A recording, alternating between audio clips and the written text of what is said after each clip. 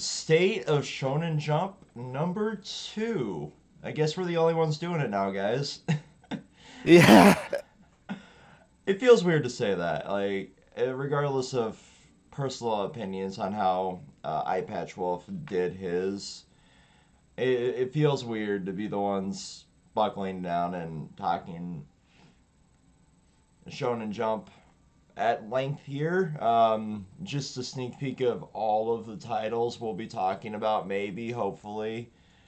Yeah, that's a long list. That's a long list. Thanks. I'll also add in that if we forget to talk about something, we're sorry. We Yeah. like went over the list several times and Uh, still realized we forgot things. So just apologies in advance. We did our best with that.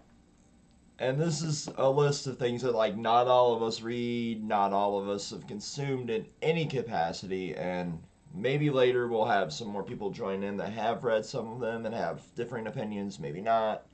This is going to be a long podcast, so throw it on in the background while you cook, or do your errands while you're slaving away for 12 hours at your job. Whatever. I know that's what got me through my hell week. So, let's start things off strong with Ruri Dragon. This is one of those enigma titles right now because it's on hiatus, but it was like the most dominant new series in the magazine this year. As far And as I'm aware, didn't it? Was it like outselling One Piece when it? it was outpacing from what I remember from when I was going on. This is with doing zero research in the last couple weeks. Is it was doing better than your JJKs and your One Piece volumes at times. Obviously, like One Piece being the best-selling piece of media on the planet now, even beating out Superman and Batman, which is bizarre to think about, but I love it.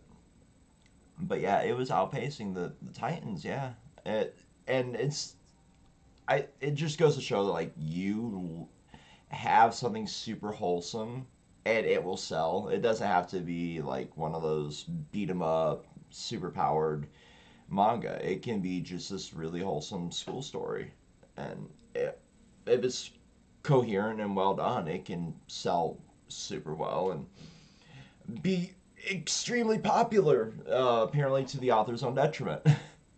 Yeah, because I brought this up to you as a theory facts, and I might as well get Pie Jams's opinion on this as well. But um, I feel like the author, because they're a few years younger than Fujimoto, aren't they? I have no idea. Because I heard they were like 23 or something. And they I were would be definitely surprised, but I don't know. younger. I never looked. Yeah, so and Fujimoto's like, I think Fujimoto's the same age as me and Vex, isn't he? I believe Yeah, he's in so. his late 20s, yeah, or something like that. Yeah, yeah. So I feel like the author of Rude Dragon saw what Fujimoto was doing and figured I could do the same scheduling as he could. But not everyone is built for that weekly schedule, and Yeah, that was my theory on what actually happened because it doesn't make to me it's like okay, you have this series and you going on hiatus because of your health. Like, what actually happened? it's wild. Like we obviously can speculate till the end of days here, but you have this grueling scheduling of you have a day to basically do from what I've read into. Like you basically have a day to do each phase of creating a manga and doing everything in a day's time, like storyboarding, writing, typesetting, all of that. You get into that week after week after week, it takes a toll on you. And when you get to doing that at a young age, when you haven't really had any history of even trying it to see, like, hey, can I do this? Or, hey, maybe I should start with a one shot and see how I can pace myself out. you just go right into it, balls to the wall. It will clearly take its mental toll, physical toll, or maybe this author had some extenuating circumstances or some health issues that we had no idea about before this, and they just got exacerbated by trying to do everything day by day by day for 6 weeks. Like we have a volume of this series, and it is a masterpiece. It was like in the server, like we do like our like top chapters occasionally. Like every time I was out, it was my number one. Like it was so much fun not having to read like beam fight after beam fight or sword battle after sword battle, or even with like Sakamoto. Like it's currently my number one week after week. Like even it was, at the time Brewery Dragon was out, it was like dropping lower and lower, and then like this arc is just incredible for Sakamoto. We'll get to that later, but it's weird. It's a weird circumstance, and I really would like to see this come back in 2023. But I don't want it to come back in regular Jump. I would like to see it like go to Jump Plus or Jump SQ, where the author can go at their own pace a little bit, because it's a proven success, obviously. Yeah, and on that note, I feel the same sentiment. Like, I would love it to come back in Jump Plus, and we've seen series that, regardless of our own opinions on series that are in Jump Plus, they do succeed. Like the biggest one is Spy Family, and like I said, regardless of our opinions on Spy Family, it has blown up into the mainstream. It's basically mainstream at this point, Yep. and that started on Jump Plus. So I feel like if this went to Jump Plus, because in 2023 they're going to be translating all Jump Plus series. So I feel like if it went to there, it would get a huger audience than what it's already gotten.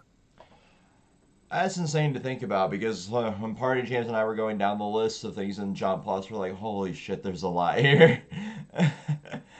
It's, And Yeah, there's a lot of Jump Plus series we will not be talking about, not because we don't read it, but because we might just save it for a whole other yeah, podcast. because that's our podcasting of itself. Like, are there too many Jump Plus titles, or are Jump are Plus there too many Jump Plus titles that end at like 50 some chapters? or 15 chapters, like the author who just recently started their series about the amnesia family, like they did that. Oh, what was it called, that like 2 volume series? Ichinose? Ichinose, yeah, but what's the name of the author? Oh, Tizen 5 or something like that. Yes, something like that. Like they did that really dark, depressing series that people thought was going to Oh, be you're like talking about Takopi. Yeah. yeah, that's it. And people were thinking like, oh, that's going to be a long running series, and then it turns out like it ended at like 15 chapters. It's That was a weird. perfect length, honestly, for that story, but we won't really be going into that for this podcast. But yeah, like just keep this rolling a little bit for Brewery Dragon, so we can keep this under like 6 hours. um, like the last thing I really want to touch on is like, now that we might potentially get it back in 2023, or we might not get it back at all. Like what do we want to see from that story in the new year? Um, because like we ended it on this like sort of cliffhanger. I'm not gonna open the manga up on stream, obviously for copyright reasons, but I want to open it up here on my other monitor just to go back and kind of refresh myself. Like there was, we were getting like the hints that there might be more dragons or more like things in this school, because it seemed like it was just like perfectly normal in this universe. Um, so and then we had like this electrostatic discharge cliffhanger for Ruri at the end, like getting more and more dragon powers. So where do we think this is going to go? How long do we think this is going to go on if it comes back, kind of thing? I would love it to be that it's not just dragons, but it's like more supernatural creatures. So like we have some who are like vampires, some who are werewolves, or they'll So make it Witch Watch. I was just gonna say, like, it sounded a little pretty much, like. it's pretty much gonna be Witch Watch. Actually, the funny thing is with Witch Watch, we don't have like many of those creatures. I mean, we have the main cast who are those creatures, but we don't have like an entire school of them. They just all, happen to frequent around there. But yeah, like, they don't all seemingly go to the school. We don't have, like, the day to day lives of, like, in a way we do, but, like, the daily school lives of, those types of creatures. I would love to see it not turn into, like, a Kobayashi's Dragon Maid, obviously. This is a different type of story, but where we have, like, 17,000 different types of dragons, and we have all this, like, various stuff going on. And then obviously, like, the plot of Kobayashi's Dragon Maids being the lovely how to say this, like, the hentai bait of Kobayashi's Dragon Maids, obviously. But I would love to see a I would love to see this be like a mid-length series, like your 80 to 90 chapters of just the daily school lives of various, like, mythological creatures, or various different types of dragons. Like, obviously now we have ones that can do electrostatic stuff, or we have, like, the fire breathing. But I would like to see, like, maybe like this one over here can shoot ice breath, or this one over here can do, like, various cool different things like that, if it wants to go just the purely dragon route. Just my thoughts on that. Party James, you got any like length suggestions for this, or where the story can go? Oh, well, I mean, this is not one of the series I'm reading, so I'm just leaving it Oh. to you guys. Ah. I uh, don't. I read the first chapter and like I didn't have anything against it. It just I didn't see what was so captivating about it. I will admit it's very different from a lot of things in the magazine, so I can see how it stands out there, as you mentioned, Vex. But it's a slice of life series in and of itself about mystical creatures. Like none of that seemed too special. And it didn't seem like it was going to be very story oriented, which is fine, but it didn't seem like anything I was going to get particularly invested in. And since the series ended up, not panning out, at least as of now, it seems like there was no point in me trying to get invested. That's So, very fair. So we'll go from there to one that ended, like, shortly after our last one, Doron Doron. oh, I again, know you were like super so, invested in this one, Luke.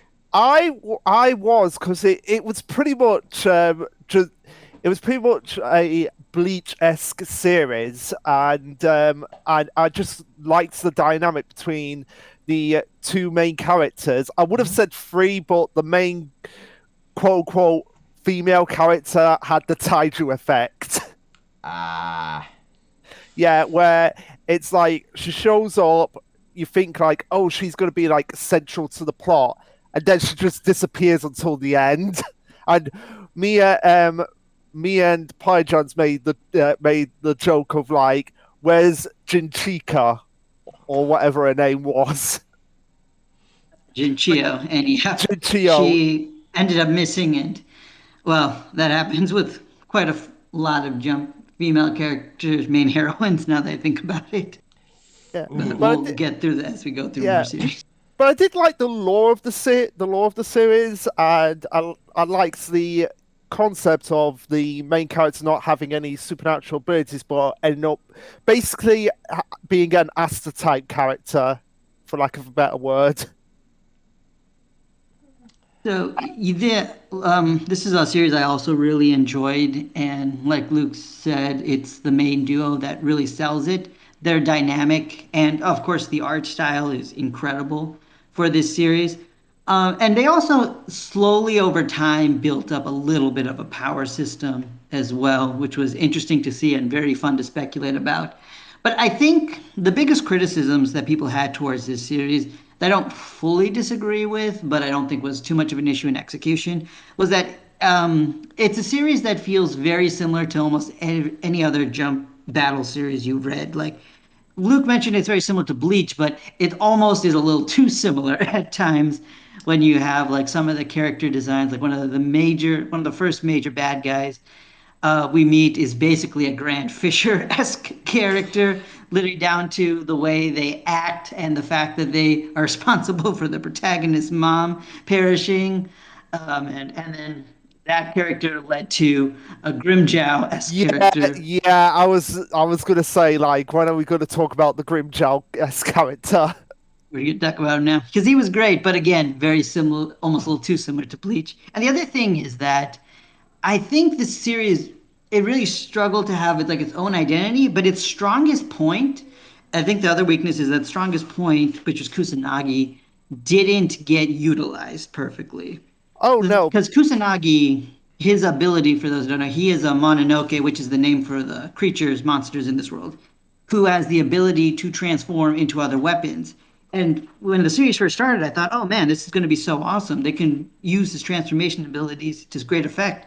But they really don't. Most of the time, he's a sword, just a basic sword, and that's kind of a waste for what he could have done. But yeah, at the end of the day, I think it's a series that had potential, but really didn't deliver on its full potential. And I think because of that is why it didn't succeed. But it is unfortunate because it was one of the better 2022 series that come out in Jump. Yeah. You I pretty didn't much hit read the this nail on one, the head. so I can't really weigh in too much. But I did, from like what I saw of the art from you guys sharing it in the chat, like it really did have that super stylistic art style. Like if it would have kept on going for a little bit longer, it feels like something I would have touched on. But I have like this internalized rule in the back of my head to let things build up for at least 20 chapters, you know? Uh, Yeah. I mean, that's fair. That's why I didn't read Ruby Dragon yet.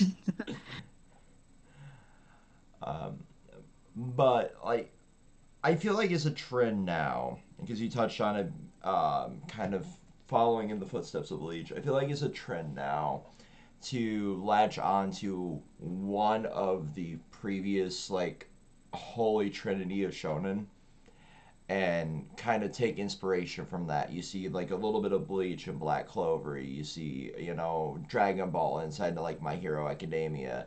You see bits of Bleach inside of like JJK. See, like One Piece and a lot of the more wacky, over the top stuff. Like even in like Roboco, you see little like slapsticky nods to that in there. So like it's very weird that we're getting in this era because like every generation of Jump takes inspiration from the previous generation of Jump, but sometimes it's done to a series' own detriment, like you said. Like early Black Clover really leaned heavily into that, in my opinion. And that's why like it took me a couple times to kind of get into it, and we'll get into my thoughts on current Black Clover a little bit later. Comments are gonna be super fun for that. Uh, but yeah, like I would like to see something that was this pretty succeed at least. But it's part of the Jump gamble. You win some, you lose some. I would hope to see this author come back, at some point though. Um, but yeah, like Yep, same here. But any other thoughts, or should we move on to the next series? Yeah, I've got no more thoughts. I think you said pretty much everything Pie Chums that I had in mind, and like Vic said, I'd really love this author to come back at some point. the Aliens area. This was a weird one. This was one that I was like, I eventually was just like, I am not even bothering with. And you're not alone in that because I saw at first it seemed like it was going to pop off, and then it turned into a mess. Apparently, it's one I had nothing, no investment in other than watching the turmoil on Twitter. You want to know what I thought people were going to do? Because I made this comparison when I saw the designs of the two main characters. I thought it was going to be like a case of like Luffy from One Piece meets Dr. Cena from Dr. Stone. It did kind of look like it. Like character design wise, it looked really wacky. It, It was more because of the scars on their faces. Because one of them looks like they've got Doctor Ceno's scar from Doctor Stone, and the other looks like they've got Luffy's scar on his cheek. hmm I think Party Chance is the only one that was really invested in this one in any capacity. Yeah, so I'll take it from here. So basically, for those who don't know, this series was like Men in Black, but Shonen, and we follow like basically two protagonist as characters. One is like I forgot their names exactly. I remember one was like Shark. The one who looks like Dr. Dito was like Shark something, and then the other one started with like a T. It's been a little while since I read the series, but effectively, this world it is Earth is known as aliens area because in the grander galactic scheme, we're kind of a no man's land of alien life forms just coming in with very little intergalactic government regulation, except for the organization we follow. And effectively, the series starts out I think kind of slow because they really want to build up like their power system, which was based on like gadgets, and they kind of went over the strengths and weaknesses, the weapons. They also want to build up like their cast a bit, so it took a little while to get going. But honestly, I think that the series slowly started to build more and more intrigue, and almost contrary to what Vex said at the end, I think it actually was at its peak near the end. Because at that point is when we really started to question the morality of the organization that we were following and the enemies that we were fighting. Everything existed in an interesting morally gray area in terms of the actions that they deemed appropriate for how to deal with aliens and alien human relationships. And above all that, we also get to see like what our characters went through in terms of experimentation to gain the abilities that they currently have. I think the strongest part of the series is when we really just started like watching coordination between like a lot of the different teams of the group to take down the bad guys. So I feel like Aliens Area had a smoother ending than a lot of other series, but it was also very clearly axed because there was like the first half of the series was basically just build up, and the second half was the resolution to one of the major antagonists being taken down. So I think it is a little unfortunate that this was a series that had plans to go on for a good while, and then right as it was getting good, it's when it had to wrap up its story. But I think again, like this wasn't like my favorite series from 2022, and not even my favorite act series, but it was still up there as a series I really started to look forward to as I was watching it die. So yeah, I think if I had to recommend like one like quick story to read that got cut in 2022, even over like some other ones we'll talk about, I think it would probably be this one because you will get at least a pretty quick, coherent story from start to finish. I mean, that's kind of like the dangers of basing the entire your entire perspective on a series based on Twitter drama. But that's one thing I really hate about that space online is just like Twitter in particular for manga is the toxic cesspool, and they either want one series to succeed or none of them. um, I mean, the other thing with Twitter is using it as any barometer of success, you can kind of see is not the best idea. Because, like, I think right now, the big thing people are talking about is like the new Avatar movie. It's, of course, doing very well because it's Avatar. But people are like, why aren't people talking about it on Twitter? And I'm like, I don't think that's how you can measure success. right? No, not at all. And obviously, like fucking Avatar is its own enigma, and everybody has different opinions on it. But I think it's just overhyped. I Well, for think what's worth, I enjoyed the movie, but we probably shouldn't talk too much about Avatar. right. I haven't seen the sequel yet, and I'll wait till it's near the end of the run so I can have like an empty theater for it, like I did with Black Panther 2. Oh, I Super, love those empty theaters reviews. Oh right. yeah, for sure. I Uh, mean, I'm s- just gonna be one who's just gonna watch on Disney Plus when it comes. oh yeah. I gotta rewatch the original movie before I see that anyway, and it's been like 4 years since I watched it. But Super Smartphone, guys. It's another weird one that came out this year. Right. So this is the premise between this one is kind of like a Death Note S series, or even closer to Mirai and Nikki for those of you who are familiar with it, because it's effectively like a competition between a bunch of people who have smartphones, which is essentially what happened in Mirai and Nikki.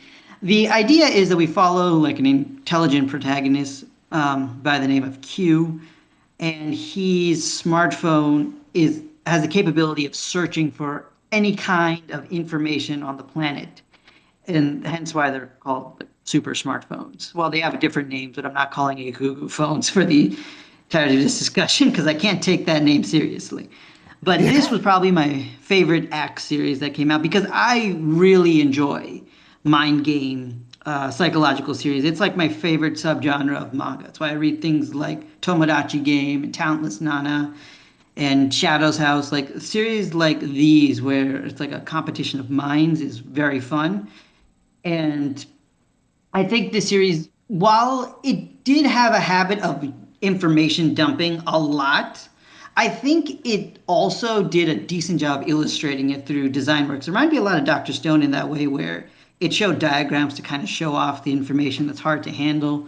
But at the same time, I think the weakness that people didn't really like about the series is the fact that it kind of was one of the series that bordered on being a little too smart for itself. I didn't really get that vibe, but I think near the end I kind of saw what people were saying. But I think Luke wanted to talk more about the antagonist, which was his favorite aspect. Yeah, the antagonist in Super Smartphone, I was really invested in because it seemed like he was the kind of antagonist who could be that LS guy to Q's light, or I guess the other way around. Like Q was more LS, whereas the antagonist was more light esque. But yeah, what I found fascinating about it was just, like I said, his intelligence and how he used that to be really intimidating at times. Like whenever he was on, whenever he was on page, until I decided I am getting so bored with this series, I'm gonna drop it, or I'm just getting too overwhelmed, I'm gonna drop it. I was really invested in everything he said. Oh yeah. Oh, sorry, go ahead. No, no, I finished. Oh, no, I thought Vex was going to say something. So Oh, you okay. guys almost sold me on this till I saw it was ending, because when it was wrapping up, like all of the all of the people in the server that were talking about this series were like hyping up, like it was really looking like it was going to be something really good on that Death Note level. And I I'm like you, Party James. I like that psychological, like suspenseful story. That's why, like Mira Nikki, Death Note specifically, like part one for me. Like there's a lot in that, and then there was another one that I talked about in Chainsaw Man review. That wrapped up while I was living with Red is it's called Sacrificial Vote. Like stories like that just really intrigue me and keep my goo brain working. So like I was getting ready to start this one, and they might still just read it just for the hell of it because it sounds like it's interesting. The more you guys are talking about it here in this video, even, but like it ending so suddenly kind of sucks because like it could have been this long story. Like it sounded like there was a lot of plans for this to go on and on and on, but it just got met with the axe of Shonen Jump, and that's unfortunate. Like we had a lot of casualties this year, and they had a lot of promise. I'm looking back to the last video, like even Ayashimon, like that would have been a fun story to keep going if it had a chance to keep going. Or Red Hood for me, like I liked it for other reasons, but you know, Yeah, uh, but, Vex, um, big busted, big busted Nell esque individuals cannot carry a series. sure can. No. Wait till we get to Fabric in 100. We'll discuss this a little more. But I uh, am. Oh, sorry. Go ahead. but yeah, like I would like to see like those series in particular like carry on a bit, and then like Super Smartphone was one of those as well. But you were about to say Party Jams.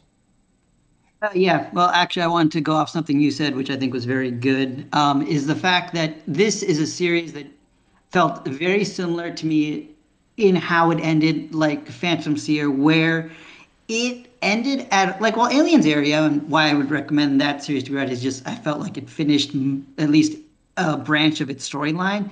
This, like Phantom Seer, it ended right as we were getting into like the big meat and potatoes of the series because in a similar way it's set up here. It had one of those chapters like a few chapters before it ended where it's like here are all these characters we're going to meet with smartphones, and it's going to be a whole like battle of engagement.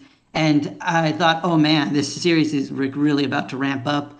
But then much like how Phantom Seer started like showing all those antagonists we were going to face off, it ended like a few chapters in. So it feels like in the same vein, the author got the memo like almost like right after that chapter or something, or at least two more chapters in, because I swear as they were setting up like who is going to be our allies and our enemies, they were like, okay, well, let's just finish off the main antagonist and just wrap up the series.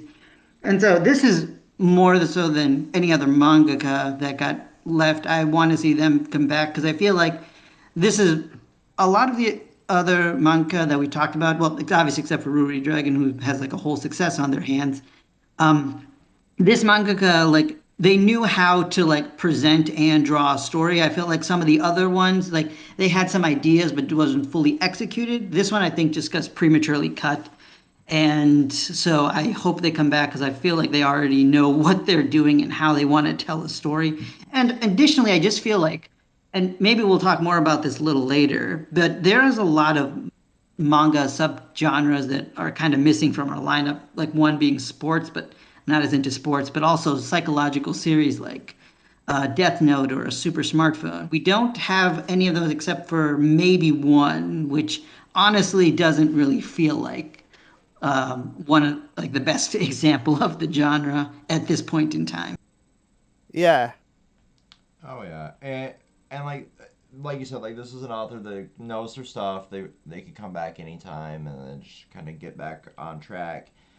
And I hope they do. Like I want to see these younger authors succeed, and that's something not a lot of people realize. Is like a lot of these newer authors are just getting started. Like every successful mangaka has a pile of trash that got thrown to the wayside, and a lot of people are just, especially like, well, I'm glad that one failed. You know, don't be glad that it failed. Be glad that they learned something.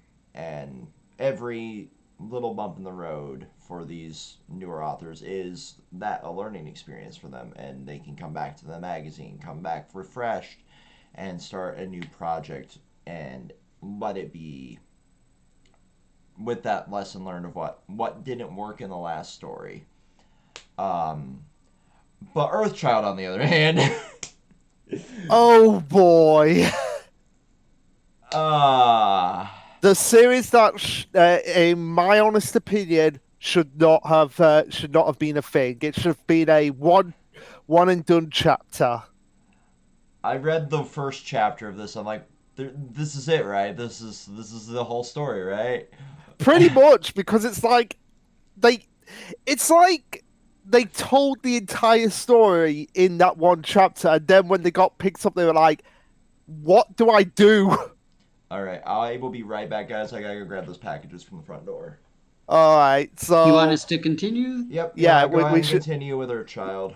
Yeah, we should continue. Okay. So, like, again, Earthchild, like I said, first chapter, really, really good, really solid. But at the same time, it's like after that, where do you go with it? Like, there's literally nowhere to go, and what I thought was going to happen was that we were going to get a time skip to the future where it shows the child being grown up and having some sort of superpower themselves, but nope, it just focuses on the father character.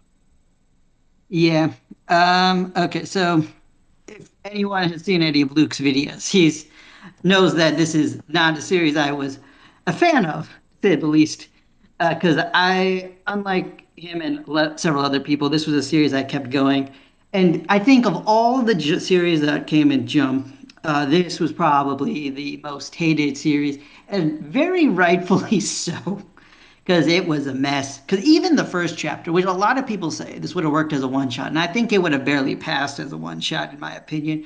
Because the first chapter did was establish a relationship between two characters, one who has like psychic powers known as an Earth Child, and then the most average person ever, that's their whole character, come together and have a child. And then the mom, the Earth Child, had to sacrifice herself in dramatic fashion, and now the son has inherited her abilities.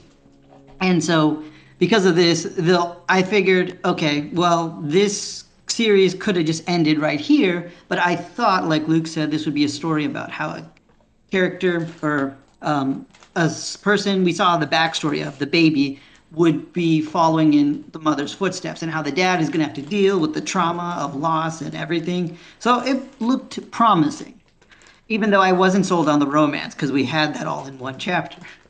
But then we did follow the dad, the average, boring nobody. And they kept telling us how average and boring he is. And his character his character was supposed to be inspirational, where someone average, ordinary, put into extraordinary circumstances can rise above due to love of his family. Which, again, I wasn't too super sold on, but I thought there was at least some cute moments where he was trying to do good by his son, but he just wasn't an interesting protagonist. The other problem is, especially in the early chapters, was that the organization we were following, which took care of the Earth children, they are always flip flopping between, are they like a messed up group or a good, just a group? Like comparing to Aliens here, for example, the Men in Black's organization in that series, they were very much definitively morally gray, where they will do what it takes to protect humanity from aliens. Like it was very established where they stand. But this group, they kind of flip flop between, oh, okay, we will start erasing people's memories, we will kidnap children, but then they'll also be like, but no, we want to do right by this family now. And so I don't know who I was supposed to be cheering for or why.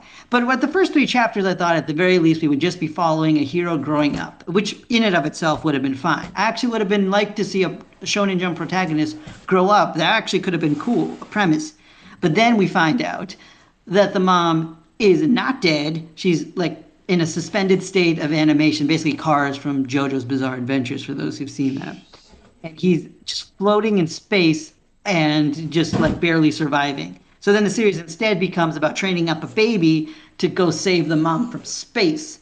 And you would think that the series would have ended with that when they save the mom from space, but no, then we get that time jump we were waiting for this whole time and just start having this family going on adventures, which would be fun if it wasn't for the fact that the antagonist of the series ended up being the embodiment of the planet Earth.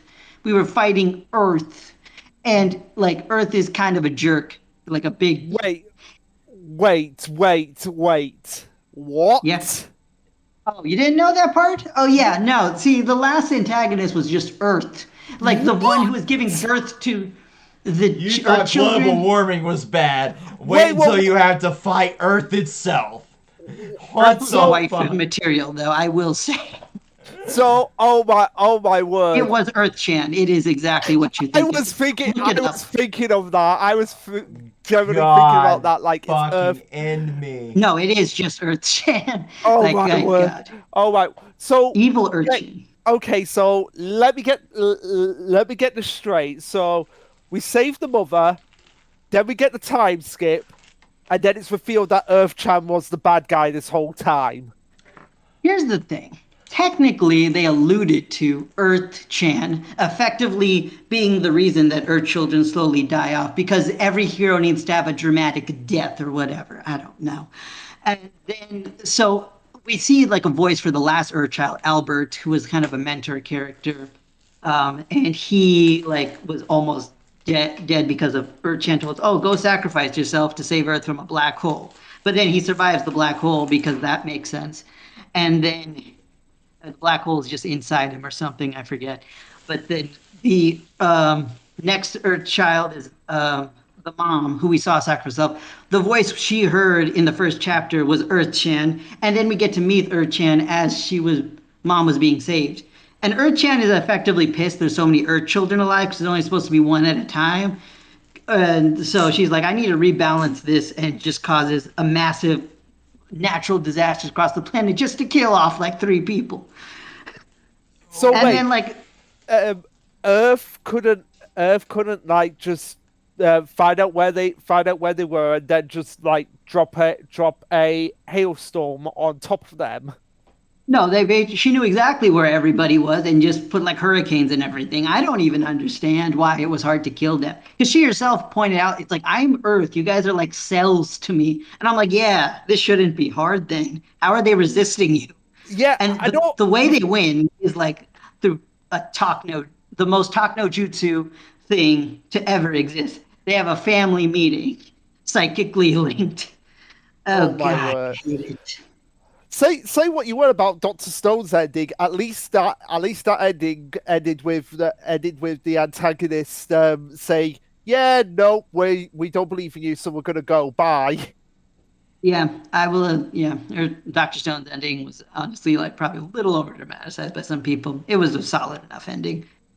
But yeah, Earth Child, no, that was a mess. And what's funny is there were a very small handful of people who I knew who actually enjoyed the series. Almost had it like in the early chapters, one of their favorites, just because they liked the family aspect of it, which I kind of got, but I didn't think they did a good job with that either. But by the end, even the fans were like, how is this series continuing to exist? Yeah, No, and also honestly, about that. just what I've caught is just crazy.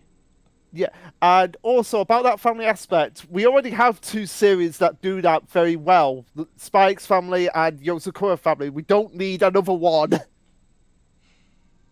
Yeah, this one. And the funny thing is, I would say there was some potential here because they had some ideas, but I actually don't think this mangaka knew what idea they want to settle on. They wanted to have cute family stuff, but they wanted these giant Earth, like planet scale battles. And I don't think they understood like what to focus on or how to not make this melodrama feel believable. So, again, I don't wish harm or ill on anyone, but this is not a particular mangaka I'd be too excited to see. And unlike other series where people thought, okay, some of the editing decisions probably screwed this up. No, I don't think this was editing decision. I feel like they just didn't know what What they the? wanted to Yeah. do. No, No, like the GIF I put in mod stuff is me listening to this conversation right now. yeah, uh, yeah. Like I said, I feel like they had the first one shot, and they were like, "I want to do an entire series in one go." Oh crap! What do I do now? It's actually popped off. Let me cobble together a story. No, no, no. Just let it be a one shot. Let it exist on its own. Um. So where to go next? Because Earthchild is making me want to consume all of the substances right now. Uh. Let's go to one that I know Red hasn't read, and it's almost time for him to get out of work. So, Don to Don. Yeah, I have I have not read Dawn to Dawn since the early chapters. I've skimmed through bits of it. I know in the last arc there was a kaiju battle, and I'm just like, how did we go from aliens talking about banana penises and a turbo granny stealing golden balls off the main character to a kaiju battle? Because All plot. that's so relevant. All of that still ties into part two. How does banana penises tie into Okay, I am genuinely curious. I'm saying this 100% with seriousness. How do banana pieces tie into a kaiju battle? Well, technically the golden ball's tied into it. So so a strap in because you need like to be high to read the series. Can I just get some substance to drink while you're going through this? Yes, please. Go for it. uh, but no, like this series has the anime rumor mill going around, and I feel like it's only a matter of when, not if, it gets an anime like we were talking about yesterday, Party Jams, and I really I don't want Mappa to get it.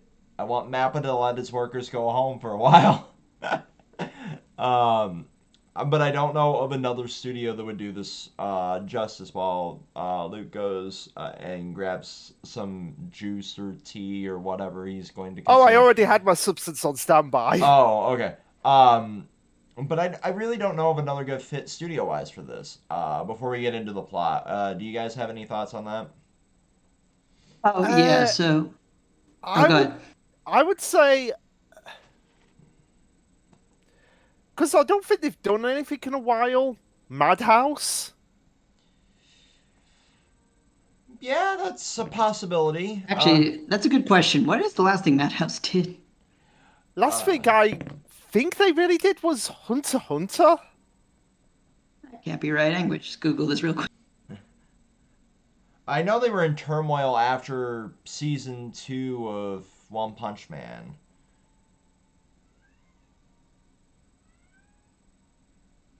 Oh Um, no, no, they've done other things. Yeah, yeah. I was gonna say I knew I just saw some. They did Vampire Dies in No Time, which by the way, getting a second season next season. It's gonna be great. And yeah, a few of these other series I've heard of but haven't seen. They've done Death Parade and Parasite the Maximum. Oh yeah, I still have to watch Death Parade. that's a good one. Um, Side tangent. Um, I know the concept of Death Parade, and I just find it ironic how it has one of the most upbeat, cheery theme songs. Oh yeah, yeah. It definitely does not do it justice, and I kind of respect that.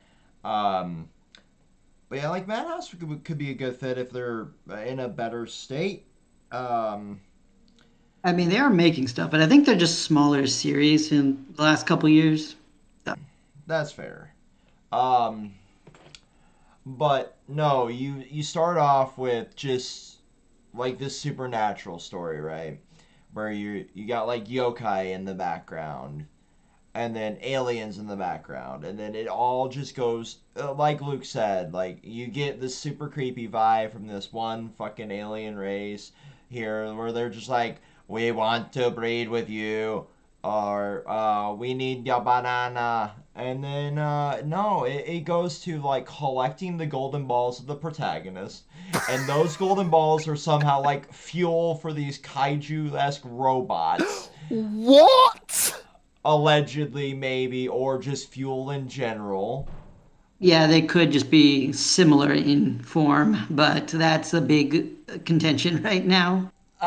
And then now we have that creepy race going to battle with an even creepier looking race of aliens, and the main female. I'm horrible with names. Says if you watch any of our content, the main female is teaming up with the one that maybe tried to grope her in the early chapters. Well, here's how you remember the main female. They're the same name as the father in Mission Yozakura. All right, Mo. But yeah, That's no, actually a good way to remember. yeah. You know what?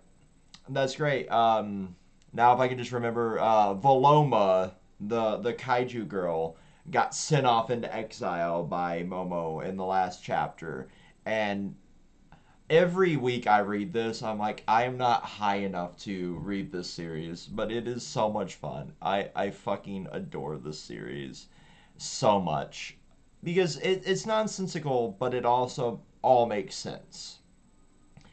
As Yeah, and as biz- much as we're talking about its randomness, which is like a huge aspect to the series and its charm, there is a really good underlying story there. What I love about Down to Down is at first I was just in it for the random ride, but it felt almost a little too similar to Chainsaw Man with trying to appeal to like being chaotic and somewhat dark, but also goofy. But then, like, I think compared to Chainsaw Man, I much more quickly got emotionally invested in the cast because, unlike Fujimoto, we're not just killing off characters constantly. And so I was able to watch them develop and grow and expand the cast and flesh them out and get through character arcs. And the current stuff is even now we're still like going giving more layers to the characters and their relationships, and I really love that. I feel like Dawn to Dawn is probably among my favorite Jump Plus series. I think it's Jump Plus series going on right now, and yeah, it's anime. Easily gonna recommend it to like everybody. Oh yeah, and you're right. Like it being Fujimoto's assistant, or Yeah, I think so. Yeah, it was his uh, assistant. it, he doesn't follow Fujimoto's footsteps beat for beat, which is great because like you do actually get to see characters develop, like the former boyfriend of Momo turning into the fucking beast that he is now, and also trying to maintain relationships while being possessed by his spirit is just one of my favorite things going on at the moment.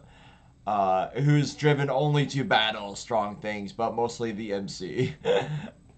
Yeah, and that character's, I think, arc, like when we got into his story, is when I really realized how special a series is. Because before that, it was just kind of like settling in on the romance between the two characters, which is cute, I will say, very cute. But I think when there was more depth added, when Gigi ended up showing up, and then going off that, when we developed one of the bully characters into like a fully realized character, and then like a random side character just joined our main cast out of nowhere, and I'm already like, cool. I already like you. This series does a great job at making me like characters like as soon as it needs me to start liking the character. You actually came in use creepy fucking four-eyed dude who knows how to pilot a mech somehow. You've watched way too much TV. Thank you for being here. But yeah, no, like I want to see more of the series in the new year. This has got to be my favorite current running Jump Plus title, other than well, even Ayakashi is technically just Jump is just on Manga Plus, but yeah, I fucking this is something I adore, and what I want to see is Akira just get his balls back. I just need my boy to get his balls back. That's a weird Yeah, sentence it to was say. weirdly upsetting when he lost more of his nuts. I'm just like, why? I was rooting Uh, for this um, guy. question. How can I can't believe I'm about to answer this question, but it's in the relevant context of the conversation. How many balls does this guy have? No, it's still two, but it's like, well, actually, now how many? I, Yeah, it, is it one or did he lose both of them? I'm actually he's back lost. down to ballless. I Oh think. yeah, yeah, he's back to yeah 0. This Um, is important to the Lord. We've got to I interject Samus. I have a poor joke that I don't want to say. Go for it. I apologize immensely, Fex. I am so sorry for this. I hope you forgive me. So he's basically a pussy now. Yeah, yeah, he's a eunuch How dare you basically. put I me wrong? Wrong. that's why I said I apologize. I didn't want to say it, but I got Go the for approval from it. Vex. Go for it. Like there's no way about it. Like this man has been neutered by the universe around him. And the funny thing is, as funny as we say this is, the last chapter was so dark. Our characters are beaten bloody, and they are children. They don't. The series never makes us forget that they are kids in high school that don't Wait, fully what? know what they're doing. Wait, Oh yeah, they what? are bloody near the brink of death. Our man is basically on a makeshift ICU machine. I'm saying makeshift ICU. It's a ventilator, but just in case people don't know what that is. But yeah, I am he's going like on a to vent. I am going to look this up now just to see Yeah, for myself. yeah. Oh, and also speaking of the last chapter, uh, I don't think the Shonen Jump intern is at all watching this, but on the off chance that people know what I'm talking about, I really hope they did not lose their job because they accidentally leaked previews from a future chapter in the recent tweet to promote the current chapter. So Oh good, God, good no. luck. Oh my god! Oh my word! Yeah, they're in no state to be fighting anymore. It's literally the Momo show right now. The Momo and Alien Dude show. It's bizarre. Um, I don't know how much darker the series can get, but this is a dude that's worked with Fujimoto, so I guess trauma seeps through that man's veins. Yeah, and just the fact that it can do like comedy and darkness so efficiently, like it's something I really adore. It's authors like Shinohara, and man, I really should just learn this manga because uh, I'm gonna probably just look it up right now. I got the first volume right here beside me. Yokinobu Tatsu. Okay, great. So wait, like Tatsu is his last name? Yep. Okay, so Tatsu Sensei. Okay, I can remember that. That's a simple enough name to remember. But yeah, I just happened to get the first volume in one of these packages. Along with three more to my Fire Force collection. Um, but yeah, So should we go on to the next series? You have another I one Red hasn't read. I think now would be the perfect time to talk about Elusive Samurai. Well, I do not read this series, so I will be back in a minute. You guys can take it. Yeah, Vex, do you read it at all? I I'm not read actually sure. it early, and then I dropped it because it just made me uncomfortable. Yeah, fair enough. I'll then, as the person who's caught up with it, I'll talk about it. So again, this is a series that's been going on for a while, so most of you are probably familiar. But basically, it's like a historical fiction series, and it takes place during a warring period in Japan, and we're kind of following these historical events, but from a more comedic manga perspective. And what I like about this series is that it's comedy when it's good is very solid because it's written by the same manga who did Assassin's Classroom, and also the wars can be decent. I say decent because it does include a good amount of like explaining the strategies used, and that aspect is very interesting to see, especially watching the main character like learn these strategies because they're a child at this time and like learning how to fight, how to conduct war. It's very interesting because it's also done from this historical perspective. And watching these characters and learning about the history of this time period is great. But I also feel like it's highly, highly geared towards a Japanese audience based on like the references that they do. Very much like Demon Slayer, because I feel like the Japanese audience will have a greater appreciation for these things and their history, which is fine, but it's not going to gain as much momentum in the West, though. Having said that, I feel like sales wise, the series hasn't been doing so great recently. But that's not due to a declining quality. In fact, I think that the most recent chapters, like we're having some of the biggest climactic fights going on right now, like the main war has started. And it has very much paid off a lot of the build up to the cast and the characters we've got to know.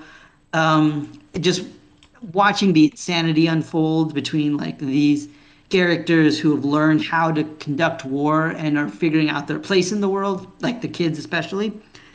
I think I was talking to Vex about this yesterday, but one of the most memorable scenes in recent things was a horse race in a battlefield to build up morale. And it was a competition for that, except the enemy was so insane. Like he was wearing a horse mask and also drinking the brains of his horse in order to like he like drunk his prefrontal cortex of the horse to make it go insane and run faster. It was so awesome. But the horses kept dying and had to get renewed like a NASCAR race ride, effectively. And I loved it. But also, it ended like showing the tragic backstory of the horse rider, and you actually felt really bad for like what he's gone through and like basically what war has shaped him into. So this series has quality, but I feel like it lost a lot of people along the way. And it also is not really geared for Western audience. So it's not a series I can highly recommend, even though you'll probably see like many people who read a lot of Shonen Jump like really love this series and for good reason. So I will say if you can stick it out, I think it's worth the time, but also realize that the comedy is very hit or miss and that the war chapters, especially early on, are very dense. And if you don't read too many war manga where they show like different aspects of the battlefield going on at multiple different Your times, it's a kingdoms little and the hard to like. follow. Yeah, it's closest comparison, except I haven't actually read Kingdom yet, so I can't really speak to that. But yeah, List of Samurai, I think at its current state, it's really solid. But throughout 2022, I think it was a slow decline up until it got to this point. I hope it's going to wrap up soon because I really want this series to end a good note. But honestly, with a lot of the recent stuff, it could end as soon as sometime next year, but it could also continue with some of the characters they've built up to go on for a bit longer. Well, So I don't uh, know. well, I've returned and I just heard that last bit from you, Pie Jams. What chapter are we on for Elusive Samurai? It's a good question. I'll just go on Viz and check it out. Yeah, because the whole thing as well is that this author doesn't like to do long-running series. No, they really don't do a whole lot of long It's runs. 92 chapters in. 92, and Assassination Classroom was 180, so it could only go on for another year at this point. Yeah, that's fair. That's fair. I do hope that the author finds some success with it. I don't want them to not, have that. It's just this one just made me really uncomfortable with the yaoi bait, like hardcore. So yeah, I dropped it like I think before our last one, I believe. Last State of Shonen Jump video Yeah, actually. and I really couldn't get into the series. And I don't blame either of you for feeling that way. I think I just stuck with it because I enjoy war series. This one not as much as other ones, to be honest, but it's definitely a very niche kind of series and weird to have it in Shonen Jump, to be honest. But it's something different to read on a weekly basis, and I can't say I haven't been enjoying it. So. And the art's also gone crazy. I'm not sure if I've posted some of the recent stuff panels, but man, I love when it does like combat art. It does do combat really well. I will give it that, and it's something I wasn't really expecting. Like I know the author can do combat in some terms, but I didn't think I could see them doing historical combat like that. But it really did really well for what I read of it. So props to them, I guess. um, Yeah, so this isn't a series that, you two have much to say on. Should we go on to another one? I'm looking through this here and seeing where we can go to. Fuck it. Let's go to Black Clover. Okay, Um, you can start because I know you have a lot to say. Yeah, so Black Clover for me was something I picked up to do reviews on. Because I wanted to have another review series, and it was something a lot of us, or a couple of us, read, and I stuck it out through the pandemic, right? And just reading. That's when I learned that Viz has a cap on the chapters, the number of chapters you can read in a day, which boggled my mind. Like, no, you cannot read any more today. Please go out and touch grass. Moment. We do not want you to turn into Weeaboo number 75. So go do something else, right? So I'm sitting there reading basically it was like 50 chapters a day for a good week and a half, 2 weeks until we got caught up. And then we had the Spade arc, which was kind of hit or miss for me. You had moments of like Magma being a badass. You had Vanica being the step on me mommy. And then you have this arc, which is Wano Light. And I'm just like I don't care. Like none of these characters, other than Yami's family backstory here, is interesting to me. That is the only thing I care about. You have Sister Lily being a villain now because plot needs to progress, but at this point you had it at a moment where you took everything from Asta, basically, right? And I'm supposed to feel this, but I'm like, I feel like Asta had already moved past Sister Lily, even in that moment, right? well, to play devil's advocate, Hey, there's Wild Red. While I'm ranting about Black hey, Clover. Red, we're just up to a series that I don't know if you read still, Black Clover. Still. Oh, I guess at one point I was Thurman was walking me through it, but yeah, not anymore. All I right. got up to like the Sea Temple something. The Oh, Seabed okay. Temple arc. Yeah. Yeah, early stuff. But Luck is the best character, and then everyone else is whatever. That's my assumption. Okay. Well, what was I going to say? Yeah. Slight spoiler here, but Sister Lee's an antagonist now. Wait, And Vix just said hold that on. earlier. The nun that he simped over? Yes. Yeah. Yeah. To play devil's advocate here, Fex, that is something that they basically brought my Bleach fanfiction to life because I said to someone on fanfiction.net, can you write a fanfiction about the final arc of Bleach, but make it so that one of Ichigo's sisters is Sturmida A instead of Uryu? And I was like, oh my god, this is pretty It much my kind of does do fanfiction. that. It kind of does That would that. be very cool. I Uh, wish they gave one of his sisters plot relevance. I remember I was there when Same. that final arc was coming out weekly. I was there reading it. And I remember like that was a big theory. You remember when Karin went to Urahara's shop and like she was kind of starting to like buy shit from him, like I thought like, oh. And I always thought that Yuzu would have made a great like Sturmida A because going off on a side tangent here, because it stated that in Bleach there's a Quincy born every 200 years without any Quincy abilities, and Yuzu would have fit in that mold perfectly well. Yeah, I could see it. Yeah. So, but It'd be anyway, interesting too because Yuzu's kind of like the more kind of like the carefree, silly one, right? yeah, and the way the guy wrote the fanfiction, it basically put Hashwolf put Yuzu through torture by showing Ichigo as a hollow and saying he's a monster and brainwashing her.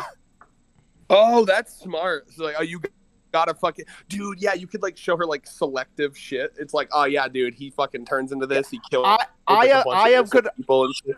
I'll post the fan fiction in the mod stuff so Was this a fan fiction that you got like? Yeah, this was a fan fiction that I said to someone, "Can you do this?" And they did it. Did you like pay money to get them to do it? They just did. I just sent them a request and they did it.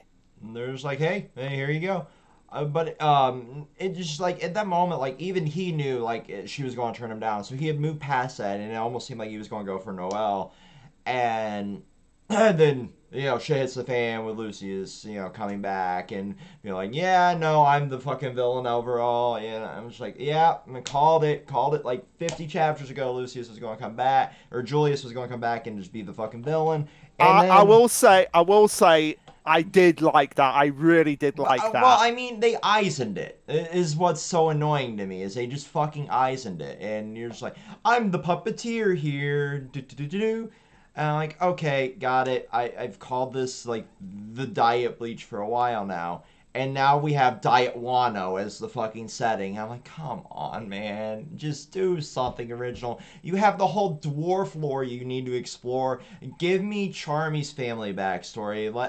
Give me like all of this that you already have left over still before you introduce a whole new fucking universe that you need to explore. That in general, I think that way to add on to what you're saying. That in general, I think is a something that authors need to hold back from is like this urge to, instead of, I don't know, when they worry that their story's boring, I think that a lot of authors have the urge to just introduce new things, be it characters or elements, and like that bothers me too. I'm just like and I only got about like 10 minutes to talk to you guys because Allie's about to get home and like then I got to do something with her, but like I will say, just to quickly spin it to Hunter x Hunter and then I can dip. Hunter x Hunter, I love it and I have been enjoying it, but Togashi he's still, the man still can't stop introducing new characters and elements. And I'm like, man, dude, you got like 50 that you're juggling right now. Just deal with the ones you have before you pass out and die. Like they're all good, but it's like it's really hard. You really do need like a fucking spreadsheet to remember what's. I actually went to it. There's a YouTuber I highly recommend. He does One Piece stuff and Hunter x Hunter stuff. New World Review. Yeah, you know him, right? Yeah. Yeah. He's got the same accent as you, Luke. All right. Well, because you're from the same place, right? I assume. Yeah, Isn't he like British or Australian or something? One of those. He might be British. He might be. No, I think he's Australian. Oh, okay. I get like the vibes. Anyway, I was just trying to make a British joke. I'm sorry. It was important. It's fine. Don't worry. What was I gonna say? But anyway, he had like this whole series of videos about like recapping. Because like I tried to go through and reread the whole thing, but I'm like, oh my god, I don't know if I can. Like again, and it's so good, but like there's so much information. And I just wish that he would.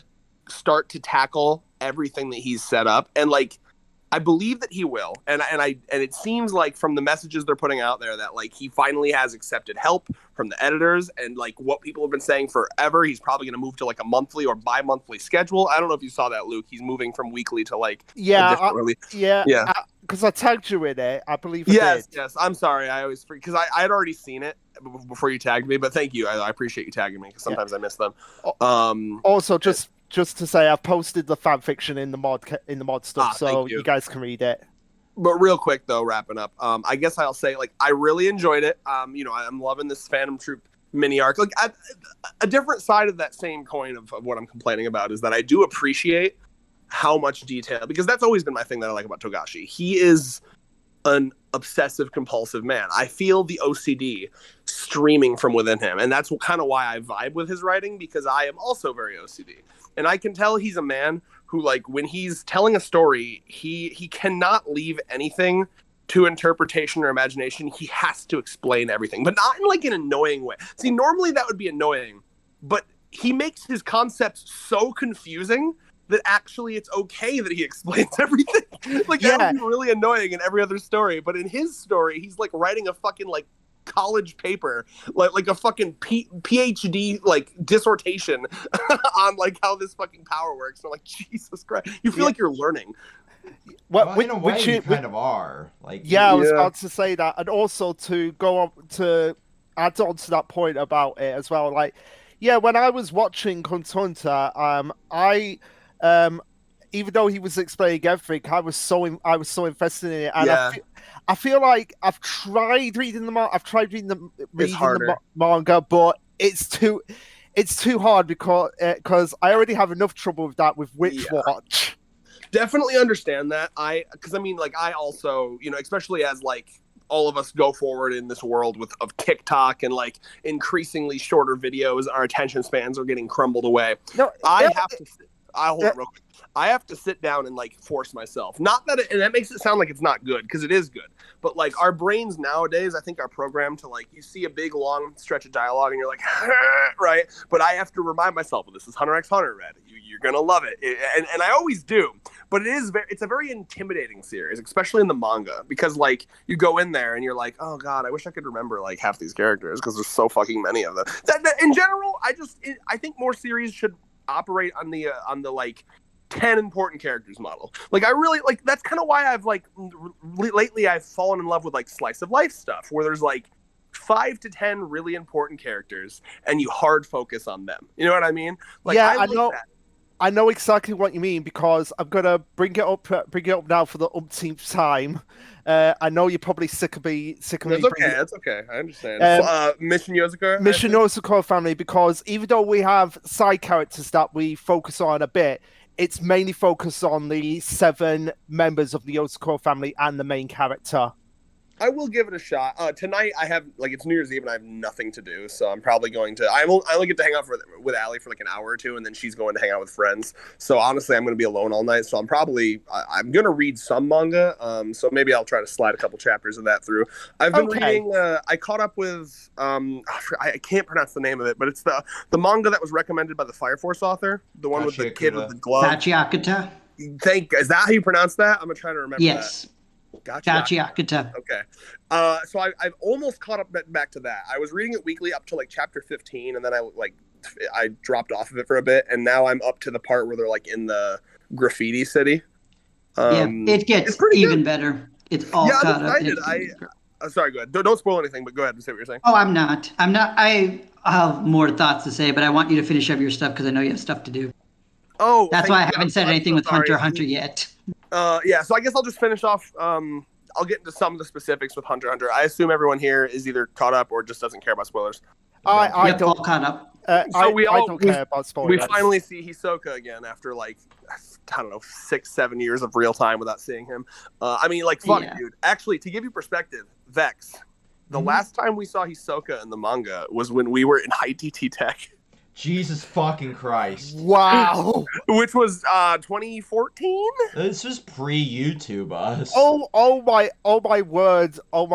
That was when I started working, like properly working. Isn't that fucking insane? Yeah. So like, and it's been like, oh, he's somewhere on the ship since then, and now we see him, and it's so funny because people like expected him to be like disguised and like attempting to like be disguised. Nah, he's just walking around. I mean, he's not dressed like he normally is dressed. He's not dressed like a fucking jester. But he's like, it's like Hisoka casual clothes. Like, it's like Hisoka in like a fucking hoodie, and he's just walking around. And like, so what, you know, one of the fucking mafia dudes finds him, and basically what Togashi's got the Phantom Troop on right now is like a side quest, because the mafia wants to use the Phantom Troop to take out dissenting side mafia group, because there's a woman in this mafia group, the leader of that mafia group, that has a power that's basically like exponential terrifying growth. She kisses you, and then she infects you with this thing that allows you to level up like an RPG video game, and you level up by killing people. So every person you kill is a level up. Once you get to level 20, you get your own Nen power. Once you get to level 100, you can start infecting people like her. So it's like, you can see how that could spiral into a problem. With like 50,000 people on it or whatever. So the other mafia groups are like, all right, we need to take this out. Let's use the Phantom Troop to help us. We'll say, hey, Phantom Troop, we'll give you information on Hisoka and where he is, or we'll let you go to these different docks or whatever if you help us. And then they're like, the next fucking minute, one of the fucking leaders of the mafia runs into Hisoka, and they're like, okay, we know where Hisoka is, but we can't tell the Phantom Troop yet because we're still using them. So he's like, hey, Hisoka, you want to just go up there and like chill and like dock 1, like a VIP room? We'll get you like a fucking PS5 and a jacuzzi. You can just chill up there for like a week, and then we'll just, you can kill the Phantom Troop. And he's like, okay. I just love how casual Hisoka's taking it. So that's pretty cool.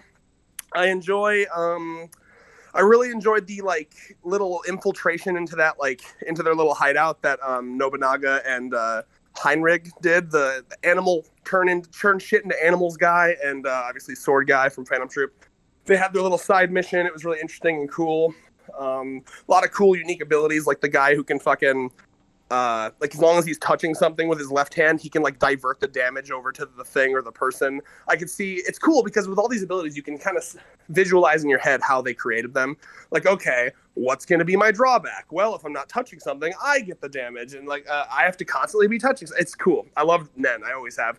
So basically, I'll just end off by saying it's interesting to me because like, this is a man who has taken 10 years to write like 30 chapters, and every time he comes back, I think to myself, okay, is he gonna start like rushing it now, like on some fucking Oda shit where like he starts fucking like the plot starts to feel quicker and quicker and yada yada? But no, every time he comes back, he just continues like nothing ever happened. Like, it's crazy to me. Like, and in a way it makes me happy because I know that Hunter x Hunter will never be rushed to the ending, because I don't think Togashi has it in him to rush it. So I'm enjoying it. It's moving at a very slow pace, but enjoyable. I think the pace would be a little less agonizingly slow if it could come out in a consistent manner. Hopefully it will, going forward. I just want to see, I'm hoping that we've got to a point now where we're done with the introducing new concepts part of the story, and we start dealing with all the concepts we have. I feel like maybe we're just about to get there. So we're, you know how stories work, like rising action, and then you get to the peak, and then everything starts to happen. That's what I'm hoping. I'm hoping we've gone over that hill of introducing, because we have all the princes, all the Zodiacs, Leorio, Jing, Hisoka, the three mafia families, all of the Phantom Troop. It's like insane, and it's like, all right, I think that's enough characters. Let's just do stuff with them now. That's what I want to see. It's literally character soup, and that's something that's super annoying when you have so many that are introduced immediately. And it's like how I feel with One Piece. Like, there's way too many. Like, even during, that is like, fair. the whole cake. Totally fair. What I will say about One Piece is, one of the reasons it doesn't bother me as much with One Piece is because his art style is so unique that I never get same face syndrome with them. Like, I never forget the One Piece characters. Oh yeah, no, you have distinct personalities and distinct characteristics for those characters, but it is like, now, even back when you guys were filming the reviews for and shit, you were talking about, like, it's almost like some of them are just falling by the wayside and getting like screwed in their fights. And yes, that is more the problem in One Piece. Whereas in Hunter x Hunter, the more characters problem is that shit takes so long to happen because Togashi will not rush things. Like, he will give a fully detailed fight to random background guy, right? But like with One Piece, it's the opposite. He'll introduce 30,000 characters because Oda clearly loves drawing wacky characters, but then like half of them won't do shit. So like, yeah, it's different problems, but same thing that's happening. Yeah, I agree. I think like when One Piece wraps up finally, Oda will do like what fucking Toriyama does and just make characters for video games and shit. Oh, I'm sure he'd love that. I'm sure he'd love to work on the movies and stuff. Yeah, no, he's probably gonna put out like a huge fucking data book thing. They already do like these Vivery card things where it's like he's got so many like. He's one of those authors that like comes up with characters, and even though it's not going to have any relevance in the story, he'll have like their entire backstory in his head. So people will ask like, "Oh yeah, what's that character's deal? That random guy in the background." He's like, "Oh dude, that guy was born on this island, and this shit happened to him." I love that about him. He's got such a. It's like it's like one of those rare authors where like it's almost like they have a window into an alternate world in their head, and they're just letting you peek into it. You know, that's what makes his world feel so real. Oh yeah. So yeah, I guess quickly talk about my thoughts on One Piece, and then I will dip and let you guys return. Sorry for interrupting. It's fine. So One Piece, been loving it. You know, I felt, and there is going to be a very long One Piece discussion that I recorded with Thurman coming up on the second channel pretty soon here. We did one a couple weeks ago where we discussed our thoughts on the end of Wano and the beginning of Egghead, and I want to film one more with him to kind of catch up with the current stuff, and then I'm going to tack them together, and it's probably going to be like 4 hours long. So enjoy that. Jesus fucking Christ, you guys. That was like 3 hours long. So now we got to tack on the current chapters to it, and I'll have timestamps so you can like skip to current if you want. Yes, please, for audience retention's sake, even if I have no control over that channel. Jesus. I mean, it'll be a good thing to listen to in the background, if you know what I mean. Yeah. I'm finding love for like video essays as I get older. older. Me too. So, but yeah, anyway, with One Piece, I'm sorry, I didn't mean to cut you off. Did you want to finish? So like I feel that like just throw it on in the background or just listen to it while you work. Like I've been listening to like Catachrys's videos where he just rants about video games and shit. So yeah. Oh yeah, video essays are fun. But anyway, with One Piece, Wano, I had a big issues with. You guys know that. It was, and I think a lot of it is what Vex and I were just talking about there. Too many characters, you know, too big for his own good there. And I think One Piece has always been at its best when it was like core focused on like the Straw Hat crew and like 2 or 3 of the side characters. So like Alabasta was so good because it was like the Straw Hats and Vivi, or Vivi, however you want to pronounce that. I've heard it both.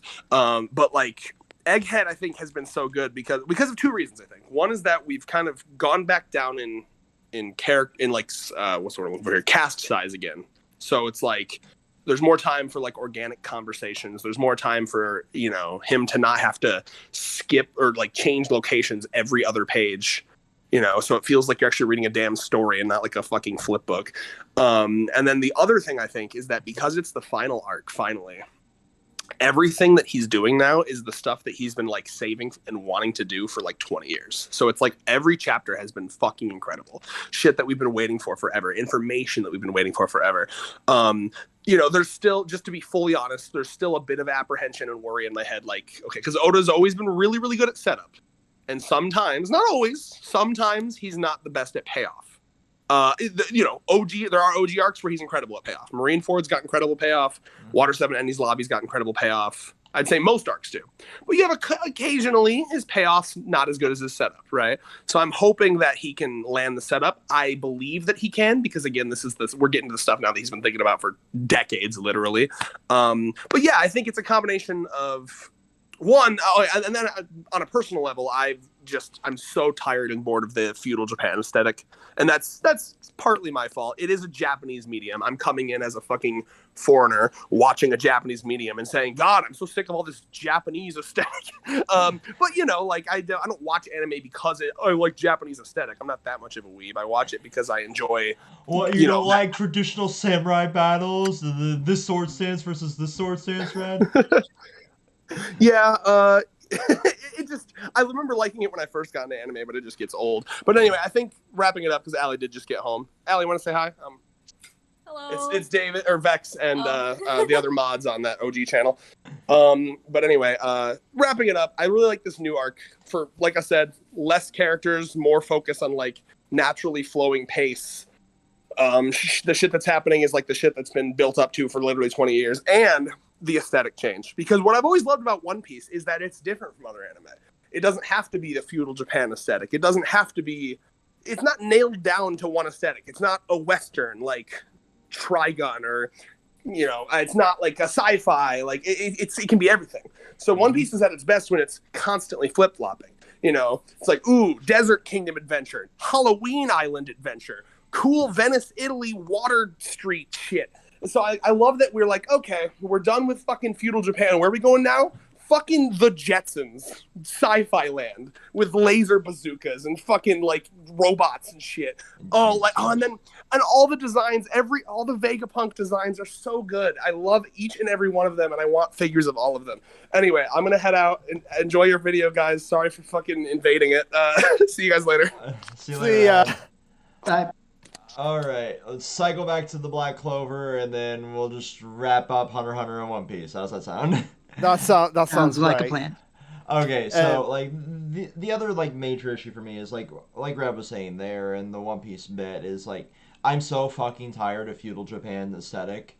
Like, I think it got over popularized again by Demon Slayer, and then it feels like we had a short burst of like 17,000 things that had that going on all at once. And I'm like, come on, just let that die down a little bit, and it will once Demon Slayer's anime ends, I figure, because that manga is obviously over, so we'll get that burst of that done. But I just really wish that we had authors that could wrap up stuff that they've already set up and hypothesize, like, hey, there's this whole like bit of lore with the dwarves, or hey, there's this whole bit of lore.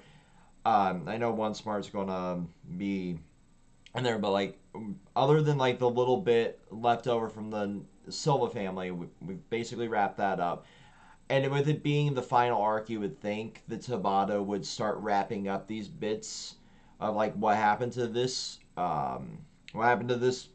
kingdom here, or this kingdom here, or let me go find my family for Charmy, or whatever, before introducing 17 new characters and turning the main original love interest and the main hero / and now antagonist into like another manifestation of Satan, I guess.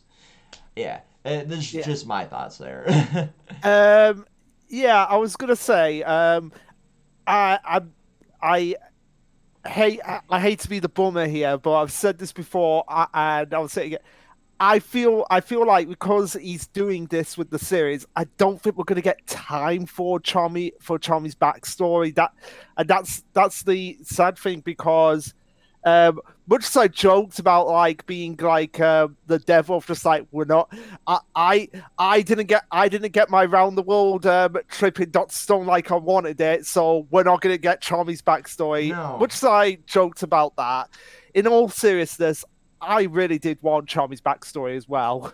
Yeah, it sounded so interesting, right? Like, dwarves when we have elves makes sense. Dwarves when we have all of this high fantasy stuff going on, it makes sense.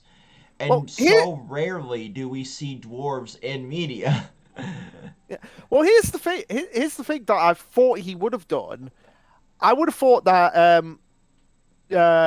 Charmy, whenever she would see like Julius or someone related to elves, it would get an itch with her, like she'd be kind of pissy with them because of the Lord of the Rings reference to Gimli and Legolas being butting heads all the time. Right, like just go with that. Just give me something. Give me anything. Give me something about that. Like, that's all I want. I love dwarves, if you can't tell. But yeah, it's the final arc. Apparently, the movie was supposed to be like a thing that was going to be in the manga, but it just got too scope heavy, so it became this whole thing. Yeah. So there's a 17.5 volume that's being given out with the movie. Um, so I guess it's canon. I guess so, as close to canon as possible. And also, to wrap up my thoughts, it's it's kind of funny when Tabata was saying he wanted to make Black Clover a One Piece length series. Yeah, no, that's the thing that sticks with me. Like that was a direct quote from him too. Is like I want to make it as long as One Piece, and then I think he realized like how annoying that would be to make. And also Um, as well, his pacing is not One Piece esque. Pacing mhm, because Oda really likes to go into detail with mhm. every little aspect of the series, even if it's completely pointless and make it seem pointless. Whereas Tabata seems to be like in that mindset all the time of like, is my series going to get cancelled? Even though I have got like a 300 plus nearly near enough 400 plus chapter series. Yeah. So I'm glad you brought up the fact that he mentioned the One Piece length because I do wonder, like, exactly what happened with that. Because when I heard that this was like going to be the final arc, I found that surprising, considering I thought the series would be much longer. And as we said, there's so many other aspects to the series that we could expand upon. And that's what kind of my feelings are with this current arc because I do think the Spade arc has its strengths and weaknesses, but overall was solid, especially how it ended. Because I really did like the twist at the end and how they did it. But then it fell into like a final arc, which surprised me, but surprised me more once we got back from the break to it because we went to a whole new place, like Vex said, and all these new characters. And I'm like, okay, this doesn't feel like we're wrapping up a story. It feels like we're continuing like a whole different story, which would be Yeah, fine, honestly, because I'm enjoying it for the most part. I think it's fun. I like this new power system they incorporated.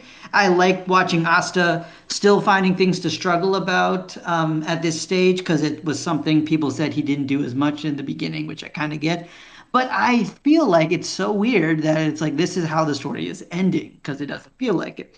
Because there's two other series which we'll talk about at some point, hopefully, where are in their final arcs. Well, one are definitely in their final arc, which feels climactic and final, but also I hated it much more reading it week to week than Black Clover. And there's another one that feels like it in its final arc, and if it isn't, it would be a waste to not be its final arc because it's at its strongest point. yeah. I think I know which series you're referring to. Yeah, and we'll But get to that. yeah, but with the One Piece length, I feel like Tabata probably just said that because, like I said, he was probably worried that his series was going to get cancelled at some point. I mean, you brought that up a couple times before in the I past when we had know. Black Clover discussions, but I really don't think that's what it is. I think this is just his style of writing. He wanted to make a series that was super fast paced, kept interest, maybe because his old series were too slow and that's why they got axed. But I also think it's just a style now because, like other series we'll talk about, Okay. especially newer series, are like super fast and usually to its detriment, but sometimes to its great strength. And I think Black Clover is one of the ones that's kind of on the border of that, but it's more pro than con. Because I enjoy faster paced series because I read a lot of slower stuff, especially monthly things that I'm like, it's been a year and we barely made any progress. But yeah. yeah, I think it's a little bit of what Luke's saying, right? Like he wanted it to feel like he wanted to keep that slow pace, and then he realized like that doesn't work, so he just ramped it up. But at the same time, I do feel like he might have realized he was biting off more than he can chew with how he was progressing. Initially, maybe he thought like I can drag this out for 1,000 chapters, and then he realized like looking at the magazine and realizing what styles of stories are being successful. And then he's like, I don't think I can make 1,000 chapter success story. And then just like dialed it back and like, okay, what in my fucking beautiful mind map here is really important to the plot of the story and then slowly pulled out bits and pieces that he didn't need while making it feel like a coherent story. I think that might be what we were getting at here. Um, but at the same time, I do have a little bit of bittersweet sorrow in this being like the final arc because there is a lot left open, and I hope that before the end of this arc, or this final journey, whatever the fuck we want to bill it as anymore, we do see some of that get answered, and we don't have a thousand lingering questions for the story that'll eventually get filled in by like light novels that'll never get translated here. Uh, still annoyed that lore is tied into a light novel that has not been translated officially. But yeah, let's cycle back to, if we're done with Black Clover, the Hunter x Hunter. Because Party James, I know you had thoughts on that. Yeah, I did. I wanted to let Red get all his thoughts out because Right. he was only able to stay here for so long. But yeah, I wanted to really expand on what he was talking about as a blueprint. Because, like, first of all, I do agree with some of the things he said about like how it's very interesting that after this whole hiatus, we came back to the series as if nothing happened. Like, if you were reading this series, like as a binge, which I did do before the high he came, Togashi came back, I wouldn't have realized that there was a time skip because it just went on as normal and it ended as if it was just another chapter that was coming out, which is interesting because it gives a good integrity to the story, I think, long term. But it also is very strange, I think, from a practical standpoint. But the other thing is that the other thing I agreed was that it he is still incorporating so many new things, and yet if you're a big fan of Hunter x Hunter, you're still gonna love all the new things that he's adding. Like the Mafia Wars was like the big incorporated thing this batch, and it's been very solid. It's like a new addition, but it's also like, huh, okay, I guess we have all these new characters to keep track of.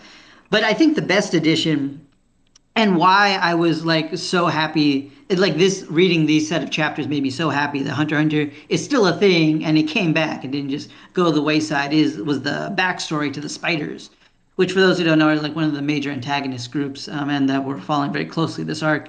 And we just got like their whole backstory, and it was very good. Like, I mean, the short version for you guys is that like it turns they grew up in like a very poor city, like a marginalized town, which is down and out of its luck, and like many criminal groups took advantage of his kidnapped people, especially children.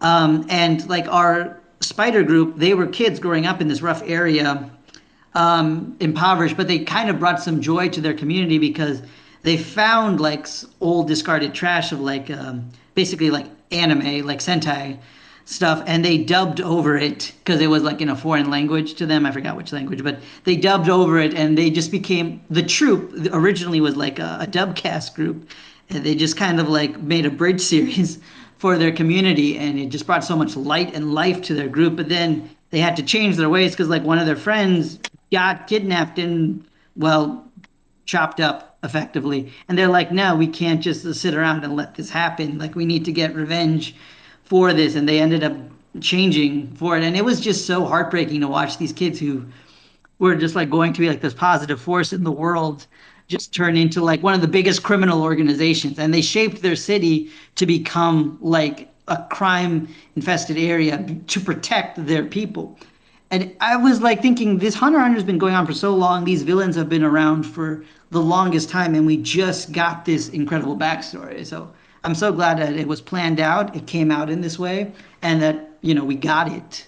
And so I think that as much as we're adding more aspects to the story, I think there was a lot of planning going into this series, and I'm glad it, like Red said, hasn't been rushed out. And the other thing I wanted to add with the Hisoka bit is, yeah, Hisoka is right now chilling up in the top lounge, like he said, but I think the extra bit of joy to that Red didn't mention is the fact that Kurapika is also up there, and he has like a whole revenge scheme against Hisoka at the time. And so it's very interesting what their relationship will be because, like, on one hand, they hate each other, but the other hand, like both of them are in the mindset of because Hisoka is currently hunting down the spiders. That's his goal. He wants to do that because it's a fun thing for him to do now.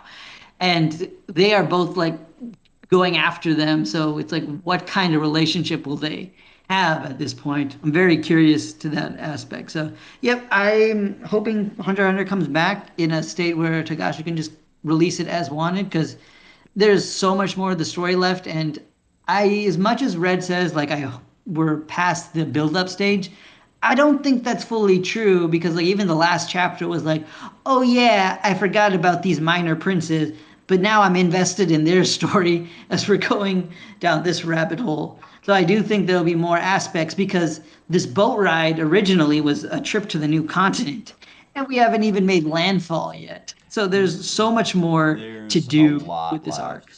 Can I And ask a question? go ahead. How long have they actually been on this boat in terms of production? When did they first set off for the new continent, dark continent, or whatever?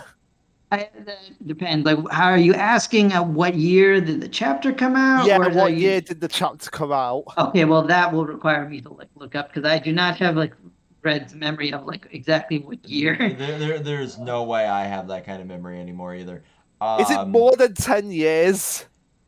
Not. Don't know. Give me a second. I don't think it's been that long. Jesus Christ, help me if it's been that long. I'll look it up, and you guys can talk about One Piece in the meantime, because I don't read that series.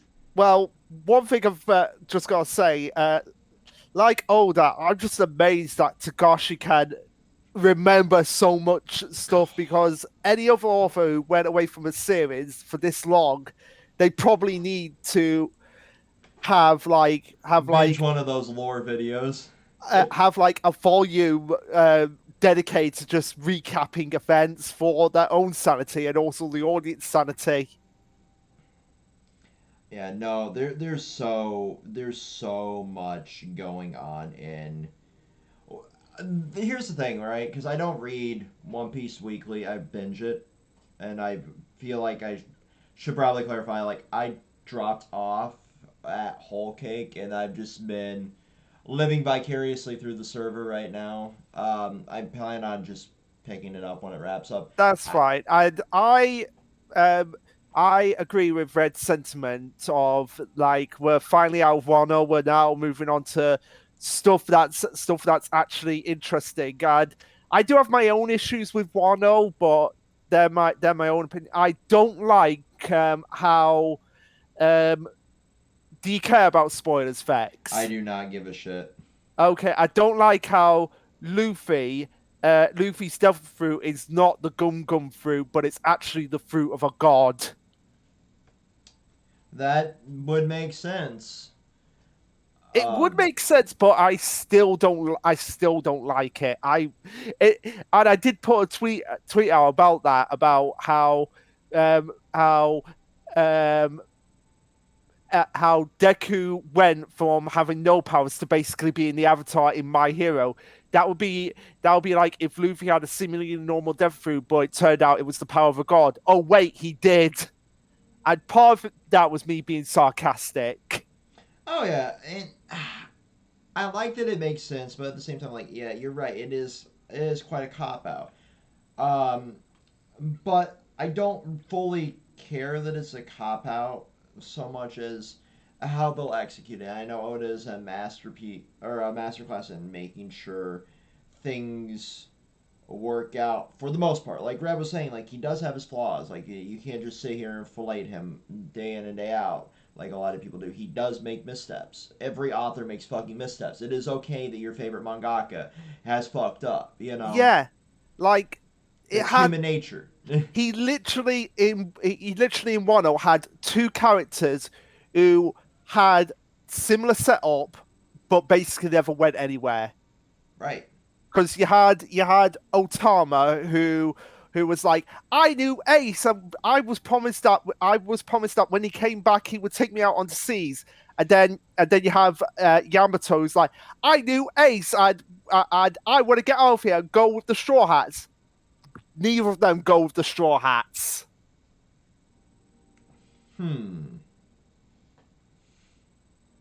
So it's like, what was the point of introducing those characters, giving us that moment of like, oh, they know Ace. Oh, Luffy's gonna take them on his crew to remind them of to kind of like be a nice thing for Ace's memory. Nope, not gonna do that. Jesus. Yeah, and I will argue that to the day I die that if Oda wasn't going to do that with them, if Oda was like clearly setting up for like, yeah, they're going to be part of the crew, not going to be part of the only to be like, nope, they're not going to be part of the crew. I'm just like, well, what was the point? Huh. Well, Okay, here's just a a quick thing. interesting tweet I just came across that'll relate to one series we're going to be talking about in a few minutes. Yeah, I saw that tweet. But yeah, Pi Johns, what were you going to say? Yeah. So did you want to know, like you said, when the arc started or when the boat left? When the boat left for the Dark Continent. Okay, got it. Yeah, and first, shout out to like just the community for having this hiatus chart because I remembered that it's a thing that exists that helps date the exact issue releases. Because normally I could only tell you the volume, but because of the chart, I know exactly. Yeah, it was 2016 when the boat set off. Oh, okay. So it wasn't over 10 years, but getting close. Yeah. I would honestly laugh if Togashi is deliberately doing this, like the 10-year anniversary of the boat setting up is like when they arrive. So they arrive at the Dark Continent in 2026. I will say that the arc itself, because I did that too, because I wasn't sure which one you asked, that was 10 years ago. Oh, fucking end me. Yeah, I was surprised because I looked up the volume release. There was like a big gap between that.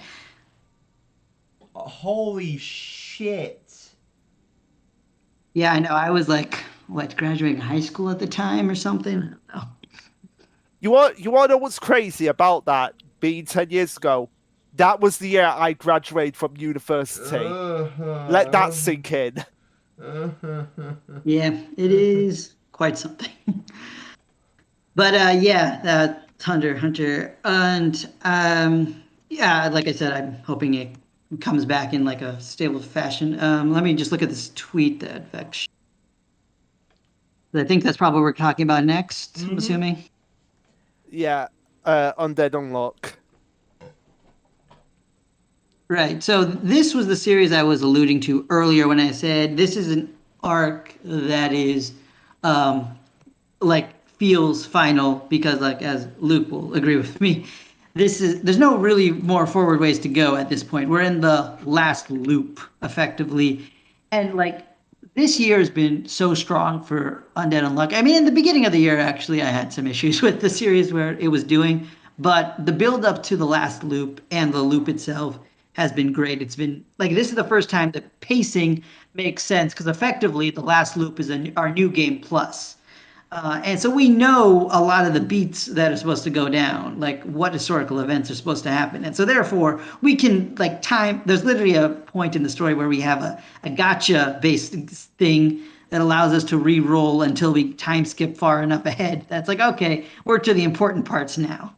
And I love that because I'm like, oh, that is such a cool way for us to skip past the boring bits. But also, it also highlighted one of my issues with Undead Unluck where it's like, man, I wish we knew about this before because that would have been a cool way for me to have predicted how we would use the this gotcha system in our last loop. But it's fine. Undead Unluck likes to introduce things when they feel like it's relevant, and also they like to introduce like characters when they feel it's relevant. And that's like the big thing with this current arc where they're giving all the characters that got next to nothing in the last parts of the story all the development. So yeah, and that's something I appreciate about the series because one of my main gripes about the last part is that we basically had Billy 2.0 with Nico. Because it's like when Nico turned out to be a Trey, I was like, okay, where did this come from? This is There's Billy all always over a trailer. again. There's always a traitor, apparently, right?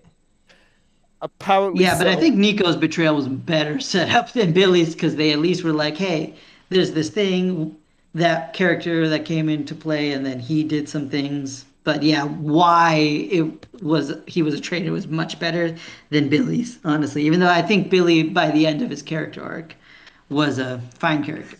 Yeah, and also as well, this final part of Undead Unluck has made me do something that I haven't done. I haven't done in a character in a while about the series. Care about the side characters, because the only characters really I cared about in Undead Unluck were Fuko, Andy, Tatiana, Junes, and Shin. They were the only like 5 characters I really cared about. But now that we're getting like time pretty much well spent with these characters, especially ones that died originally and now are brought back, I'm like, okay, I'm interested in this character. Where we're gonna go with them?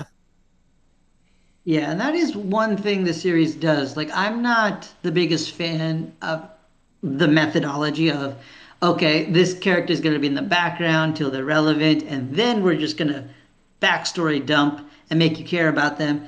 But I have to be honest and say it does work. I don't like it, but it works. So it's a great way for them to just have a cast and just be like, okay, now they're relevant.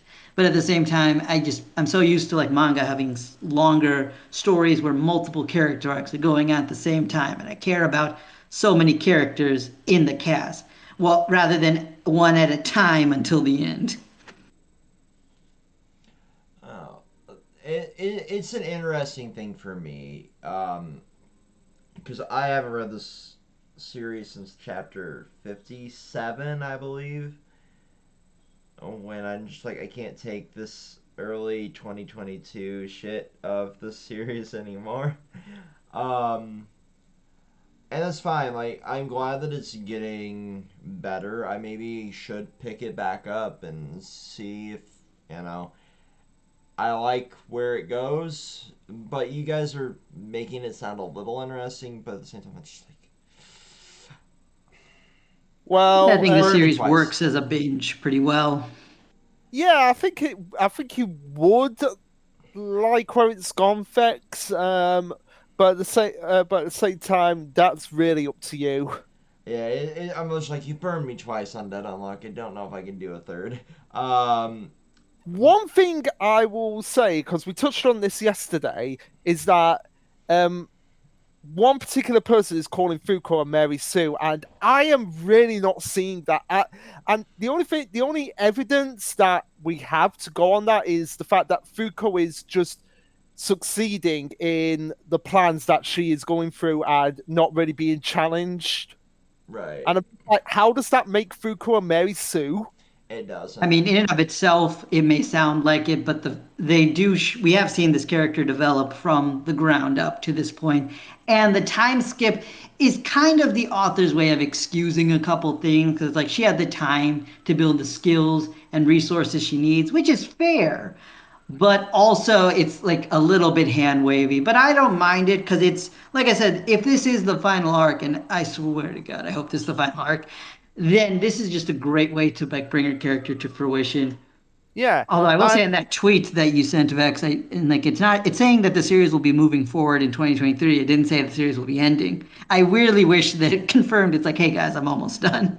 yeah, I wish that as well. Because if it ends in 2023 when the anime is super popular, then that would boost its popularity even more. But you want to know what's going to be crazy about 2023 on Dead on Luck? It's gonna be the SJWs going crazy about it all over again for the wrong reasons. Oh God, no! like Please, like no.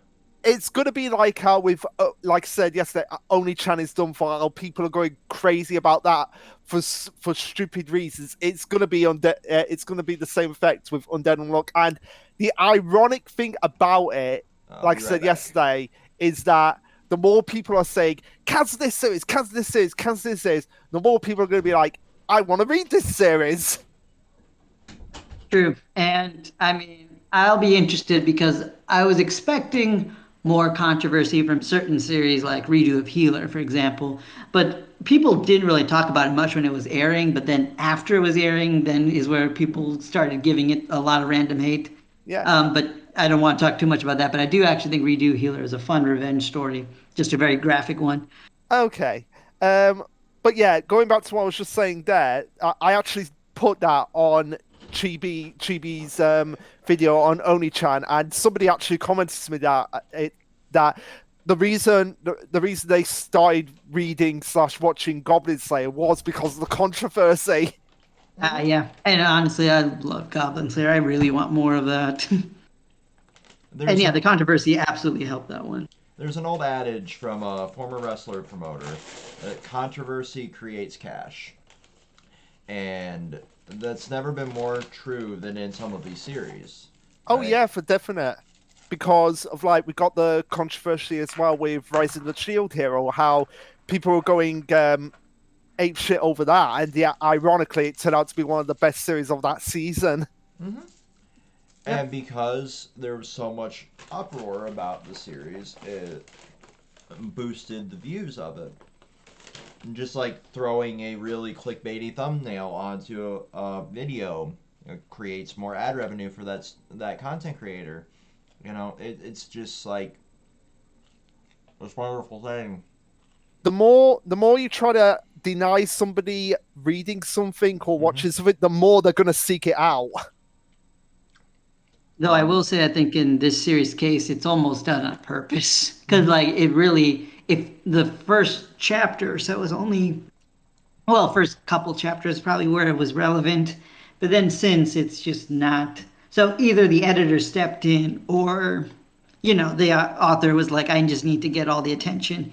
Because if you look at the sales, this series has fallen off a lot. Yeah, it has last fallen month off. it didn't even get 30,000, and I don't think it's hit 30,000 for a while now. And this is an established series. Like new series usually need to cross that threshold to become established. So yeah, I think part of it is partially to do with the environment we're in at the moment. But yeah, I can agree that the sales have dipped quite badly for Undead Unlock, whereas series like Mission Yozakura have been like relatively consistent across the board. And Witchwatch has been increasing a bit. Yeah, Witchwatch has been increasing a bit, but going back briefly to the controversy, I wouldn't be surprised if the same people who are complaining about the controversy for Undead Unlock are the same people who are complaining about the comedic scenes in Bleach being removed from the anime that are a bit sus themselves. Okay, I don't know if that makes sense because I feel like there's two different groups complaining about different things. No, what Booba in anime is bad? No. Yeah. No, what like the thing about the first chapter with naked zombie guy dangling girl over edge. That's too bad. But Ishin commenting on Rongiku's wet boobs. That's a-okay. I don't know how to kind of weigh into that one, but I have seen both of those controversies, and they seem to be like two totally different audiences. But I really, at this point, I think anybody that can make a clickbaity video will clickbait a video and drum up views for it. I mean, even we fell into it with the first few chapters of Undead Unlock, like, wow, let's see what this is all about. Turn it into a video, see if the series is any good. But it's very, like, I don't see, based on what you guys were saying, this being the final loop, I don't see this going on very long unless we near automata it, delete the save file, start all over. Yeah, and I mean, I wouldn't put it past the author, but at the same time, I brought up the sales numbers because the other thing is I feel like this, I don't know how much longer Shonen Jump can push this series if it's not selling so great. Yeah. I feel like we'll have to wait for the anime to come out to get a clear picture of if it's ending or not, because that might boost the sales, but probably not by a whole lot. And I feel like you hit the nail on the head that the reason why it seeming via arc is because we're skipping over things that in any other series that would be going on for much longer, they'd be focusing on, even though we've seen it already. Hmm. Yep. And interestingly enough, there's another series that we're not going to talk about, unfortunately, because this is Shonen Jump focused, but Eden Zero is looking like it's going through a similar kind of thing. And I'm very interested because two series I'm reading are doing very similar things in terms of like their final arcs. Well, hasn't the author of Eden still confirmed that it's ending? I think so. I want to say yes. I want to say yes, but I'm also not 100% on that off the top of my head. Okay. But I'm glad you brought up the anime because I'm very curious how the sales boost will go because it'll depend on two things. One, if the series ends before the anime comes out, because in my mind, I pictured the manga ending because at the rate it's going, it feels like it could end very soon next year. But it also could be at least the last through at least a little bit of the anime, and the volumes will continue to come out, of course, after. So I it might get enough of a boost that it could theoretically continue a bit longer. Though at the same time, the reason I think it could get boosted is because of the studio behind it is David Productions. If Yeah. you've seen David Productions, you know they do things like Fire Force and JoJo. JoJo's, and most of JoJo's hype was kind of killed by Netflix more than anything. But in general, David Productions produces like high quality shows. So I think Undead Unluck will have a very popular anime, both because of its controversial first episode and also because of the animation. Looks like It it'll got the be fucking top god tier. roll of studios, and I'm a little annoyed with that. But at the same time, go off, King. You got it. I really wish, as we move on, that when one particular manga gets an anime, that it gets in David Productions as well. And that's Sakamoto Days. Uh, Yeah, I'll be right back because I don't read Sakamoto Days, so you guys can take this. so it is in a very interesting point right now with this arc because we just saw like the attack on the organization here, and we're also seeing the fucking database being a living, breathing human being, which was so perfect of a reveal to me.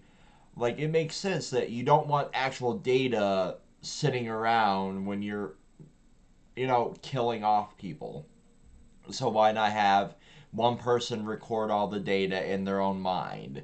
It's just such a neat little nod there. But we also have people being exiled from Slur's group now, which is a neat twist to me because they all failed. So why would they be relevant anymore? And they're getting hunted down now. So that last chapter was just a perfect chapter. And the film dude, I want to see him die so badly. I like fucking. Yeah, and I'll add one thing with the human memory thing that being in the field I'm in, I know human memory is way more fallible than I think manga tends to give it credit for. But Oh it's yeah. fine. It's like superpowers. I'll give it perfect memory, eidetic memory for the sake of story. But yeah, it emotionally did great because I feel like they really this last arc, which I feel like maybe about to close up, it was very interesting because we've spent so much time going into like an arc that was about school, right? Like Mm-hmm. there was an entrance exam, and then we had their school events, and then we had the invasion of the school, and now we're kind of closing that up because we found what we were looking for. And it was so cool watching like introduce like new characters in this way because it really felt like the story was expanding more. And I think this arc justified that because now we got a whole backstory on some like of the villains that we're facing Mm-hmm. that and like their relationship with a lot of characters like Amane especially has been a character who at first I didn't think much of, but now that we know how his grandpa's involved, how his father's involved, and like how his mother basically gave birth to him for him to be a hostage one day. Like, my God, that kid, is just Right. going through so much, and like he's like instantly becoming like one of my favorites The because he therapy also bill reminds me for a this lot of kid. myself as a teenager, was very bratty and full of himself, but Hmm. also like not like a bad person, but just like going through a lot of shit. Right, no, for sure. I do like how the entrance exam kind of played out, where you had the cadaver body basically being controlled via VR too. That was a neat little twist. Uh, That was very cool. It was a great way to like show us do our characters like a high level battle, but not quite at peak level mhm. because like of delays, like actual like lag in the fights. But yeah, like it was fun watching Shin grow. It was fun getting these new characters. And what's also interesting, and they really haven't touched on in a while, is like those examinees that passed and got to the school. Some of them just got straight kidnapped and Yeah, are hostages to Slur. So that adds a whole new dimension to what is it going to happen here. And one thing I was a little confused about, and I kind of want to bring up because I think you kind of touched on it, is that it's not just Slur we have to worry about because we learned recently that there was like a whole coup right hmm, before the events of our story effectively took place. And so that illustrates that there's like a potential other group that we're going to face. And I think that, what's his name? Nagano? Starts with an N.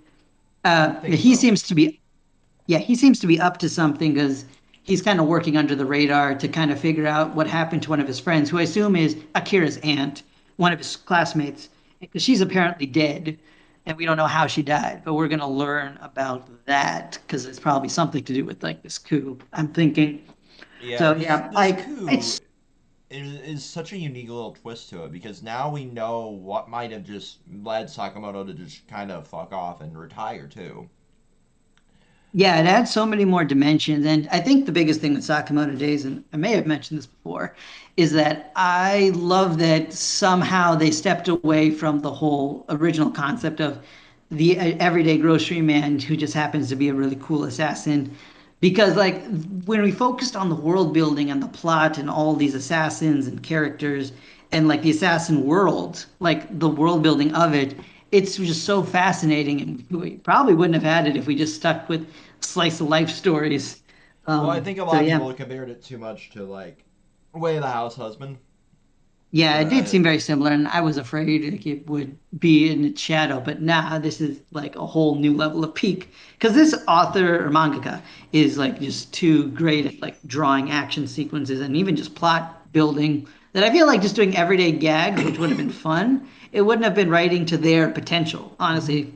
And Sakamoto Days luckily avoided the whole, oh, this is a series that's just didn't live up to its potential and it just kind of goes away. No, it's like one of the best things in the magazine, like you said. Oh I yeah, don't know if it's my number one, but it's definitely top five. It's it's my somewhere number one there. Like right maybe now. three. I don't know.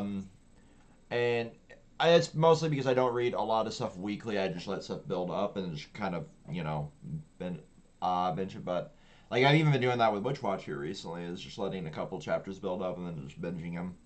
But That's right. I think with Witch Watch, that's not a bad idea. because then sometimes there's just nothing happening, and I'm just like, okay, I read it. Yeah. um, Well, we'll get to Witch Watch.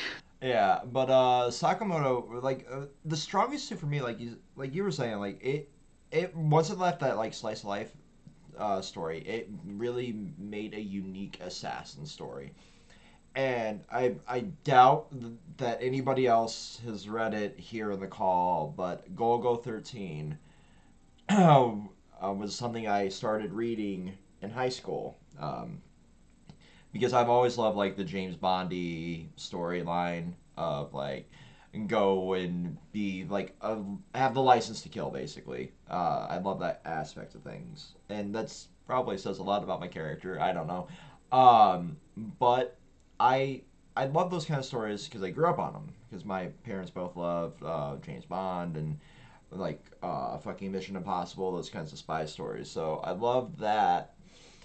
And then I feel like second to that is Sakamoto Days, like in that like assassin storyline kind of thing, and I really want to see two things from Sakamoto in the next year, and because it's an ongoing, and we know it's not in his final arc, or it's rumored to be in his final arc. Like, I feel like we should touch on like what we want to see from it. I want to see what happened during that coup. Like, I want to see that. Like 100% now. Like that is like key focus in my mind.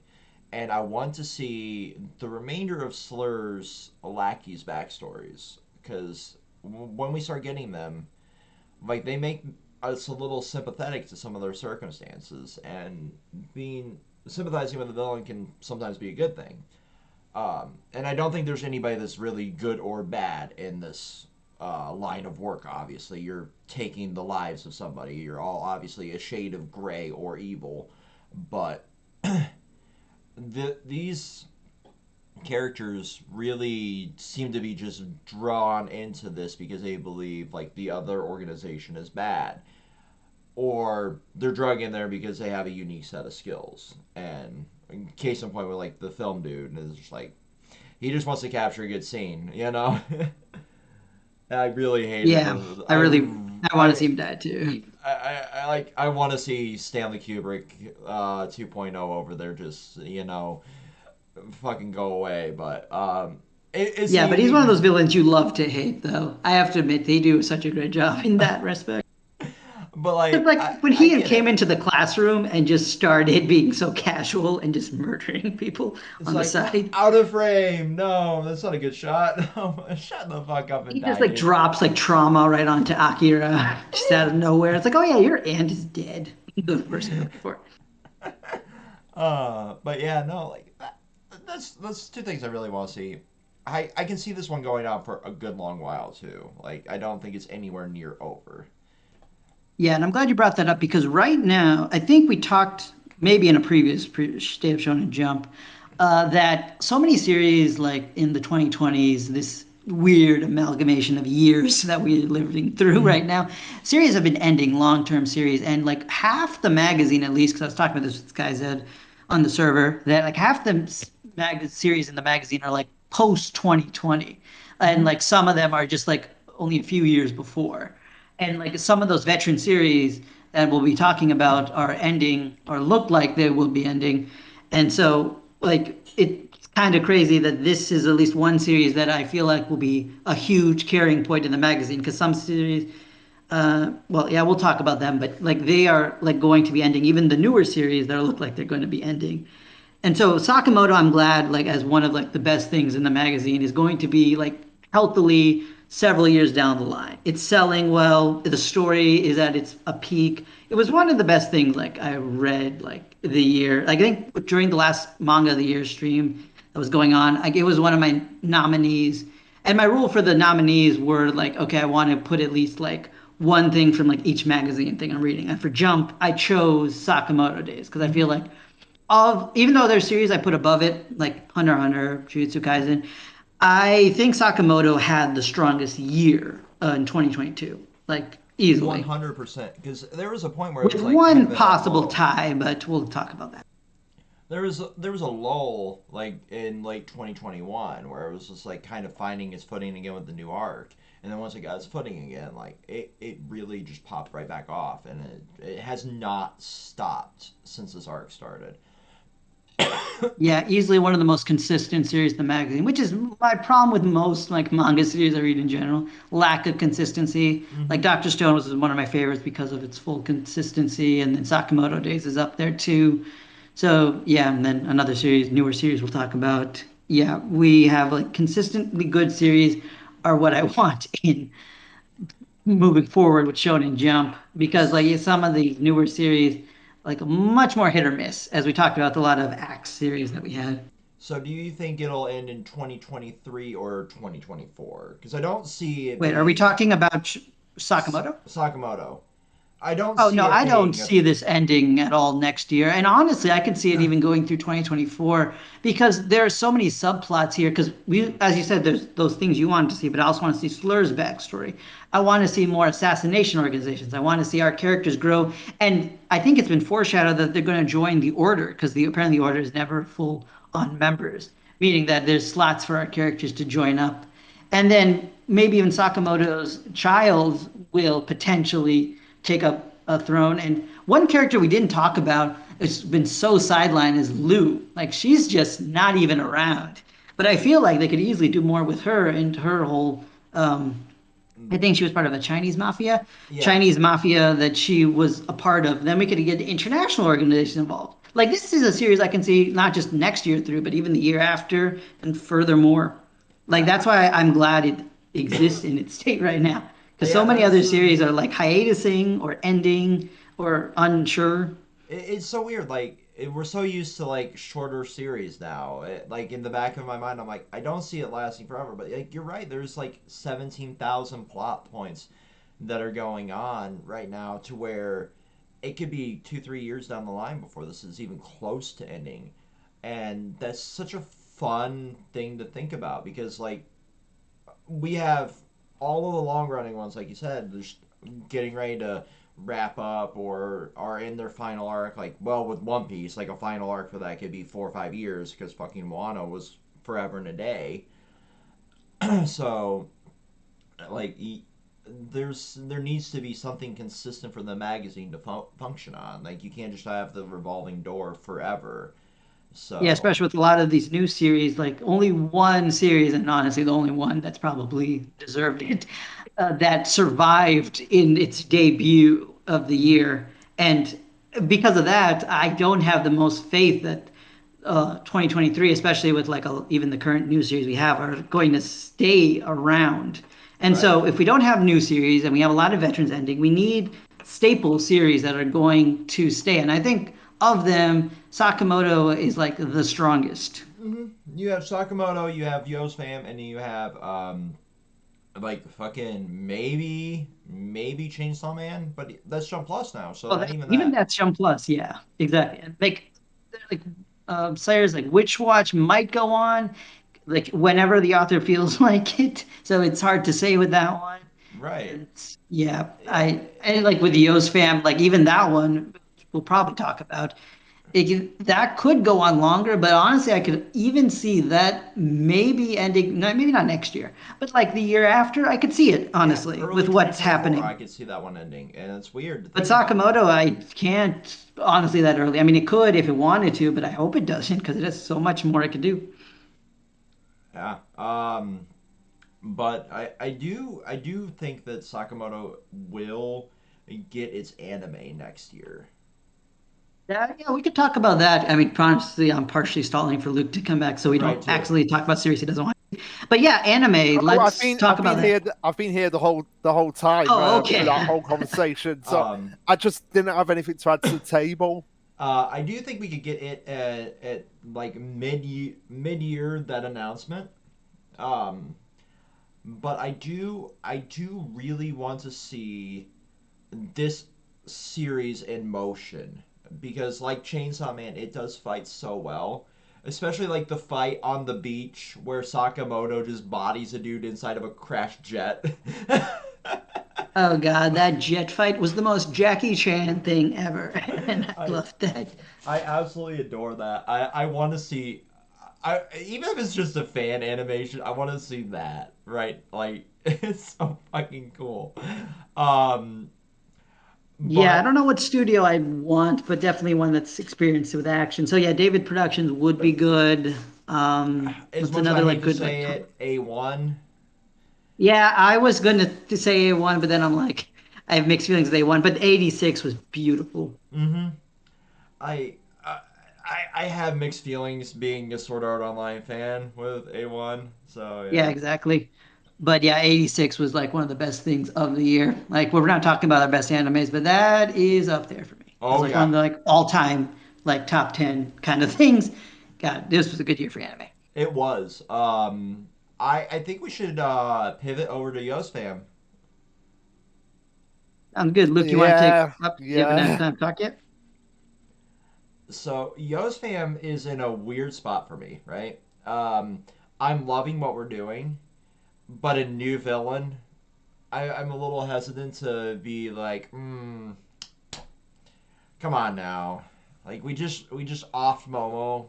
Can we just let the family rest Well, for a moment? here's well, here's the thing. We didn't technically off Momo. That's fair. That's fair. Yeah, As I take a sip of lemonade. No, because if you because in the chapter, the new villain Asa froze Momo before he could actually properly be erased with creatures blooming. It's so weird. Like that power of Kyotro's is terrifying. Uh, Oh Yeah, it yeah, was. But yeah, Yo's fam. I mean, I guess for those who don't know, it's like a spy series with the family. The main focus being like our couple who get married like immediately, which is one of the things I love about it. We just kind of follow their lives as like a high school sweetheart couple that are already committed to one another. But yeah, what's been great this year has been just like one of probably Jump's best villains right now. Because we built him up for a while. It's the father of the family and like how he's been responsible for so many events. And I know Vex mentioned like an Eisening situation, but I feel like even compared to Black Clover, even though I really do like what they did with Julius, with Momo, they really do have like strong connections to like from the very beginning, all the foreshadowing they did, and like his involvement in the background, and then this arc showed him like full throttle, like going insane. But at the end, what's interesting is he has like a very split personality kind of character stemming from a lot of like the stuff he's been through. So he didn't. I remember in previous reviews that Luke's done on his channel, he's mentioned like, is Momo going to be redeemed? And I feel like the answer to that is not so much redeemed as much as he was playing a part of a grander story. I don't know. It's like a very weird situation. yeah, yeah. And I was more I was as well. I was more leaning eventually along the lines of, was Ree his wife? Was she alive inside him? And it was like split personality going on inside him with her. does he have Yeah, we like have a lot of theories for DID this going scene. on? You know, but But I will say, to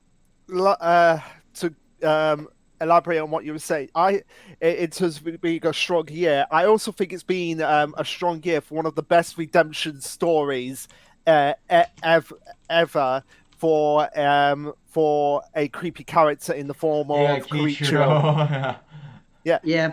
because anybody who initially reads the series will, unless you're Sacred Hero, will hate Karichiro because of the fact that he's so creepy. Like everyone in the series hates him, but this year has been like Never one. forget his punishment for Futaba was give me a foot rub. Oh, oh my god! Like, I feel like he could have taken that, and I joked about this in the review of that chapter where it was like he could have taken all of those punishments and anything, but I think the one that went too far was Ai's punishment, where she literally had him being a baby. Yeah, it was hilarious. That was hilarious, and I feel like he was probably thinking in his mind, "We must never speak of this ever again." This did not happen. Yeah, but no, no, If like I said, Kai it's finds out, I'm dead. oh my, yeah, and that's another thing as well. Like, in Roger Space's stream, it said this has been the year of the antagonist, where I think it's been more of the year of Koricho, because he's had way more spotlight than any of the other Yosakuro family this year than any previous year, yeah, and being on par with Momo in terms of screen time, arguably more so than Tayo. Mhm. Yeah, which I think is fine because we know Tile pretty well from the early chapters, was like very much spent on him. So it's fine to like Yeah, expand the other cast members. I yeah, want to see and more we, Shion. Like, oh yeah, I do as well. Same. I think we're gonna get. I think moving forward, we're gonna get more. I feel like we've had the whole year of Koricho. I think his year is done, and moving forward to next year, I feel like he's gonna take a. He's gonna be more pushed to the sidelines while other characters take the spotlight. mhm. Because one thing I really, really want to see, especially since now we're probably going to be moving into more slice of lifey chapters for the next few weeks. I want to see because they mentioned this happening. I go into kindergarten, and I want to see her interaction with with other kids and seeing how she copes with them. Mm-hmm. It's an Yeah, interesting spot that could be fine. because like we wrapped up an arc here basically, or the next chapter we'll wrap it up. We got the anime coming, and which we'll get to in a little bit, and now like we can go directly into next battle, or we can go directly into, like you said, the slice of life stuff. I think that everybody really needs a moment to like decompress. So I would love to see that slice of life, like going to restock the supplies, or everybody going back to school, or doing the things that they need to do with their life, or just like a fucking date between Mitsumi and Tayo here. And like, so is everybody just so over everything right now? Let's just run away to like fucking Paris or something for a day. Yeah, Like, yeah. fucking hell, like I can't imagine living the life that they live, where like our father is trying to murder us while all under the guise of love, and now we have like we were created being dropped on us. Yeah, and let's talk about that briefly because you say Yozakura not ended next year, but the year after. But the way the last chapter ended means that it could. I feel like the author did that because he wants it to be not long running, but more. I would say on My Hero length. Which we'll get to Right, but soon My enough. Hero's been like what, 7 years or Yeah, something like that, right? Yeah, it And so like started when I was Yozakura has been involved. like 3 years, so so then I'd like say like 4 more years. okay. I mean, Dr. Stone was also like 5 years, so that's more what I was thinking in terms of Yozakura length. But that's just me. It's hard to tell because this is a very like take it as it comes kind of series. Like it could. I said this many times. Like it could end next week, or it could end years from now. It just depends on like how the author wants to take the story, and I think it's written that way on purpose so they can be like, well, I'm kind of bored with this now, or oh, well, this didn't do so well, or this is dying off, so let's wrap it up before it, becomes like a meme. But I do enjoy this series. It's one of my top three in this magazine right now. But I do feel like playing it that way also can have its own detriment. Oh yeah, Because if you're writing it week to week, it kind of falls into that Dragon Ball level of manga where like you clearly tell that the author is planned to finish here, but the sales or the editorial staff are like, no, make us more money. yeah. To cover that, there have been incidences where he's alluded to that there's something else out there because earlier Oh yeah, on in the year we got Karicho saying like there's something more than just our father, and we had. I don't know if it was meant to be interpreted as like, oh, this is Asa, but we had a mysterious black shadowy figure that showed up one chapter, yeah. and uh, and the It whole was a few chapters ago actually. yeah, and the whole thing with Yosakura that I really like is that it basically has it on the back burner of like, okay, so there's this threat out there that we can focus on later if we really want to, but at the same time, don't really have to focus on it at the initial point we are in the series. Mm-hmm. It's a fun way to tell a story for sure. I am concerned, like when it ends, though, like the state of the magazine, like when it doesn't, like what will the state of the magazine be at? Just like with Sakamoto Days, like these will be two of the longest running at that point, and I do not think we can rely on something like a Roboco or a High School Family or something like that to carry a magazine once those two are wrapped up. Um, So Yeah, it'll definitely be Yo's fam and Sakamoto at this stage. I mean, I guess sales wise, you could probably throw in like Blue Box too for that crowd. Yeah, but I feel like even with Blue Box, I feel like that's only got like a year and a half max left. I really can't tell with that series, to be honest. I really don't know. Like it'll make progress when it wants to make progress, but we'll talk about that when we get to Yeah. Blue Box. Oh yeah, it will. Um, but yeah, so We can talk about the anime, I think, yeah, just because one we have last thing. Silver Link. Yeah, just one last thing I want to say. By the way, um, Asa first introduction absolutely terrifying. His stare is like I said yeah. in my review is Illumi-esque from Hunter x Hunter. Uh-huh.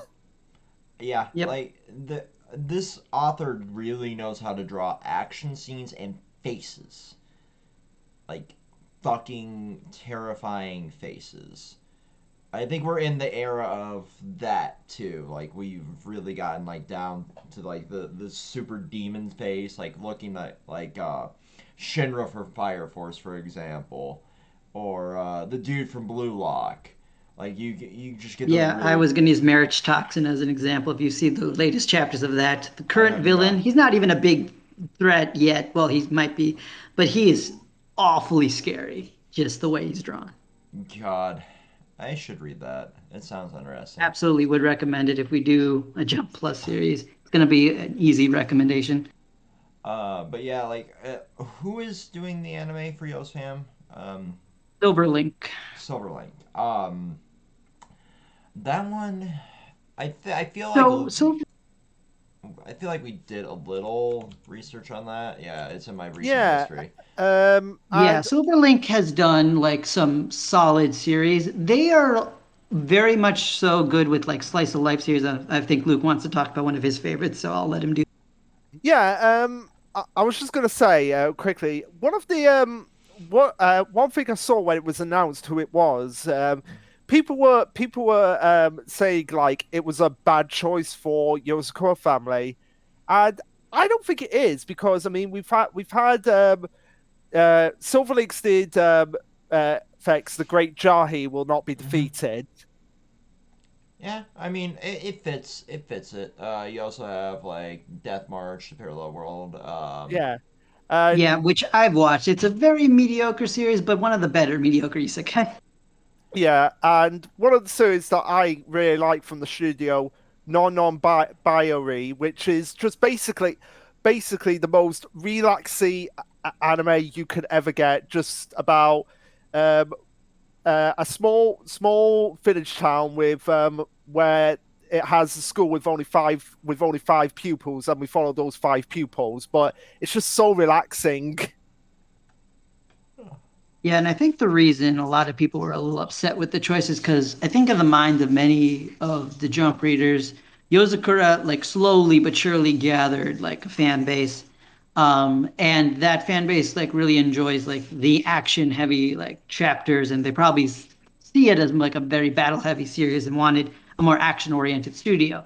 But the truth is, if you read it for like Yeah, I've read it since the beginning.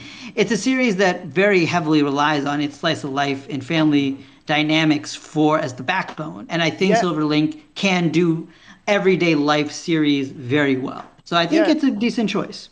Yeah, because I think people are just like looking at it as like recency bias, where we've had mainly this year just focusing on the action, action, action. But if you look at the like earlier years, uh, like one of my favorites that I feel like the studio could do justice is the first chapter that came out this year with just I just going around collecting the meat and everything, and just being like, I want to do this because I want to make my family proud. I feel like they could really capture the Hmm. real genuine emotion of that chapter. I mean, they did Baka and Test too, so like they can do both sides of it. So Yeah, um, Bakates was a great one for my childhood.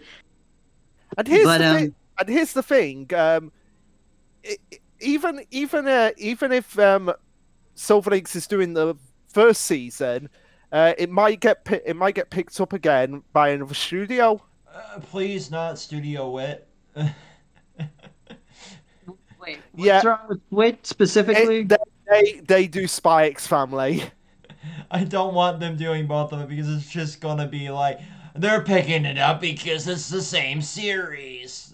Well, to be fair, Discussion. Cloverworks I think also had a hand in it too, right? Oh my Yeah. god! Don't like I said. In the Discord for Michio Sakura. Thank God it wasn't Cloverworks. And Well, honestly, to be fair, Cloverworks like has had some solid series this year near the end. Shadow's House season 2, as well as Bocchi the Rock, which was like a surprisingly incredible gag I series. So I will give Belcher the Rock a chance, but It's so much fun, Luke. It's so much I it's fun. yeah, but I cannot forgive Cloverworks for what they did to the Promised Neverland. and it's a fair sin to hold them against for like ever. But also, I have to place a good amount of that blame on the original mangaka because I don't know what they were planning on doing with this. The Shadows House proves that I think they really want to respect the mangaka's wishes for how they want to carry out the series because that's how there was some stuff cut out from the first season. They naturally incorporated things to the mangaka's like assistance and how they want to go about the series. And like, so I really feel like season 2 of Promise Neverland's really like, hey, what if we did this? And they're like, okay, if that's what you want to do. Fair enough. It's very confusing with that one. What happened, and we'll probably never know the full story of that. No, we'll probably never know. But it But But is Wonder what it Egg proves is. that they do have bad ideas, just at Cloverworks in general. So I don't blame you for holding a grudge, but I think they've earned a fair amount of forgiveness from me for like their recent series. I would have been. My dream studio would have been the studio who did Demon Slayer because I feel like ufotable, what? ufotable, I think is how you say Yeah, you it. thought. Yeah. I thought you said, "Oh, horrible," for a second there. Well, Oh, I mean, the thing with Ufotable is I feel like Ufotable is an easy answer for most series just because of how they did Demon Slayer. And so, in that sense, I feel like Ufotable should be reserved for another highly action-oriented series. I don't know what that would be necessarily, because even with Sakamoto Days, for example, I don't know. Like, it would be cool to have Ufotable do it, but I don't know if they would be the one I would be like leaning towards for that. Maybe Don to Don, honestly, with some of the stuff they do. yeah, no, that would be fucking amazing. Please, manifest that into Don to existence. Don's like really like highly based on like its Yeah. art action. Uh, Yeah. and also as well, people were against Silverlinks doing it because they made the argument that Silverlinks doesn't usually do second seasons, and I was just there again saying like, well, another studio could pick it up for a second season. That has happened before, Yeah. but also they've done second seasons, Yeah. like not none on Because Test, for example. Byrie, that has 3 seasons. I'm on its wiki now. But Boffery has a second season. The Misfit of Demon King Academy has a second Maka and season. Test has the season 2. Which, by the way, since Misfit is as well as Beaufry's coming out, I think you guys may have seen it. Should I like watch that one? 'Cause I didn't see the first season for either of those. Yes. I have not seen the first season for either, so I don't really know. Yeah. Go do that. Which one, Vex? Both or one? Both actually. Okay, I'll take your recommendation on it because Misfit did not look interesting to me, and my best friend didn't really like Beaufry that much, so I thought, okay, cool, I'll skip it. But I'll give it a try on your rec. It's just dumb fun. But no, But that's fine. I mean, everyone's taste in anime is different, and sometimes it's just a matter of mood that you're in to watch something. oh no, like I didn't like it at first, but there's a small series on Netflix. It's not really anime, but it's animated in the anime style, or akin to like Avatar, called Scissor Seven. Um, but like at first I'm like, oh, this is just dumb, and then I went back and I'm like, actually, this is pretty fucking good. It just all comes down to like the mood you're in. But with Yo's fam, like I like final thoughts on that. Like you said, Luke, you can see it going on for a good while. Um, what would you project as end date for this one? Well, um, And he I'd did say I might shave. uh, so I'd say probably around 20, um, early 2026. Early 2026. Maybe cusping on the end, moving into 2027. So somewhere around there. Okay. So everybody timestamp that, and then when it gets announced that it's ending in like a year and a half, we can come back to that. Uh, I'll tell you what. Um, if it ends in a year and a half, and you can quote me on this, I will get caught up on Don to Don and PPPPP. Okay, that's Okay, actually pretty sure. fun. But also, like I was just gonna say, Luke, we tried to predict the end of Doctor Stone, and that came way sooner than we thought there Oh too. yeah, yeah, we did. So I don't. But you already made the bet that's too late to back out. I know I've made the bet. I've gotta lie. I've gotta lie in it. I've gotta lie in it now for that Um, bet. Um, I do think it'll end in like a year and a half, maybe 2 years. Just because it's being written like seemingly like arc to arc.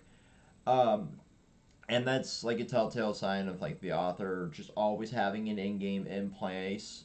Um, like I said, like Dragon Ball. Um, but I would love to see it go on that long. Don't get me wrong, like having another super long running like My Hero style series would be nice because the magazine desperately needs it. well, Um, yeah, that's why. You see, I don't consider My Hero that super long running. Well, Because relative to the modern age. uh, right.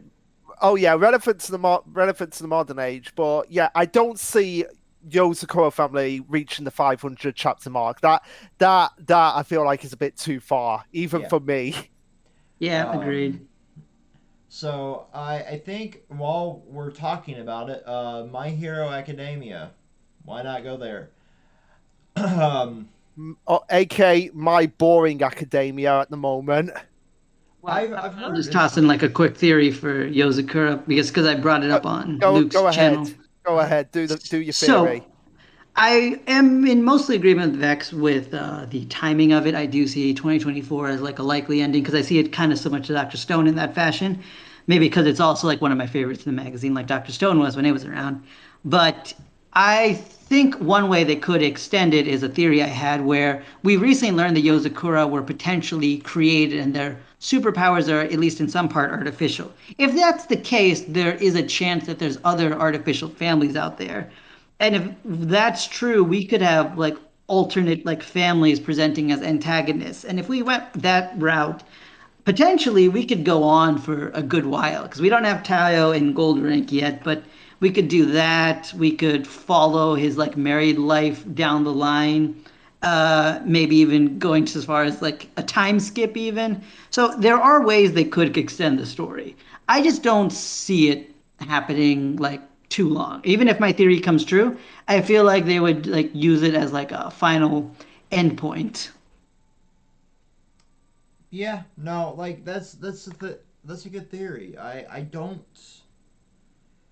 I don't disagree with that. I do, however, think that that would get a little overextendy, depending on how they take it. You know, like okay, now we're going to go fight down this other random family, and then that plot go on for like 3 4 years.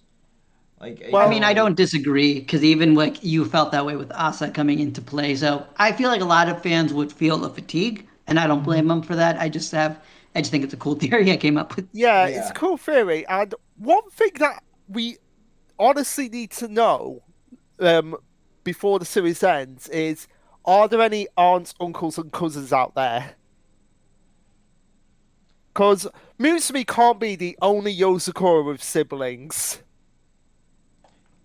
that's a good point too. Like there's got to be more families or more relatives out there. Yeah, and also I need to know like I need to know the idea of like okay, Musume is the only one that can give superpowers to the to children. That's been established, but there should be like but surely we need to know, can the other Yosakura siblings give birth themselves? Because it can't just be the head of the Yosakura who can be the only one that can give birth. That's a good point. Our branch families has been a huge thing. Luke and I have been discussing because it feels like such a natural way to extend the story and the cast. Yeah. Plus, And like what the relationship with those branch families would be, especially because they weren't even there at the wedding at this point. yeah, and it might actually go into your theory, uh, party jams, of the fact that Asa, being the creator of the Osakuras, he could also potentially give powers to these other family members that are different from the blooming, so that it doesn't detract from the blooming being a unique power source. True. Like if the others couldn't pass on abilities, we could have some Asa give them Yozakura blood somehow. So yeah, that's not a bad idea. Well, Wow. it's probably move on to MHA now. Yeah, so My Hero's ending soon, probably, right? That's uh that's a That's confirmed what ending. Horikoshi's been saying. Yeah, I'm just like Although I think he said in a recent statement, "Hey guys, if this goes on another year, I'm sorry about that. I'm trying." Horikoshi. How long? How many? Because how many more battles do we have to have in this like final war? Like you seen the tweet he put out, or not tweet, but like the message he put out, like he can barely hold a pencil right now. Yeah, it's really sad. I mean, all the stuff we're gonna say about MHA aside, like I hope he takes care of himself because he's one of the most talented artists we have in Yeah, just manga right now. yeah, yeah, and I don't wish any ill will on him as an author, but at the same time, he has this story has, um, in my opinion, overstayed its welcome. Yeah, very much so. And the fandom even more so. uh, like I'll never forget when they were dogging on Miriko's voice actor for not being black enough to voice a black character. Even though she was black, Yeah, is black. yeah. I'll never let that one slide. That was just next level cringe. Um, Yeah, and speaking as a person of color, it is just very frustrating when people say it's like, how much of a blank are you really? It's like I didn't get to choose to be born this way, okay? You don't get to say that. right. No kidding. But like this story, it doesn't need to continue. Like it's been nearly wrapped up for 2 years now. It seems like but it just keeps overextending itself so far. And it's just wild. Um, and then the anime obviously is going to continue for another like 4 years from this point. So like how long do you think we have left with My Hero Academia as a thing? The Japanese Avengers. How long do you think this story is going to continue? God, I I'm hoping like it ends next year, but like it's weird. Like weirdly, I don't believe it. I somehow just don't believe it. Not because it's like, oh man, I can't believe in a world without MHA. No, I can see that. I just can't see Horikoshi being like, okay, I have it properly paced to the point where we can reasonably end. I have honestly said March of next year. March So of like next year. That's a bold statement. March of 2023, but at this point I'm just like I do not know. I don't know. Like I've clearly voiced my opinions on this story many a time, so I don't need to rehash them. So I won't. I hope it ends around March though. I really do because it really does not need to continue. Yeah, cuz It's had so many natural ending points at this point that it's just very clearly Horikoshi having fun, but at the detriment of his own health now. yeah, and it's like we really don't have many battles left. It's literally the big three at this point. It's Darby, Toga, and Shigaraki. And it's been that way for a good while. I know, and it's like Even when you thought it was over, when the Dobby fight, I was like, okay, cool, we finished this one. No, we didn't. yeah, and Oh, it's like that is frustrating. I feel like the only reason he did that was because he wanted it to be Endeavour versus Derby, as opposed to Todoroki versus Derby. Yeah, I mean, I guess. I mean, it But I makes will sense, say, but still. what I wanted to say is earlier, I mentioned that there was a series that, like, Black Clover, like, doesn't feel like a final arc to me, but I've been enjoying it. MHA, this feels final, but I've just not been enjoying it. Because I've just wanted to watch it like end. Because like it's, I remember thinking when I was reading Deku versus Shigaraki, when Deku finally got back to the fight, had his Goku moment of okay, I'm here now. I was not like excited to watch this fight. I was just like, okay, let's wrap this up real quick. And I'm like, man, that is kind of sad. This is the big fight between the main protagonist and like the main antagonist. Except it's also not really because Shigaraki himself is not even fully in control of his own body. And I think that's one of the big reasons this fight is just failing me because Shigaraki as a villain developed so well for so long up until maybe the war arc, and then after that, when AFO took over, I'm like, I don't care about you, AFO. I just really don't. And so Yeah. you being the, I know the actual true villain that they've established are just not interesting to watch fight. So yeah, and his whole master plan means basically nothing. He's the most generic bad guy ever. Oh yeah, for Jesus sure, Christ. definitely. And I feel like I feel like the point where I was just like really done with the series was when they revealed who the traitor was.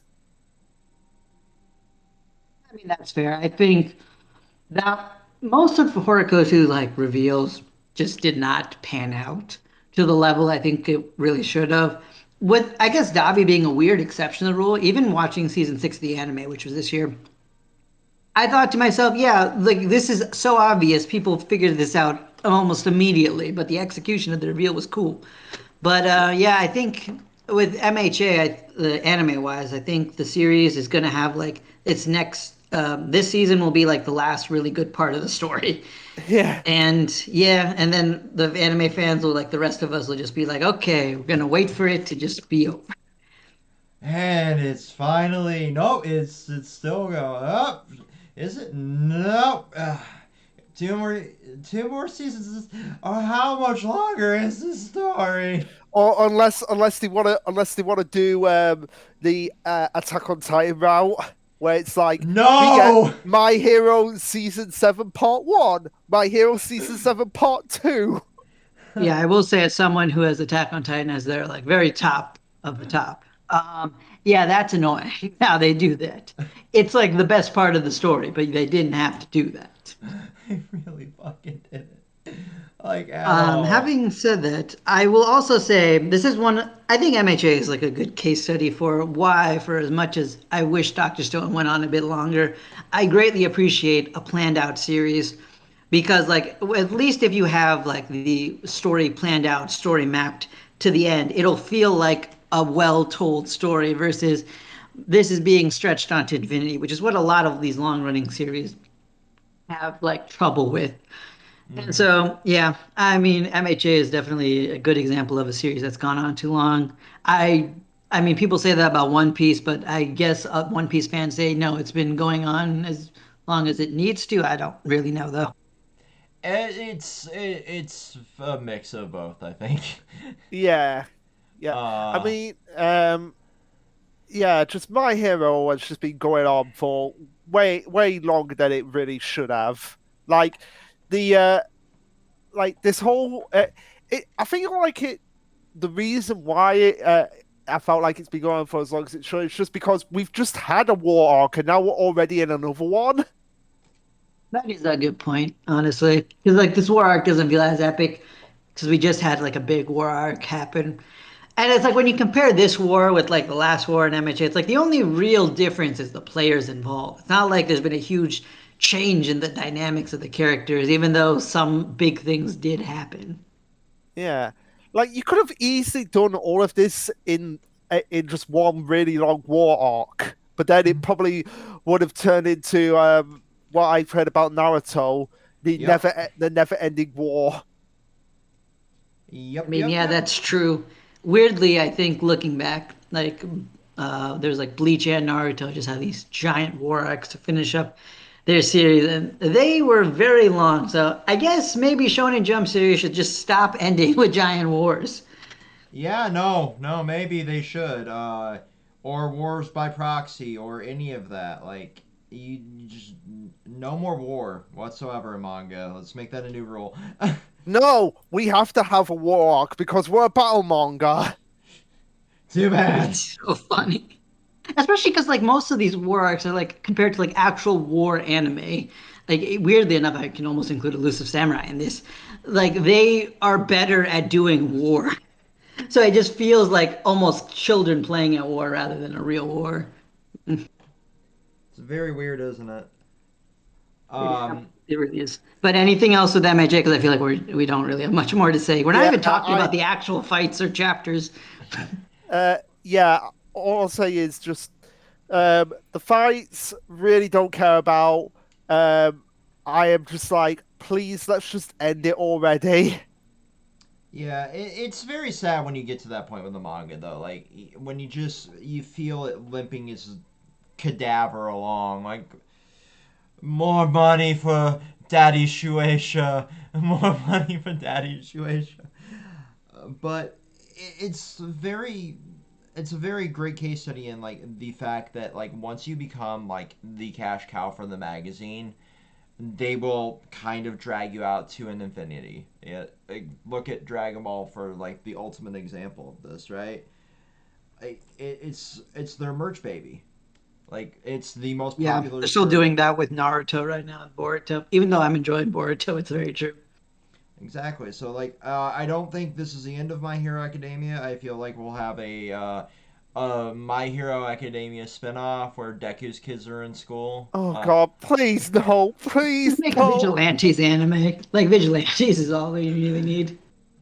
But yeah, like it's sad. Like I hate when we get to this point in a story of like it just needs to end. But as somebody that was even a fan of like fucking Game of Thrones, like it drug on way too long to where it caught up to the books, and because George R. R. Martin is George R. R. Martin, you know, they're like, well, we'll write the story for you. Uh, and we see how that panned out, and then now it made HBO so much money. It's like here's a spinoff, here's a spinoff, here's a spinoff, here's a spinoff. Um, but yeah, that's the fate I see for this. Because you have Dragon Ball having a movie every other year now because it makes the money. So maybe just like the Heroes Mission movie shit will continue after this ends. Who knows? But another like weird one, and just to move on because we're beating a dead corpse, quite literally. Um, we can talk JJK here because it is in a Yeah, that's a good weird. Yeah, example of that. yeah. Because I don't read this series, I will be right back. Cool. It's So you want to start, Vix? it's in this weird state, like because we've seen like rumors of it being potentially ending and rumors of it not potentially ending. So I don't read it weekly, obviously, but it's an interesting story. But I do feel like it can't carry on much longer as well. Like there's a lot to do, but it can be done relatively quickly. Well, I'll say this because I don't exactly know where you are in the story. So JJK is now that Hunter is once again out of the magazine. JJK is like probably the top of my magazine for me. But I will say this year was a very slow year. But that's not to say it didn't have some good chapters. The last fight we had was really really cool, and it was Hunter level like fights with super crazy explanations and like the way, although I will say with Hunter, I feel like some of their solutions were a little more clever than the way this current fight played out because it's more like, oh, I the way I beat your power is I have the opposite power, and I'm like that does work, but also what? Um, and anyway, I also am just saying this super vaguely so I don't spoil you, Vex. But there are some things that are happening where I really do feel like bigger parties around the world are going to start getting involved. I've been saying that for a lot of series, I know, but I also think it's just because I like when series do these things. But we genuinely have seen other countries in JJK directly now, and I think they're going to play a part with Japan being the center of the universe in this fictional universe. And I think it could play into a whole other arc that we'll see. So I honestly could see another, like, I think this series is like basically a few big things. There's like pre-Shibuya stuff that built into Shibuya, then Shibuya itself, then like some post Shibuya stuff that fed into the current arc, which Culling Games, yeah, that's what it's called, the Culling Games, and now the Culling Games are effectively wrapping up. And then I think it'll feed into one last big arc. That's how I see Jujutsu Kaisen playing out. And for anyone interested in the series, I highly recommend going the anime only route at this point because I feel like the anime is, of course, like it takes the source material and builds it up to something just amazing, for one thing. And the other thing is just the fact that like the series is very hard to follow on a weekly basis, especially when Shibuya. So I'm very interested how season two will handle it. But Oh I'm hoping God, that'll like help the organize the pacing. material better. The pacing is all over the place in the manga, and the anime did such a great job of like condensing it and making it fluid. In like, I agree. Like the anime route is 100% the proper way to go with consuming the series. Because if you look at the early pages in this series, panel wise, it is the most obnoxiously laid out shit on the planet. It's Yeah, I just don't like blame like the fact that Red just really wasn't feeling the series early on. it was like pages of text, and it was like not. It's hard to explain without putting it on the screen. But if I put it on the screen, this video will get copyright claimed, so I'm not going to do that. But like it, the way they laid out the panels for like when he gets the cursed finger, right? Is just so obnoxious that like reading it on stream, I'm like, ah. I'm trying Yeah, to. but again, it's I think that's also a partial what Red was talking about earlier, where it's just kind of how our brains are kind of built to consume media now. It very much is because like trying to interact with chat and trying to read this and trying to comprehend the story was just too much stimulation all at once, and it's very much like even I'm guilty of it. Like I'll scroll through TikTok more than I'll do anything now because it's just Yeah, like quick, same. instant dopamine. So like, yeah, it's very unfortunate like how our brains are getting overly trained now. Yeah, but it's Uh, also like how much of an excuse can we really put when we're the ones consuming the right. content? Like, I need my dopamine hit for the moment. Open TikTok. Hey, that's a pretty thing there. Cool, like that. And then the algorithm is all like horny now. Yeah, and then it feeds you to make the content. I don't even consider myself a content creator, but I've been regularly making TikToks. like your TikToks are on my for you page, and then like Yeah, I've seen you viewing that. I appreciate that. and then the rest of my TikTok feed is like either horny or transbian femcel TikTok. I Mine's a know. lot of depression. I mean, I want to think it's because I'm, planning on going into the psychiatry field and not because there's some underlying stuff the algorithm is trying to tell me right Hey, now. hey, hey, maybe you should see a therapist. Maybe your job's taking its toll on you. You know what? At some point, when I like hopefully like settle down as a therapist, I'm gonna need to set myself up with one because really, a therapist is the one who needs a therapist the most. I feel, but that's a discussion for a different podcast. I can only imagine the therapist to the therapist needing another therapist. It's just like therapy inception. No, but like that really should be a thing we set up just for doctors in general. But again, I don't want to go into this because it's like more in my professional world rather than manga. Right. But like, So, JJK, like, yeah, watch the anime if you want to watch it. I do think the content's been good. I honestly can't see the series ending too soon, but Gege has said it's like at least like two-thirds or something done, or some, I think. yeah, So so maybe it's two, three probably just a years. few more years. Yeah, I can see it ending in like 2025, 2026. Yeah, I mean, it really shouldn't extend beyond that. but Spy X Family will outlive us all. Oh, is that our transition point to there? Yeah. Okay, Luke, you coming back in for this or not? Yeah, I'm back, and oh boy, I do have some things to say. So this is a series that exists on the planet Earth, and that's about the nicest thing I can say about it right now. Yeah, it's been a series that's gotten super popular with the anime adaptation, as expected. And I've it's funny because like a lot of my friends are watching the anime, and I'm talking to them about that because I know what's happening because I've read the manga. But what's interesting is like I think a lot of them find it weird that I'm not watching the anime because I usually when you read a manga you'll watch the anime with it because you're not afraid of spoilers or anything and you want to see stuff get adapted. But in the case of Spy Family, I just really don't care, especially because like from what I've heard, it's more filler somehow than the series has had.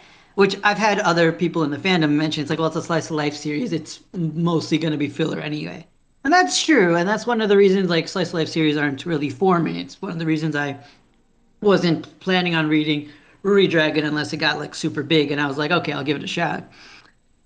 But with Spy X Family, I will say, and I'll switch between Spy Family and Spy X Family because I'm too used to saying X. But I think that the current arc has been very solid.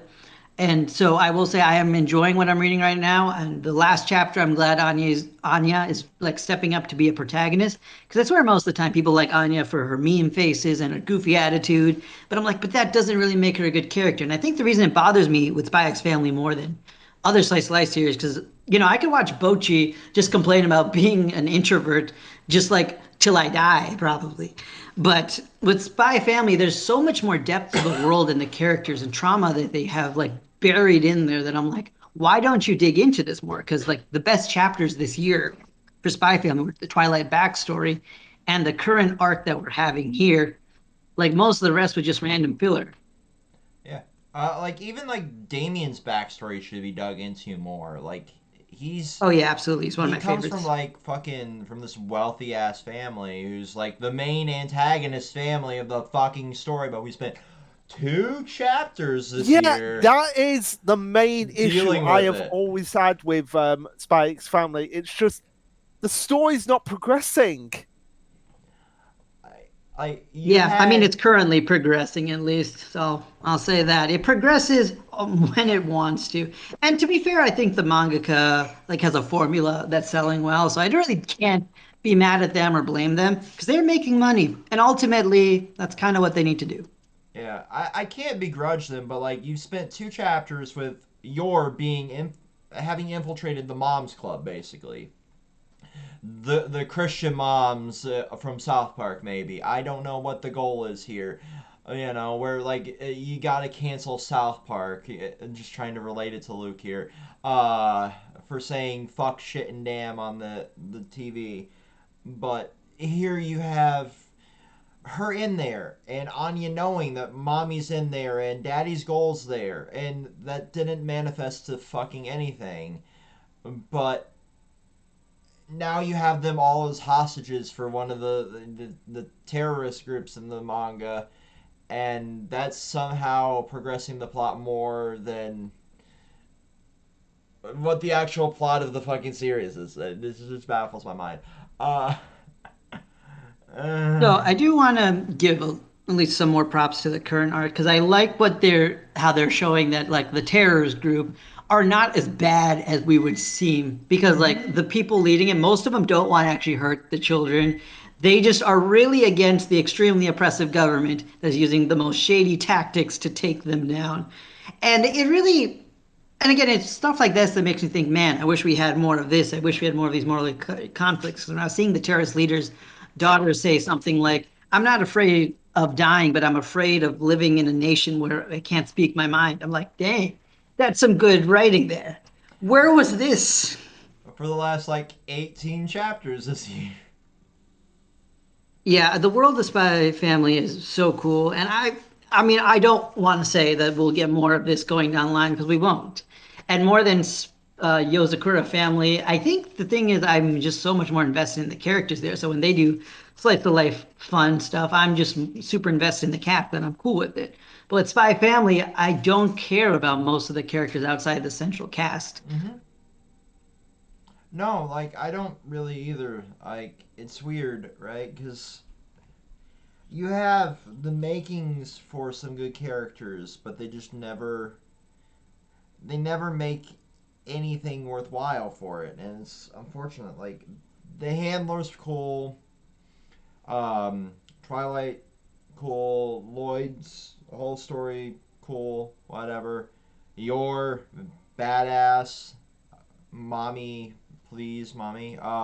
But Anya is like this meme character usually. Now she's like really being central to the plot. Damien was a nice character, and then the doofus that works with Lloyd. Like outside of that, like I don't. The rest of the characters could just be killed off, and I wouldn't care. Yeah, Nightfall is kind of on the border of that for me. And I think some of these characters I'll end up liking more, like Damien's mom. And I really want to meet Damien's brother, they keep alluding to. And probably the villain himself will be interesting when they ever bother with Mm-hmm. him. But, like, yeah, you're right. I guess also, I guess the current terrorist. And I know that sounds like a lot of characters, but like rest of Anya's classmates, except for maybe one other one, not even Becky. I don't care about Becky at all. We spent chapters on that girl, and I don't care about her. Or Damien's friends, I don't care about them. And just like most of Twilight's other spy friends, I don't care about. So yeah, like Garden, like yours whole group should be more interesting to me. Yuri's like government group should be more of an interest to me because of they're the bad guys, more or less, We of the do not story. speak about Yuri. I Well, to be mean, fair, he did play a part in this current arc, so we kind of have to talk about Yuri. He didn't do anything that interesting, though. That's the sad part. right? Like He tried to do something, then it didn't work. he's supposed to be important to the story. I give less of a shit about this man. Does it, I want to see him die horribly. has he spent any substantial time with the family? Well, he No. did tutor Anya once, so there's that. No, I'm not. I'm not talking about just one time. As he like he talks about Yoru and how amazing she is. Have we ever literally seen a conversation where it's just them two alone? I mean, we've had flashbacks, but I think outside of that, no. Not even flashback. Like just like say, for example, a chapter where it's just like Yoru is bored because Lloyd and Oh, you mean Anya just are like your and Yuri chapter, right? yeah. No, I don't think so. I don't think we actually did, which is weird now that we're saying this out loud. Other than Yeah, the because you would flashback, I think don't think with we've had anything. yeah, because you would think with Yuri being like, I love my sister so much, talking like basically being a creepy. Say what you want about Karichiro, but at least he spends time with his family. Yeah, no, you're right. Yeah, Like that it's is a weird. good point. I mean, even Gauch, who I know you're not a huge fan of, Luke, he Yeah, spends time with his sister more. yeah. And hey, at least they've had substantial interactions with the main character. Yeah. So yeah, I mean, I think that's probably. I don't know if we should do more with Spy Family. I don't think we're going to talk about the season 2 trailers or anything. Apparently, the boat Oh, arc's next. oh So my god, I hate that arc so much because the author wanted to have his cake and eat it with that with that arc. Like I want to do the cutesy slice of life stuff, but I also want it to be action oriented as well. It's weird. yeah, which is not always a problem, but I don't think it pulled off too well. I mean, at least they gave him something for the first time in a long while. So I at least appreciate the arc for that. Yeah, At least. I feel like the main issue I have with Spy X Family is that there's no reason for them to have secrets from each other. I mean, like, that's not entirely true. I mean, I don't know what's going on with Anya. They didn't ever explain. But Twilight, I mean, he is a spy. You have to keep your identity a secret in that case. and Yor is like an assassin, like so she murders people. So that says to be kept a secret. So I kind of understand that aspect of it, but it's also just weird that and this is a running joke in the community, that the most incredible spy in the history of whatever can't tell that his wife is an assassin despite the most obvious clues ever in front of his face. Yeah. He really Benoit blocks it, doesn't he? I feel like he should have picked up speaking on... of which, I did watch Knives Out. We were talking about that yesterday. Yes. It's great.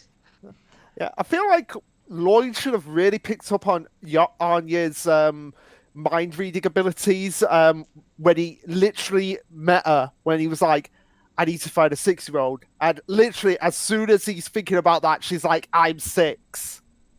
I mean, in his defense, if mind readers are not a common thing in this world, that wouldn't have been my first thing either. So I can't blame him too much for that. But no, it was the assassin thing. I can blame him for that. Yeah, but it was like literally as soon as he was thinking that, she came out to him and said, "I'm 6." Like, at least could have just been a coincidence. I don't think that's. At least with Yugi, he picked up on it right away when he was like thinking about the foul to Mokuba in Yu-Gi-Oh! And Pegasus went, I fell to Mokuba. He literally was like, did he just read my mind? Okay. I mean, I'll give you that. Maybe a throwaway line could have at least been nice. Yeah. But yeah, it's just so... that's the thing that I give praise to Yozakura family over Spy X Family. It's like, Tile knows that they're spies and he's part of the family, and they don't have to go through the whole bullshit of keeping a secret. Like, it's funny how they're a spy, they're like a spy family, yet people know about them. True. You're right. But I feel like we should probably move on, because I think we've been talking about this for a little longer than I did. But how long do you think they'll actually feasibly go on? I don't know. I don't know. I'm still good. I don't know about you guys. Plus, I know we still have plenty of series left. Yeah. So the next one, let's go down to Ayakashi, shall we? Okay. Let's talk about something positive, and lewd, and definitely not monetizable in any capacity whatsoever. I just like that series getting published for me, like uncensored in English, was a surprise. I don't know. Yeah, it really was. I know, and I'm just waiting to see, will they have the forbidden chapters? So what Luke's referencing is there were 2 chapters, I believe. It might have been more. Yeah, it was 2. I think it was 2. That were not shown in the Shonen Jump app at all. I don't think they were even published on Manga Plus, were they? They weren't. They weren't published on Manga Plus. Only Raws were out that fans found. And then translated. So yeah, like those 2 chapters, it'll be interesting to see if like they get put into the actual volume, because the 7 Seas publishing them, and the 7 Seas don't usually care what the content inside the manga are as long as it sells. But I feel like with those chapters, they'll be put around. They'll be shrink wrapped. Shrink wrapped, yeah. For sure, they will be shrink wrapped and kept in the naughty corner of a Barnes and Noble. Along with Monster Musume and Redo of Healer and all that. But if they get translated, that's going to be the tricky part. I very much like the direction we're heading in with this story. I, however, do not see it lasting very much longer. I could see it lasting maybe till the end of the year, next year. That's what the direction will be, because recently we had a cool chapter for Rio after the first time in a while, and it seems to allude to like a new villain group, which I think could extend the story's lifespan a bit longer. But I do agree, I don't think this is a story that should take too long to continue.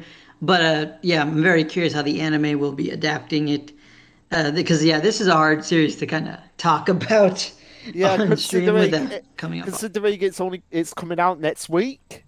Yep, it is coming out next week, so we will know if it is lewd and it is it is panty shot galore, like the manga, or if it's actually just heavily censored. And I will be sad if it's censored because I don't like seeing series not be adapted honorably. If that makes any sense whatsoever.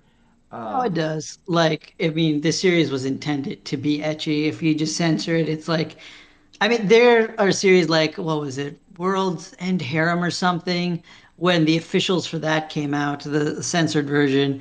It was just like, you know what? You just probably shouldn't have bothered adapting if you were going to just block off like most of the series. no, I think that one was the one that had like the giant white bar across most of a scene. Yeah, Well, exactly. It's like, here's why the did you try? here's the thing. I am looking at the broadcast time for Ayakashi, and it's 1 p. What? Not 1 p.m. 1 a.m. So it might not be set. It might be uncensored if it's like really late at night. That's good. Um, I do know they did a Worlds in Harem uncensored version on the Blu-ray, but at Yeah, that point, I it's do just know like, it exists. why did you pick it up if you were going to broadcast one version and you know put the uncensored version out there, and then you have stuff like interspecies reviewers where like, oh boy, that was a whole controversy. Yep, it really was. Man, that was a weird time. But yeah, But Ayakashi, in terms of story, I don't think I have much more, but I do enjoy reading it like week to week, and I enjoy the character interactions. As a series, I'm okay with just staying as long as it wants, but I Yeah. also don't see it lasting necessarily super long because it doesn't really need to. And how long was the last work by the author? Do we know? um, Uh, it's the last work by the author was around. I think it was like 200 it chapters. was To Love Ru, wasn't it? Yeah, Well, okay, that's a two pretty good length. Two Love Ru and its sequel, Two Love Ru Darkness. There we go. Okay, yeah, I think that's a pretty good length then for Ayakashi. They can go for that long. Let's see. Yes. Blah, blah, blah, blah. And manga. So for those who don't know Ayakashi, I would just say try the anime out. Yeah, Yeah, and see no, if for you sure. like it. Uh, it was yeah 102 chapters for To Love Ru Darkness. And what about the original Two Love Ru? I'm trying to go back to that. There we go. That was 162. So yeah, So like 270, yeah, 263. yeah, somewhere around there. Okay, I'd be all right with that. Yep. I will I think the say one thing. like Go ahead. like be prepared for a lot of gender bend action in this series Well, because hey, if people could survive, if people can't survive Only Challenge Done For, they can't survive Ayakashi Triangle. right, that's why I was given the warning there. Like there's a lot of gender bend, and then that plays a lot into the comedy of the series. So getting into that without trying to, with YouTube's new rules, nuke the entire podcast to an 18 plus range. I'm still I think salty I'll about also this. say this series was like just an interesting one because it got an anime announcement before so many other series. Like we were waiting for like a Yozakura announcement for the longest time, but Ayakashi got it before like it and Mashal and Undead Unluck. And so I think it must have been doing pretty well. And the Yeah, second thing is this series was so off the wall in terms of its perversion that it got pulled from the main magazine. And I just love that. Like some series get pushed because it's like, okay, the mangaka needs more time, so we want to give them that time. This this one is one was like, just too this is making horny. us money, but also kids read this series and this magazine. We should not let that happen. Booped to the corner. Yeah, it's very weird that that's the reason. But I understand it wholeheartedly. Like, this is a magazine aimed up to like 16, technically. Like, you gotta respect the demographic, and this was like, especially those forbidden chapters, like, those were out there. I was Yeah, definitely and I not mean, long in the if main I don't think arc. we'll end up getting to talk about Roboco at this point, but in Roboco, I remember a chapter where they did reference Ayakashi Triangle, and I remember thinking it's like this. The main character of the series is like 10 canonically. It is weird thinking about a 10-year-old reading this series. Yeah, no, it was very. I saw that panel floating around, and I'm like, oh yeah, I understand why they moved it now. Yeah. Uh-huh. But let's get to. Well, fuck. Let's look over here. Actually, Akane. That's one of those that are new that really need to be touched on. I'm trying to. Yeah, because in terms of actual series that have main staying power in the magazine, with all these series ending soon, Akane, Akane, however you want to pronounce it, seems to be the one that they're rooting for because it is majorly popular to the point that even at Jump Fest this year they had like panels where they were doing actual Rakugo. That's insane to think about, but it's very culturally relevant to that.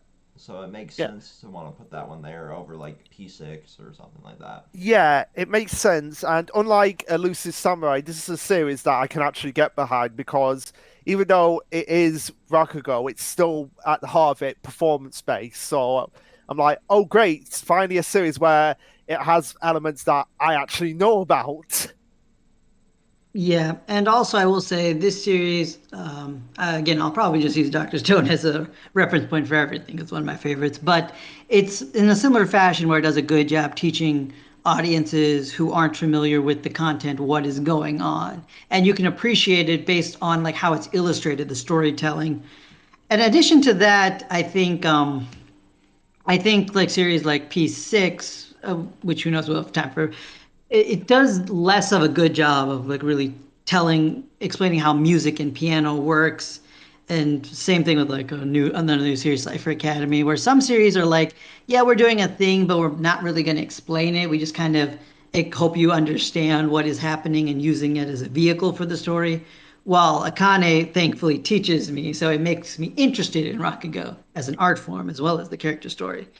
And I think the other two things I want to say about this series is one, this was like my other like super consistent series that I mentioned after Sakamoto days for this year. The only reason I put Sakamoto above is because Sakamoto was throughout the entire year. I kind of just got started.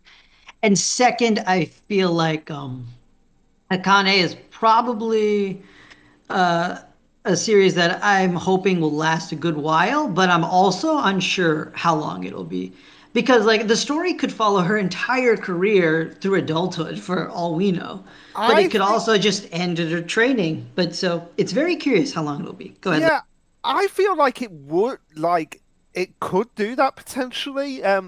Just not focusing on it, for overall, like, we'll have, basically her career now, and then we'll probably skip to, like, a year from now when she's, like, training to get to the next step, and then another year from now, because that's basically what happened with Bakuman. If you go and read the series, read or watch the series Bakuman, it's only 182 chapters of a manga, but it's spread out over 10 years in the actual timeline for the series. And I mean, it's nice to have like at least one new series this year successfully get in and be very Yeah. promising because as Vex and I was mentioning earlier, so many older series ending and like newer series not lasting. We need at least some new series to like be able to like be the next big thing. And I think Akane will definitely be one of those. It's just makes me wonder because we're in a new age of how long manga are lasting. Will it be like another series that lasts only like 3 to 5 years, or will it be a series that'll go even longer, either MHA length or maybe even further? But I Mm, don't see that happening in no, this I era. if the if there was one series that I could see being Dr. Stone then for 5 years, it would be Akane. I feel like 5 years is a perfectly good position. Much as I love the series, I feel uh, again, I feel like it's a series that really it has a definitive end goal of her reaching the top, surpassing her father, and basically proving the quote unquote main antagonist wrong in his beliefs, because I put it in quotations because he's one of the things that I do love most about Akane is him as a character, in the sense that he's not a he's an antagonist, but he's more of the Tsukasa type antagonist, in the sense that you get where he's coming from. So yeah, Vex, did you have any additional thoughts? I don't read this one. Yeah. So I I will, was just like yeah, letting you guys weigh in on this one. yeah, but I'll say for your sense, Vex, of what his motivation was, why he did what he did, is because he's kind of he's like a Simon Cowell-esque type of antagonist, in the sense that he wants the art form because he's like an older generation, and not gonna he's not gonna be with people for longer, and he wants the younger generation to know the art form and appreciate the art form. But at the same time, he doesn't want people to get good in the art form or get recognized in the art form for sympathy. And he uses the example of any art form of like, oh, do you think people who are true masters get to be true masters because of sympathy? No, and it's the same rules that apply for any form of media: music, acting, theatre performance. It's the same thing here. So I am not going to take it easy just because you give me a sympathetic backstory. That's fair. I get that aspect of things. It's also just, it didn't resonate with me as much as P6, but even that I'm behind on. Fair enough. I lean more into the musical aspect than the acting element. That's like fair. That's fair. But I do respect this series. I do want it to succeed. Because it is one of those that like most audiences, especially over there, can latch on to and find something that they love. Yeah, for sure. It's much a needed one. Yeah, and I feel like we need P6 and Akane to be around for a while, because they're a niche in the magazine that really, ever since a certain series ended for other reasons, we haven't really had all that much. And right. I think you know which series I'm referring to. Yep. Yeah. And I'm just going to say, it's a shame that ended the way it did, because that really had the potential to be a mainstay. It did. And absolutely agree. It's the saddest story ever, but like, it had to be done. So let's speed round a few of these because we're at 3.5 hours on this. Mashle, wow. Final arc.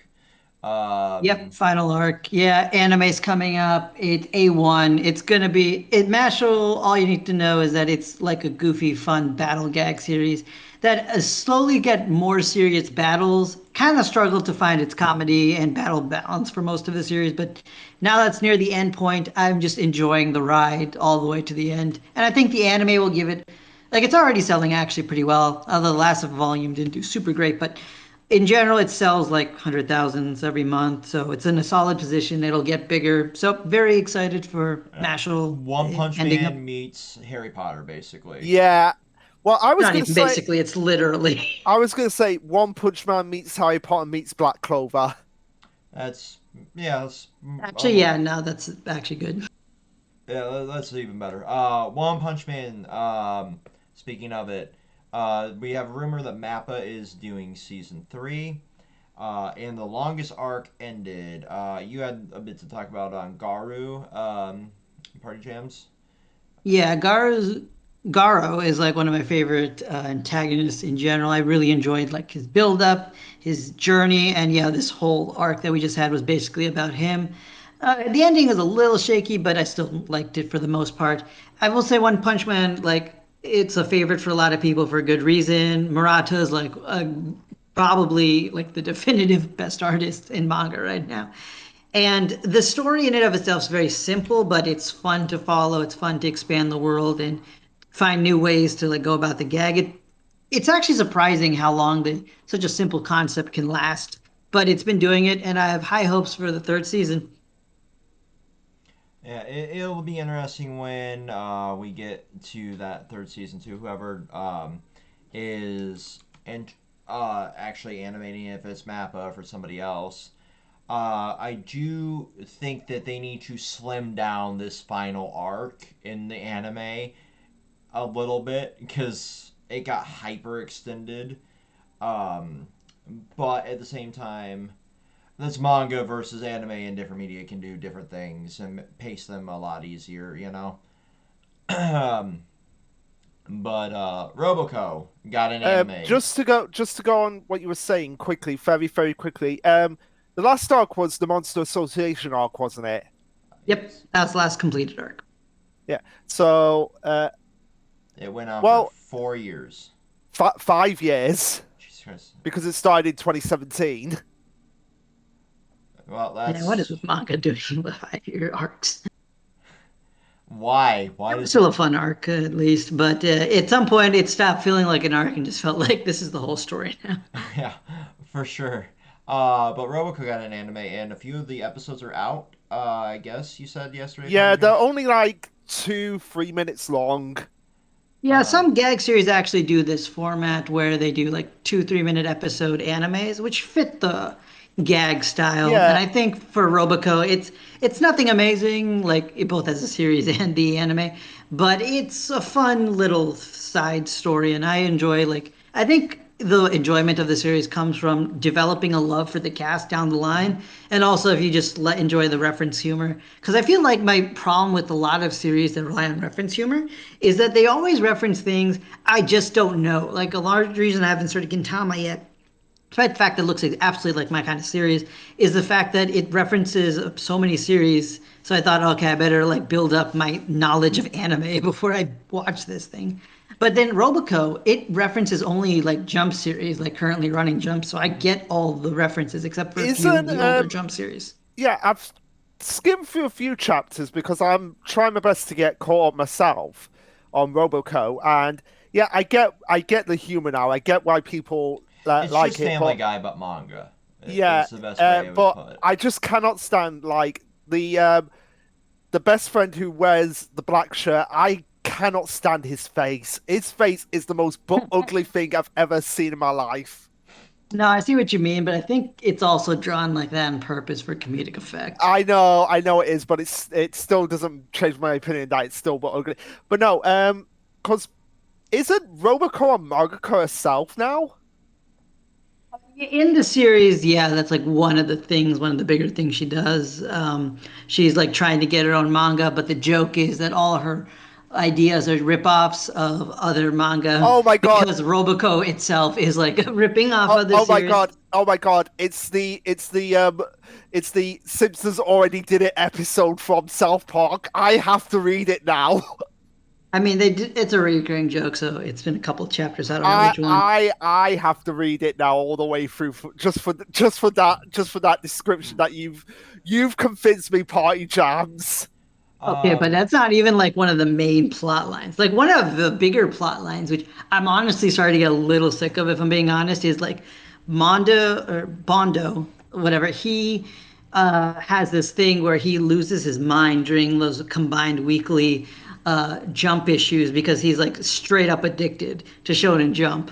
And so he has like this weird withdrawal symptoms that cause him to make So very irrational decisions. And so his friends have to cover up for him and for all his stupidity so he doesn't embarrass himself in public. so he's basically doing a Tekken 101 where he doesn't have anything and he goes insane. Yeah, yeah, actually. okay, so it's a gag manga. It can go on forever. It could end tomorrow. I think is the general consensus on that one. Yep, Um, true for any gag. so Blue Box. Right. So Blue Box, yeah, I think one of the things I had an issue with this year is that Blue Box was a series that was known for almost like, I don't know, I want to say subverting, but more like being a better romance series than others because it actually felt more realistic and grounded and less tropey. But this year, it was like, what if we just indulged in a lot of tropes? And I'm like, but why though? That's exactly what you were known for not doing. But anyway, it did that for a good bit, but now it's kind of like left that part of it behind, and we really started to make major progress. Like the big thing that happened. Is everyone like cool with me explaining all this? I don't know where we are in Yeah, I this one. don't yeah, care. I have no intention of Okay, picking cool. back up. So one thing I really didn't like is they established like a love triangle, like with the main lead, his main love interest, and this other girl he's friends with. And I was like, why do they need to do a love triangle? But then, eventually I got somewhat invested in it. But luckily they broke it very recently, and I'm just like, oh dang, they actually broke a love triangle, like in the middle of a story. Nice. And now we're making progress on the main romance.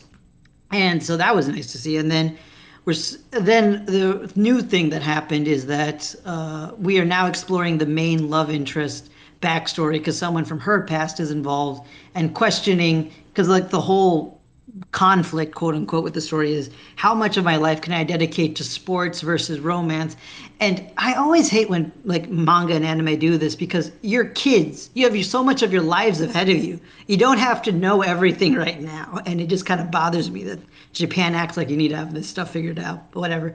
So right now they're trying someone's questioning like if the basketball girl, Chinatsu, if she's like truly dedicated to basketball, if she's trying to like score this relationship with the main lead.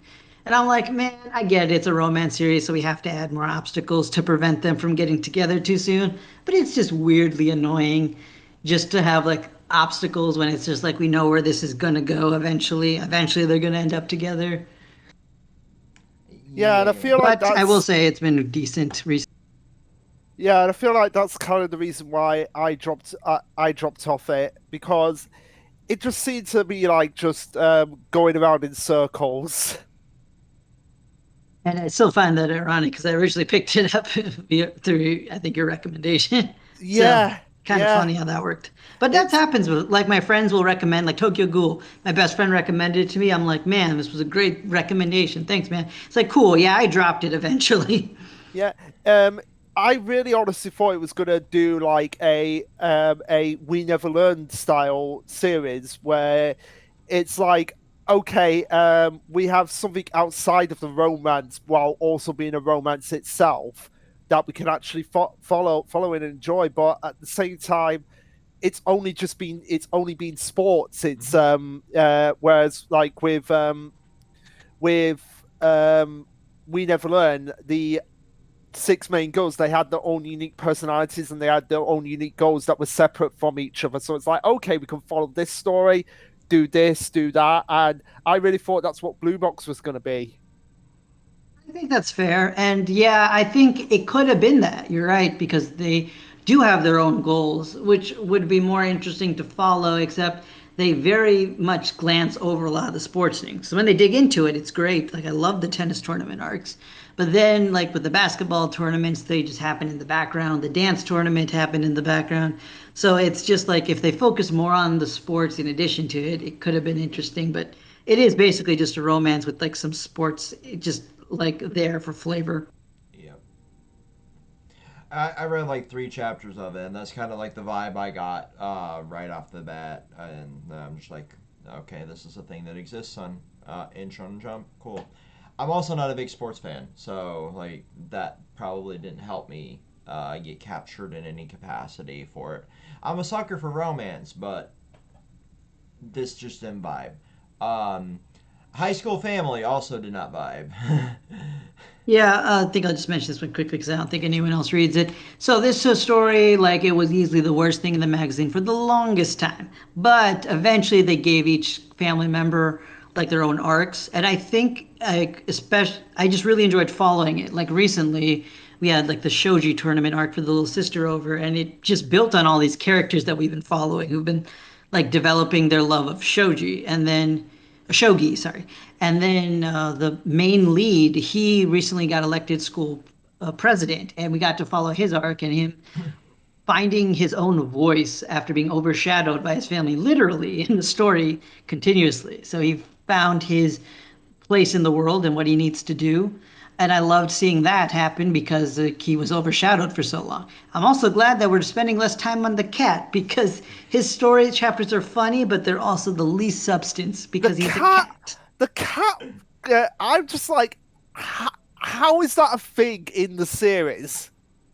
Yeah, Cat barely even shows up anymore. If it makes you feel any better. Oh, thank God for that. But yeah, I would have The thought cat is catting, you could say. that here's how I would have changed it. I would have made it better is if it was like say with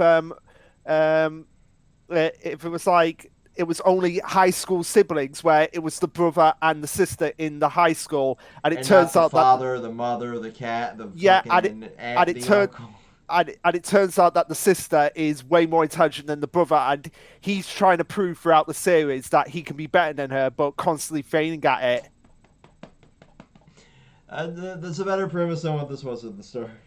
Yeah, I mean, I'm starting to see why people like it, but at the same time, it's not really for me. But I Yeah, and understand I why don't blame you. This is one of those series that is almost you have to like read like years worth of material to get into it. And it's not like One Piece where it's like, oh, it was totally worth the journey. This is more like, huh, I did a thing and now I'm just emotionally invested in it. This is me finishing Promised Neverland. Uh, and me finishing other series too. But like Oshi no Ko is getting an anime. That's one of the Yep, I and forgot we added that to the list. yeah, I um I have tried reading the manga, and I hear it's really, really, really good, but every time I try to read it, I end up forgetting that to read it. So I'm probably just gonna watch the anime. Yeah, and anime biggest recommendation I could give to it. Like I mentioned Don to Don, the reason I was struggling to say it's like, oh, it's my favorite Jump Plus because I was thinking about this series as well. Because this series is probably my actual one. Because like I think I nominated it over Don to Don for that manga of the year thing because it is an incredible story. It starts off with the weirdest premise. So if you're going to take the manga, you're going to need to give it like 11 chapters, which is sounds weird, but it's a I comment I read, and I'm glad I read it because that's exactly how much I needed to give it. Yeah, I read the first chapter and I thought that was what I was gonna get, but I couldn't. I kept putting it down, so I was like, you know what? I'm just gonna skip. I'm just gonna look at the wiki, skip to the end of the first arc, and then I was like, oh my god, I need to watch this as the anime. Mm-hmm. Yeah, yep. And so I would say give the anime a watch, just anyone watching this, and you'll probably have to give it a few episodes. It's going to If be you the made it most into the weird 4 hour beginning. mark, God bless you. Yeah. But yeah, give it a few episodes. It's the weirdest setup ever. But it's well worth it because the story in general, to give an idea, is a whole critique on the Japanese entertainment industry, how it treats child entertainers effectively, but also just talent in general. There's just so much like messed up stuff that it's like, Yeah, yeah, we just treat this as normal, but it's not. And it's everything from like the way manga gets adapted into like plays and anime, and also like the way theater is done, the way movies are done, and most recently, obviously Idols, because that's like the main crux of the series. But I think there was something else I'm forgetting. Some other, oh yeah, TV dramas, but that was more a Japan thing.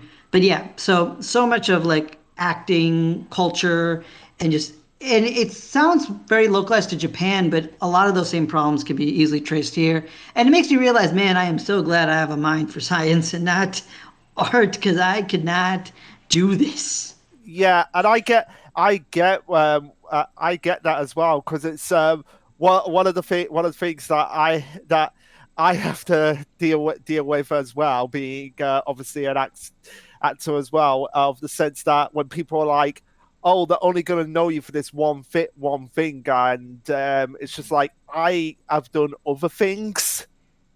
Yep. It comes. It sounds like on the premise like to equate it for our more, our audience, like the Disney star, for Yeah, example. and from what I've heard, it seems to be talking about the fact that people in Japan basically treat performers as, well, for lack of a better word, they're slaves. Like they can't go and have their own life. Well, I mean, like if you look at idol culture, even for like K-pop is the biggest, most relevant one. Like they kind of do. Like Yeah, it's disgusting. it's like they'll say, "How dare that person go off and have?" Because that's literally how the first chapter is, of just like a girl getting pregnant and she's an idol, and they're like, how dare you get pregnant? You are ours." Mm-hmm. It's Yeah, and disgusting. that's a whole thing in the current arc that we're doing now, honestly. Like purity of idols. It's You want to very know disgusting. if you really think God. about it, if you really do think about it, like you could honestly take idol culture in Japan and compare it to how the world government works in One Piece because it's basically the same thing. No, no, I'll you're take your not word wrong. on that. Because the world government, like, there's one character in the world government who's just like, I want that girl as my property, and it's just like, wait, isn't that what idols say in Japan?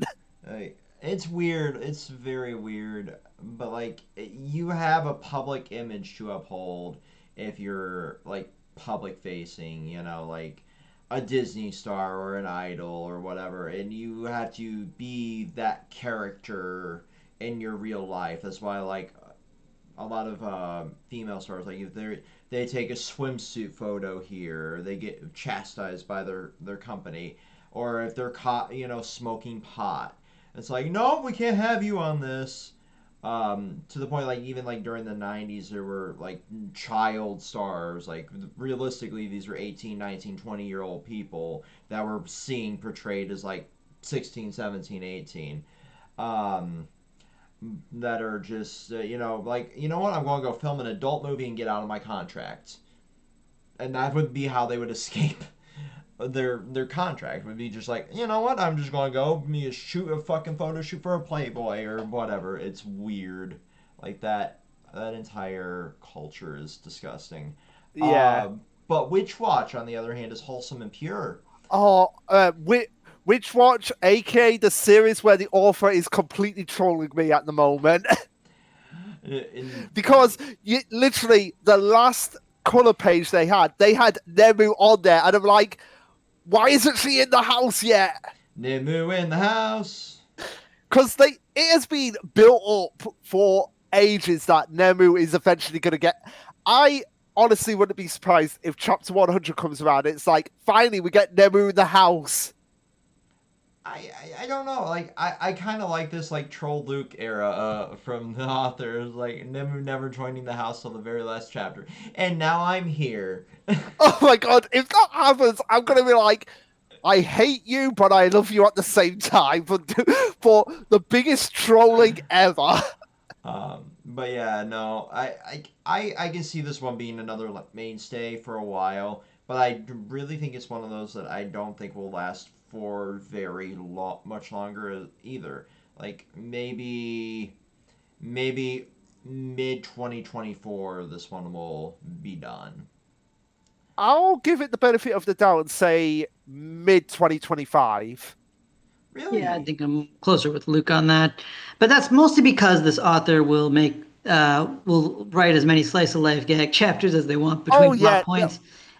this is what I love about Witch Watch is the fact that it's established itself as a series where it will do basically anything it wants, and that's what keeps it so fresh because you never know what you're going to get week to week. Like literally, we have 2 chapters that make us sort of care about jeans. No, like Yeah, the that was chapter. crazy. The And Gene also, chapters. I remember us trying to talk about the chapter where it had the series within the series. Yeah, it's still like my favorite thing. Like there's a whole parody series inside this. I love it. And sign on that the teacher student relationship that they have going with the Okay, maybe we should rephrase that. yeah, all right, to rephrase it, there's a teacher who's an otaku in the series, and she writes manga with one of her students, and they are a independent duo who I would love to see get their own official manga, and it's basically called Witch Watch. It's very. That's what I'm thinking will be Endgame. It's very fun to see that little thing going on in the background too. Yeah, because that is very that in a way can be very realistic, because that I can relate to something like that, because literally a few years ago I was the assistant to one of my old teachers at her drama group, at her children's theatre drama group that she set up. So yeah, I've got something to relate to with this series. So for Witch Watch, this was written by Shinohara, and he's probably like among my favorite like writers after I found Oscar Lost in Space, because he does such a great job of balancing like dark stuff with goofy stuff in like a way that's just so fun and adds to the story. Sorry, what were you going to say? I was going to say, which makes sense, because he was the assistant to Gintama's author. Yep, absolutely.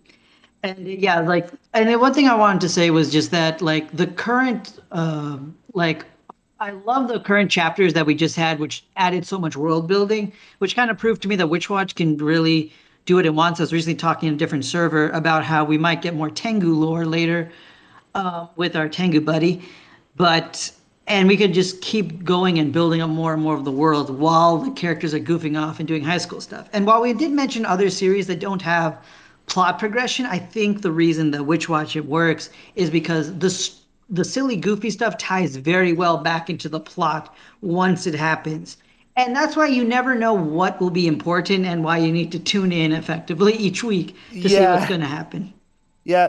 I mean, also as well, the thing that we need to like have as just like a comedic thing is because it's going to be revealed eventually that Nemu is the cat. Like everyone's going to find that out, and it's going to be done in such a awkward, silly way that I am waiting for that. Yeah, it will be fun, and what Luke wants to see more than anything. And also, I'm waiting for another Wolf X Nemu chapter.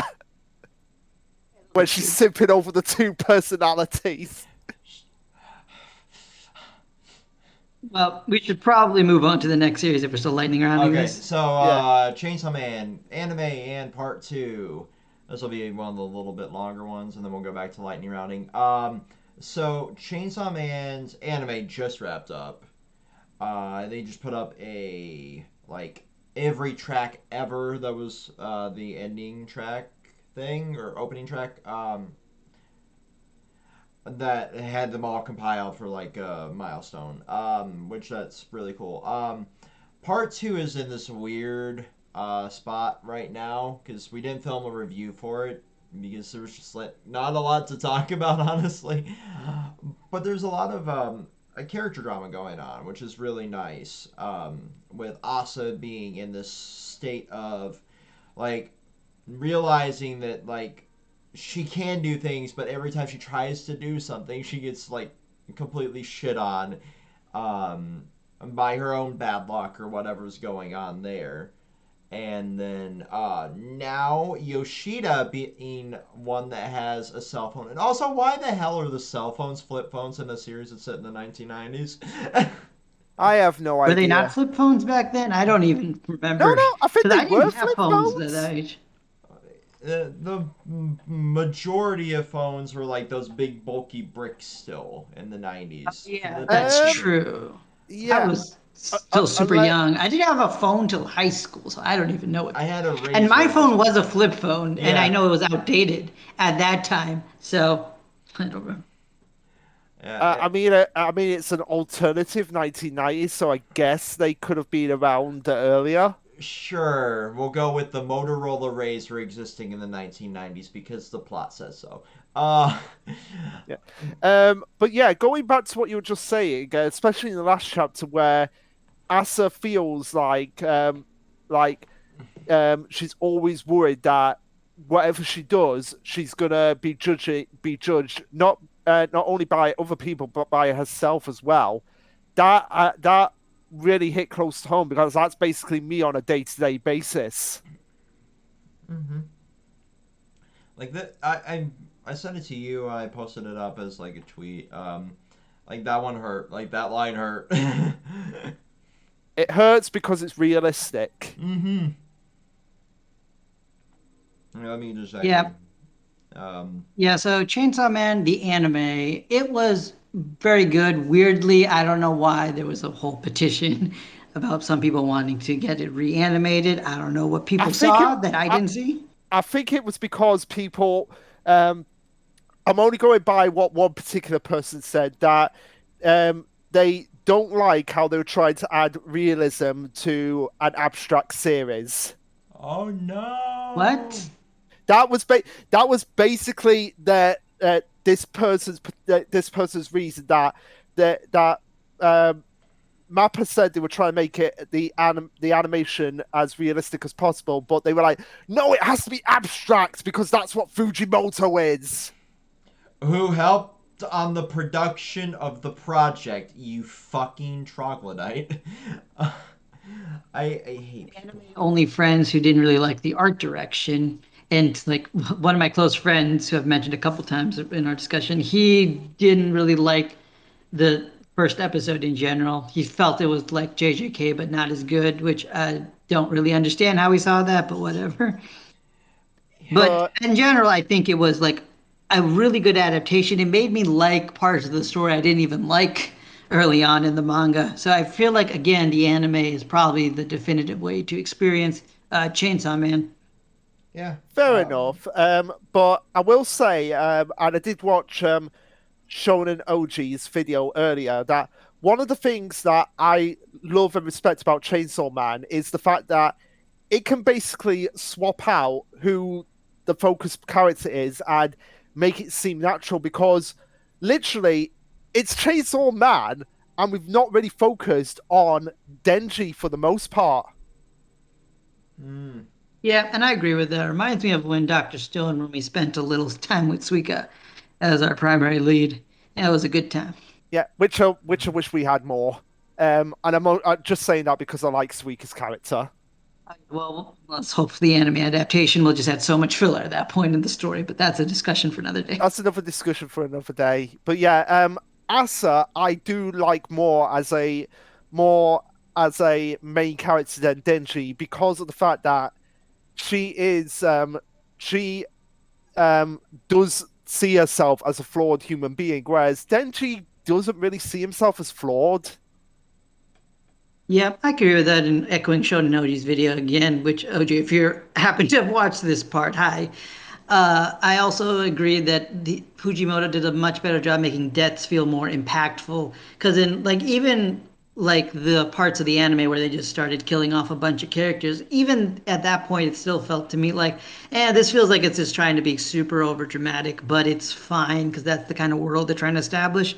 But now that we established it, we don't need to just randomly kill primary characters anymore. We can instead just kill characters when it's narratively relevant. Yeah, like Bucky. Or Yeah. the few kids that got just completely obliterated in the school. You Yeah, know? but again, those were background kids. I don't care about them, so they can die. But meanwhile, the other girl, Yoku, I believe her name is. Yeah. Yeah, her death, like that hit pretty well. Yeah. Oh yeah, it did because even though she was portrayed as the antagonist, if you want to believe Villain's Wiki, she really did care about Asa as a character. Yeah, I love corrupt justice villains. It's like one of my favorite tropes because I genuinely do believe justice is not objective at all when people are trying to apply it. Yeah. It's Yeah, and I really hope Yuko comes back in some capacity because I generally believe that they could have really been lifelong friends. Well, we do know death in this world isn't so straightforward. I mean, like, I'm still waiting at some point for us to go get power because that's Yeah, probably but going to happen at some point. I was going to bring that up because Power did say when she made the contract in Danger's mind that even if he finds the Blood Devil, it's not going to be power as she was. Yeah, but that'll be interesting because I think we could do the same thing with Yoku. Yeah. Fair enough. Fair enough. My question for you two is that since we have famine and war in the same school pretty much at this point, will we have death in the school as well? Because why not? Because we know that the Death Devil is out there, thanks to Octopus Guy. Yoshida, yeah. Yoshida, that's his name, yeah. We know the Death Devil's out there. What do you think the design of the Death Devil would be? I mean, people would say like, oh, it's obviously going to be the Grim Reaper, but I don't know. I don't want it to be that because that's too obvious. Feeling it's a Japanese series, I'm not going to incorporate the number 4 involved because the number 4 is like similar to their word for death. So I have a feeling that's going to be incorporated in the design. That's what I'm saying. Like, do you think it will be basically just the Grim Reaper? It's hard to say. I feel like skulls might be involved, but I think Japan has way more symbols of death because the Grim Reaper feels more like a Western version of death. I don't know if that's actually true. I could just be making this up. Well, but I'm just saying that because you have the Castlevania games, which were developed in Japan, and that has the Grim Reaper. Well, yeah, and I mean, we also had Death in Soul Eater also be like a Grim Reaper character. I'm not saying they can't use it. I'm just saying that there are probably other symbols that mean death in Japan that might be more interesting to use. Like I was referring to like the bird as like maybe a warning of death there. The raven that was floating around a few chapters ago in one of the reviews, but it's hard to tell. Like they could go like the broad route with like the Reaper, or they could go like a more obscure route. But I do think that part 2 will probably wrap up in like 2024, 2025. Simply based on like the release schedule right now, and also like how the plot is progressing and how Fujimoto doesn't really make like super long running things. He likes to make them short and concise, and then we'll get like a part 3 like a year later, like we got with part 2 coming around. Yeah, which I think that's best, honestly. I think he has probably one of the best schedules of the system. Like, there's another series I don't know if we'll get time for, but like other than that free form, like having we'll try. But other than that free form, I feel like a bi-weekly kind of like schedule and then splitting into parts is probably like the best for everyone.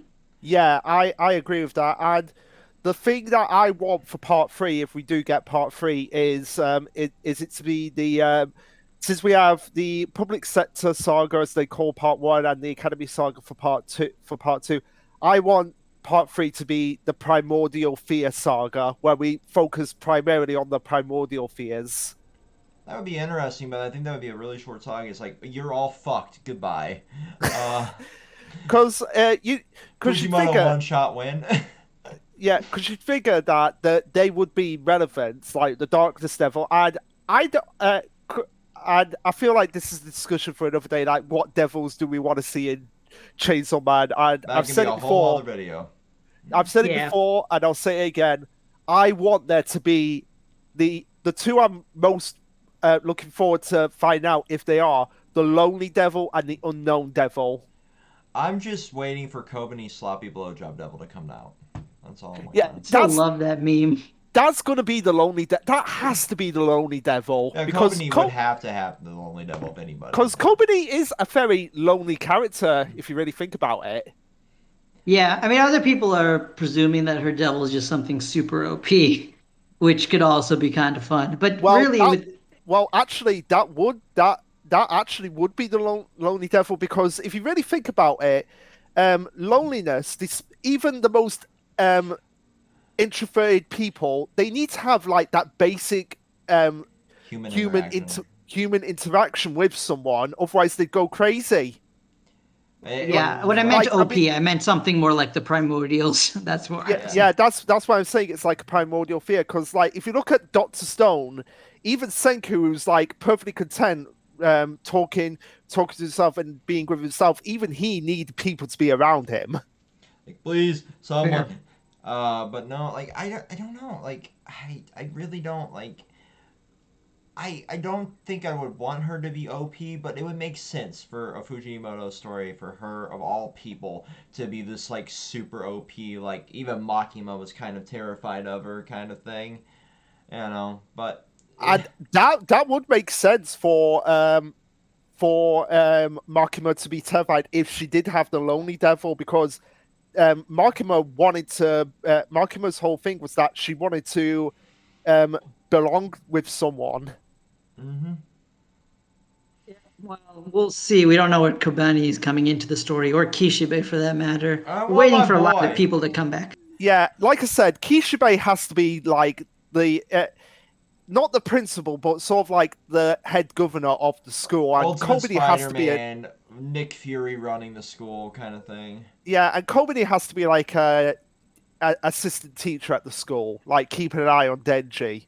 Who knows? How many people do we need to keep an eye on Denji? We need a lot of people to keep an eye on Denji. We don't want him turning into Shinji from fucking Evangelion, okay? We don't want him jacking off in a corner. But like even Yoshida in the newest chapter, he's like, "Hey Denji, you gonna go be Chainsaw Man now?" And I was like, "Aren't you supposed to stop that?" Yeah, I feel like at this point, because they're in with the Eternity Devil, it's kind of like, okay, now you can do it, Denji. Now I let you off your leash. Because that when he was trying to do it in the school, that was in a public place. But now that they're like completely isolated, he's like, okay, now you can do it. But there's still witnesses. Yoshida doesn't even try to stop any of the devils that are attacking his classmates. He's just like, I'm just gonna make sure Denji doesn't do anything too stupid, but I'm fine otherwise. I feel like if he I feel like he's doing that because if he got involved, then it would be like a problem for him. But it seems like the other students know he's like working in the public sector. They mentioned the council mentioned that they're aware of him doing that. Like, aren't you important somewhere, Buster? Why aren't you doing anything? Yeah, it's weird no one else has brought that up. But it's fine. It's a Fujimoto production. We're here for the ride. Yeah. But Ichinose Deadly Sins. Now this one is very interesting because the first chapter I was kind of like not really feeling this, but then once the second chapter Beyond got it, I was like, okay, I am really getting invested in this now. Yeah, it seems we'll go through each family and discover what their deadly sin is effectively. And I have to say, with the last chapter ending with all those bunnies, I'm like, I don't understand what is happening anymore. But I will say, when we ended the chapter before with the paid dates or whatever they're called. Yeah. I was like, I'm very concerned. I'm very concerned for this character. This author does a good job making me scared for kids. I feel like her deadly sin would be pride. Yeah, some people thought it was going to be lust, but now it seems like it might be either greed or pride. Yeah. Because it could be she just wants money from these, I don't want to say the word, sugar daddies. Or she wants like the attention. So it's hard to say because no one has any memories. And I like that they found a new way to make amnesia interesting because amnesia is usually so cliche to use, but I feel like in groups, like for anyone who's seen like the series Dark Matter or read the comics, that was like a whole group of people who were like, yeah, we don't have our memories anymore. We need to figure it out. And also, apparently, we weren't very good people. So this is going to be very tricky to do. Yeah, which brings me to my theory about what actually happened is that they were considering. I shouldn't really say it, but they were trying to end it all with each other. Yeah, I don't want to say the word. Yeah, for demonetization purposes, I get it. Yeah, but I feel like at the beginning of the series they were trying to end it all, but they couldn't because of something that happened, and they just wind up losing their memories. Yeah, that's a prevailing theory, and I think it makes sense. And it makes me interested to see how the series goes. And this is one I expect to be short. I just like the author's last work. I would short, say sweet. I could see this being Chainsaw Man Part 1 length. Yeah. That's a good length. Yeah, based on what you said, like that makes sense. I haven't read it, so that's why it's part of the lightning round. Fabricant. This is the I have one. not dived into this, so This is the I one have that no Me then. Marcus was comment. talking about earlier. Uh, Okay, so earlier Luke mentioned that a series with a busty female character cannot carry, but this series is definitely gonna try. Because man, like one of the last chapters ended that I thought, oh man, this has such interesting implications for the world, and then people were like, oh man, I really enjoy this number 100. She is hot. She basically gives the mommy, scary mommy vibes that everyone's uh, digging. So I I'm. think this series, what its strength is it does a good job in its first chapter doing what first chapters need to do. Because I feel like a lot of series, even the last one we just talked about, Ichinose didn't do the best job with it. It did okay. I did like it, but this one I think did a good job with its first chapter, being like, okay, these are our characters, this is their goal, this is the backstory, and this is their current dynamic.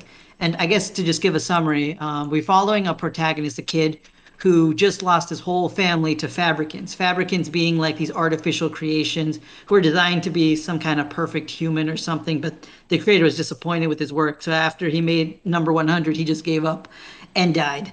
And so then the fabricants are like, okay, we need to go out and find humans and perfect ourselves by incorporating human body parts into us.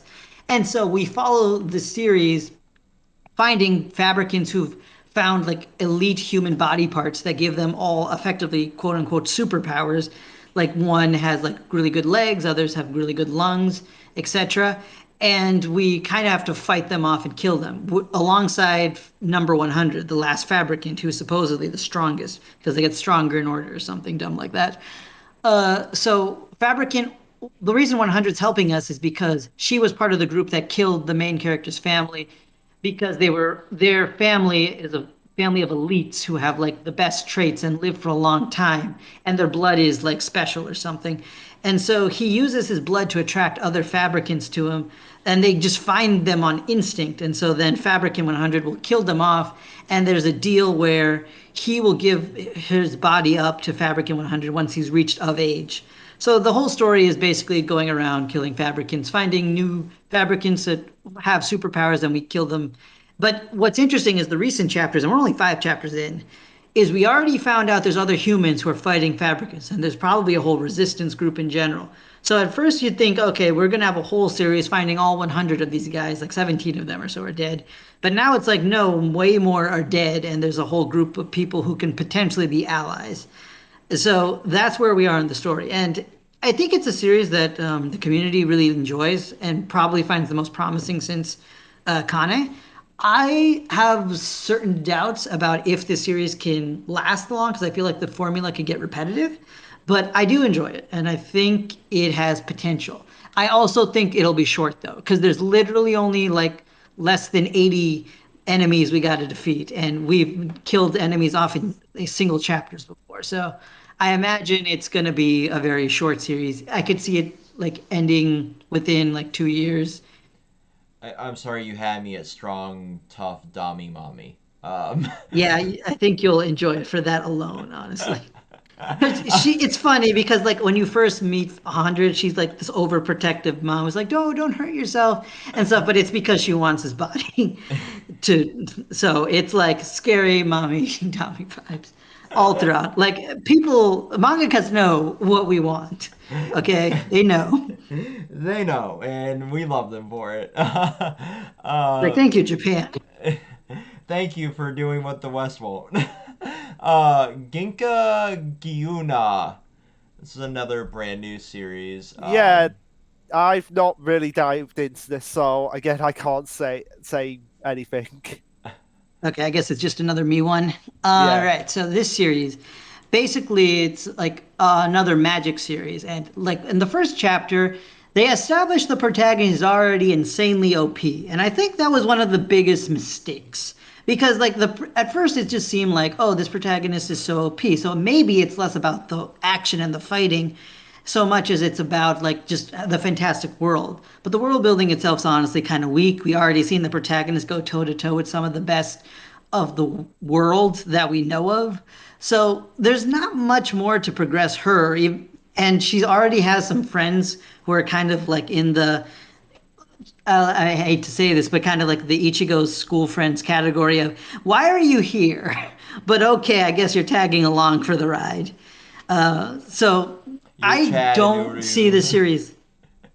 I don't see this series lasting, to be honest, but I know some people who love it for the way it does its art and the fact that it gets super dark. Because recently we just had like a fight that lasted more than one chapter, and I was like, oh my god, this is a miracle. But this villain was just so messed up. She turned people into like bombs and things to just throw off her characters, and I'm just like, man, this is a messed up villain. So it's really good when it's good. Its comedy is fun, but it doesn't feel like there's a story to be told. I mean, there is a plot line of finding Ginka's other body parts because his body's cursed, so he needs to recover body parts to restore himself. But I also just like don't care about that, and the world I don't care about, and I don't see the direction. So I feel like it's gonna get axed. But other people think based on its placements in the magazine, it could keep going. But I think it's one of those series the author needs to like figure their stuff out. Okay. Yeah, that's a prevailing theme with a lot of these newer series too. Is like figure it out and figure it out quick. Um, like Cypher Academy feels like 5 years out of date. Oh God. We've already had Super Smartphone, and now we're moving into another series with Technobabble. See, I Yeah, but love my this one's way Technobabble. worse. Oh God, oh God. Thank God I I didn't also pick like this one up. Technobabble. It's mostly because it's involving like cryptocurrency and like I won't be shocked if we're name dropping NFT groups at some point in this, but it makes sense in the universe, like you were saying yesterday, Party Jams. It's like this type of battle does happen, but it feels super dated in its references because they're like kind of on that downswing. So you just kind of are stuck in this loop of like I know what you're trying to do on a smart level, but on a poor man's level, you're like way too late on the references. Yeah, I what I like about this series is it focuses on like encryption battles, which were very much led by women historically, and I love that it's an all-female cast, except for our protagonist, who's a femboy.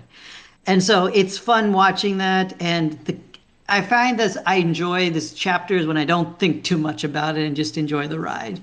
But it's also kind of sad because it's like with smartphone, I enjoyed like following our character's thinking and how he's figured out problems because that's how a psychological series I feel should be. You should feel impressed by the character because this is stuff that you could understand and make sense of yourself.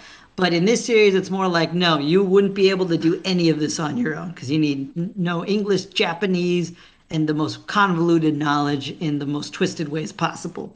So all the puzzle solving is nonsense. I mean, there's sense, but it's nonsense because then this author is very infamous for me because I don't like most of their work, to be honest, that I've experienced. But I also don't hate most of their work. That's the weird thing. Because I'll enjoy the ride, but I'll be like, man, I didn't like that. Why did I just stick through all this? So I feel like Cypher Academy will be that for me. I'll stick through it, I'll have fun, and then by the end I'll be like, that was not a good manga. Yeah, it's unfortunate. I don't think it's going to last. There went my phone. I don't think it's going to last too long. I figure this will be one of those axe baits before something else gets picked up. I do, however, like a lot of their other work. Like the Monogatari series is super fun. But this, I, I, I like that it's trying to be accurate too. But it's, I don't know. I don't know, man. It's kind of, it's kind of one of those things that just didn't need to be a manga. This could have been a one shot, like a super long one shot, and just be done. I feel like that would have been a better option for this one. Actually, yeah, that probably would have worked. But, now that it exists, I just kind of hope, I just recommend for anyone who's thinking of picking it up, it's a turn your brain off kind of series, which Mm, sucks because after smartphone, I was hoping this would be keep my brain on and enjoy being right. smart. No.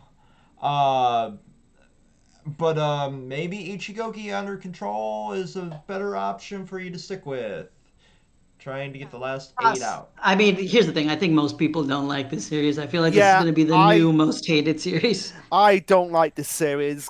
I thought I would like it, but because it's basically I'm going to rebuild this guy and control him from the inside.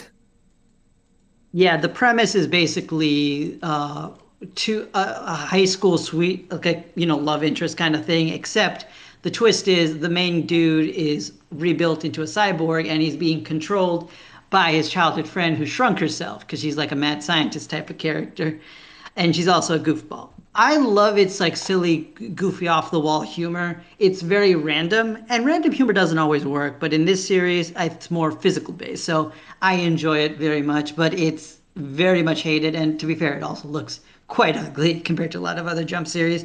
So yeah, I can see this honestly just another axe thing, but I'll enjoy it. And at the same time, I think compared to a lot of things we talked about up until now that are axe bait, this is the one that's a gag series primarily.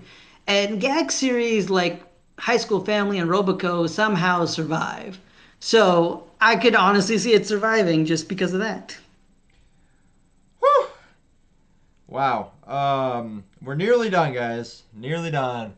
Um, yeah, if it's not hated, I don't picture it'll last long. But who knows? Because like you said, High School Family was a thing. This still is a thing. Um, P6, on the other hand, art style is one of my favorites in Jump right now. Art style at first, when I saw that, I was like, I don't really know about this. I think it was But because, I mean, I did check it out at first, and I think it was just because of how he drew Lucky's hair. that is true. Yeah. But the art gets incredible. Like it's like one of the most beautiful things in the magazine. Yeah, and the reason why I don't really picture me reading this is because I prefer to listen to the music rather than have someone describe it to me. I Yeah, do this will think be an it's anime or a yeah. series This, that'll benefit from an anime. this would definitely benefit from an anime, and I might enjoy it as a result of that. Kind of like Your Lie in April, right? Like where the Oh yeah, soundtrack yeah. helped really super carry that project, and I really do think it would benefit for a lot of people like you. Like I love listening to the music instead of it being described to me, but at the same time, like being sort of in that area now, I'm like, okay, I understand this a bit more, so it makes sense. And actually sitting down and learning music theory kind of helps that too. So it something that I should have done when I was younger and more involved in that kind of hobby than I am now. But cool for me, I guess, learning it at 31. But it's it's super fun. Like I do not picture it being a super long lasting series though. I picture it being one of those mid range like 300, 400 chapters. Um, at the highest, maybe a 250 at the on the like more liberal end of things. Um, Yeah, I agree. It's not going to be that much longer. But I will say this is a series that initially I dropped, but then picked up based on recommendations of mutuals. And I'm glad I did because it's a series that just so greatly improved on itself, its storytelling and character writing, to the point where it's like right below my top five. And like that's kind of crazy to say for a series I almost dropped. But yeah, it is that good. And it like the way it deals with death. And I think the most recent chapters, I guess this is kind of a spoiler, but like the protagonist had a whole goal about like bringing his family together to play for his mom once again, as they did, because the family had a whole falling out and a divorce going on, which is a huge uh, thread that's driving the series. But the mom didn't make it. And now the protagonist is like, what is my goal in life now? And he's just dealing with that and wrestling with the loss of his mother. And I'm like, oh my God, this is incredible. it's definitely yeah, you're right. Like it does tackle those issues rather well, and I'm very curious, like what his new goal is going to lead him to. Basically, like you can do music not for that goal. You can do it, in honor of that person is a common one. Um, Yeah, I think that's where it's going because that's sounds like what he said at a gravestone. But I do think that where we get how we honor the family and how we honor the mother and all this is going to be the new challenge, basically. Like, do I make it a somber sound? Do I make it like this really angry, like I couldn't save you sound? So like it's gonna be real fun to see how this progresses. And I need to read the last 3 chapters. Yeah, I don't know if I spoiled that for you, but I think it was kind of obviously going to build up to it based Yeah, on the last five it's chapters. So very it was a very obvious plot thread. Um, I like letting this Witch Watch and a few others just like sit on like a month's worth of chapters at a time. Usually, 'cause yeah, it's it's just like a better binge for that. yeah, this is definitely a good binge series to have. How about Tokyo Demon Bride? Is that going to be a binge and done, or is that going to continue? I, even though I like the series, based on what it's been recently, I cannot see it lasting all that much because Yeah, I do generally like the series. I like the main character and the main female character and some of the action set pieces, but at the same time, I feel like it doesn't really have its own unique identity. yeah, and I basically agree with everything Luke just said. Closest comparison I can make for those who want is like Sergeant Frog, where you have a protagonist trying to live an ordinary life, but instead of aliens, there are demons involved, and there's a harem element to it as Yeah, well. I But feel I like think this will be the first one axed next year. That's my bet. yeah, which is a shame because I feel like we don't have Rude Dragon. We need we need a girl that has horns on her head. We need that. Yeah, you know, that's a fair point, Luke. You bring up a very good point. A girl that has horns on her head. Yeah, I didn't want to say that in a sense Yeah, that I would make it know, like I know what you're what going to say. the But yes, horned girls are very cute. There's a tag on Rule 34. All for that. Anyway, Trojan X is the enigma of the magazine. Well, it's not even in the magazine, but yeah, Yeah, of that's true. Shonen Jump. yeah. I Yeah. know absolutely nothing about this series.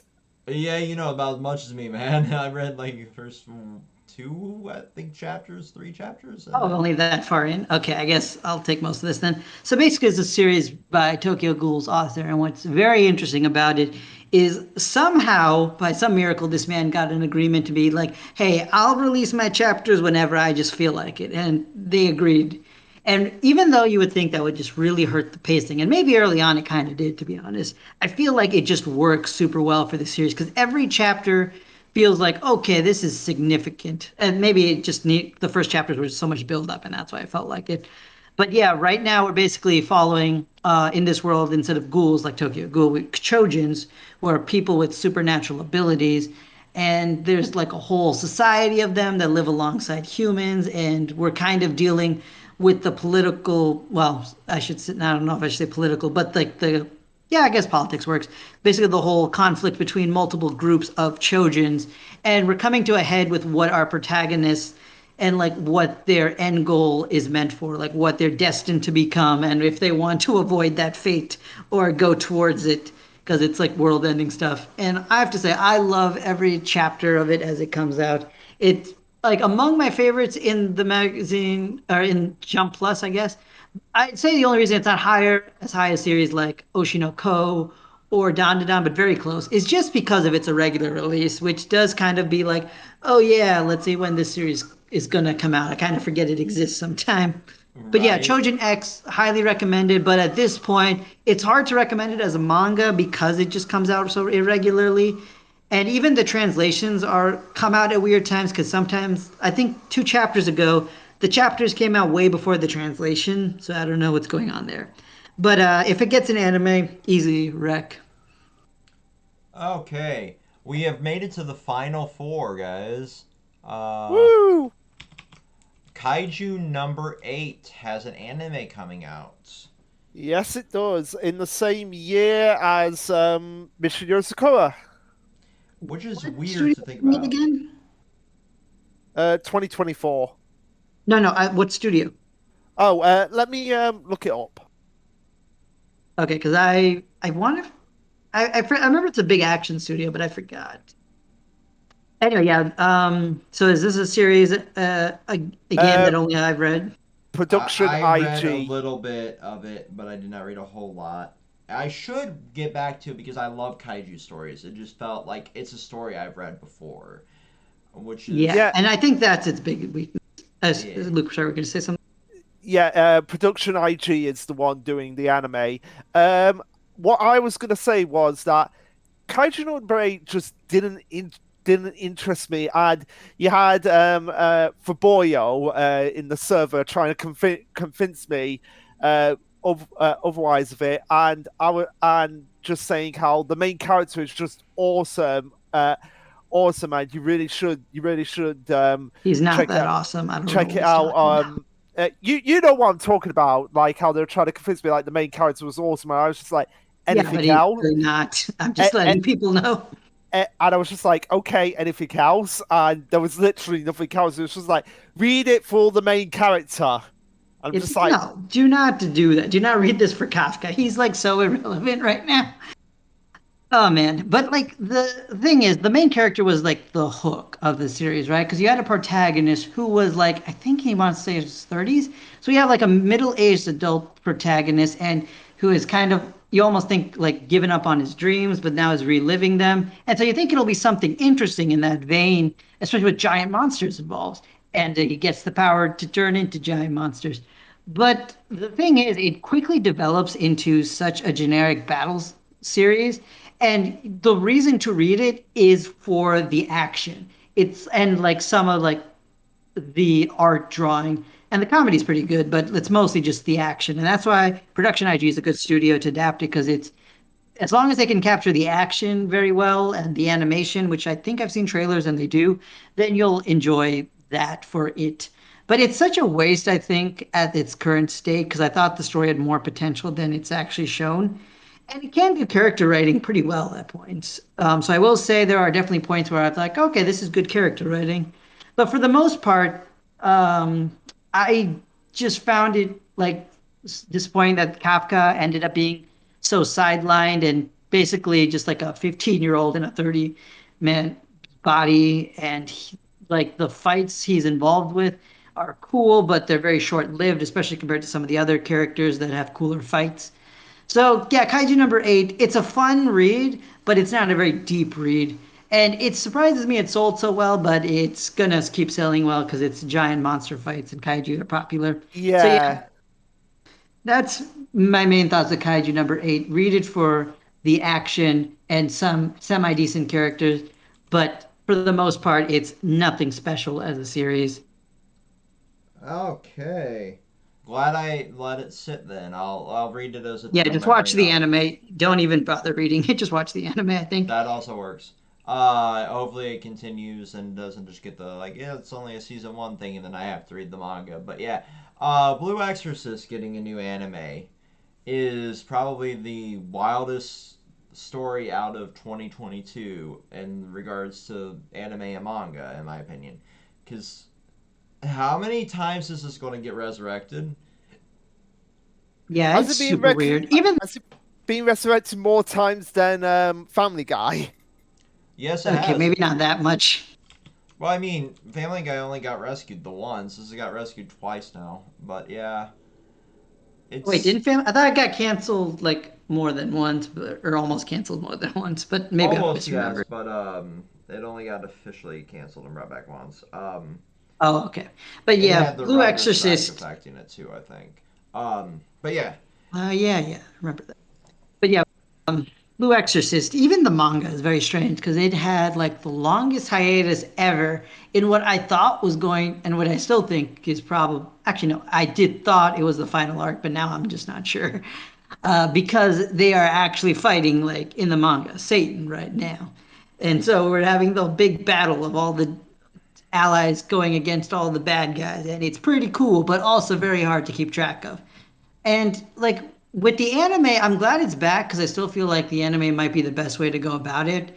just because the anime adaptation is super good rather than any issues with the manga. But with the manga, I feel like this is a series that is very much hurt by its monthly progress because there was this interesting fight between the two sibling characters, and they're two of the primary characters. So having like an extended fight between them, especially with all the build up to it, was cool.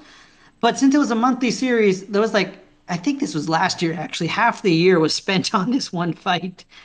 But then, yeah, I mean, the Satan fight taking as long as it is fine because it felt climactic. But at its current state, I don't know where it's going because, like, it looks like our characters are going to take a detour in the middle of the fight. So I don't really know what's going on in the manga. I'm not sure where the anime is like gonna do with some of the source material because some of the backstory arc that probably has to adapt is very confusing. So Blue Exorcist is a weird one, but I enjoy it. I do want to say it's a good series, but it's one that I think is kind of past its prime. Yeah, very much so. I read it back when it was week or quote unquote weekly, when we got actual physical Shonen Jump over here. So it was a fun read then, but it very much like seems like one of those stories that just needs to not exist anymore and just wrap up because it's very much a product of its time.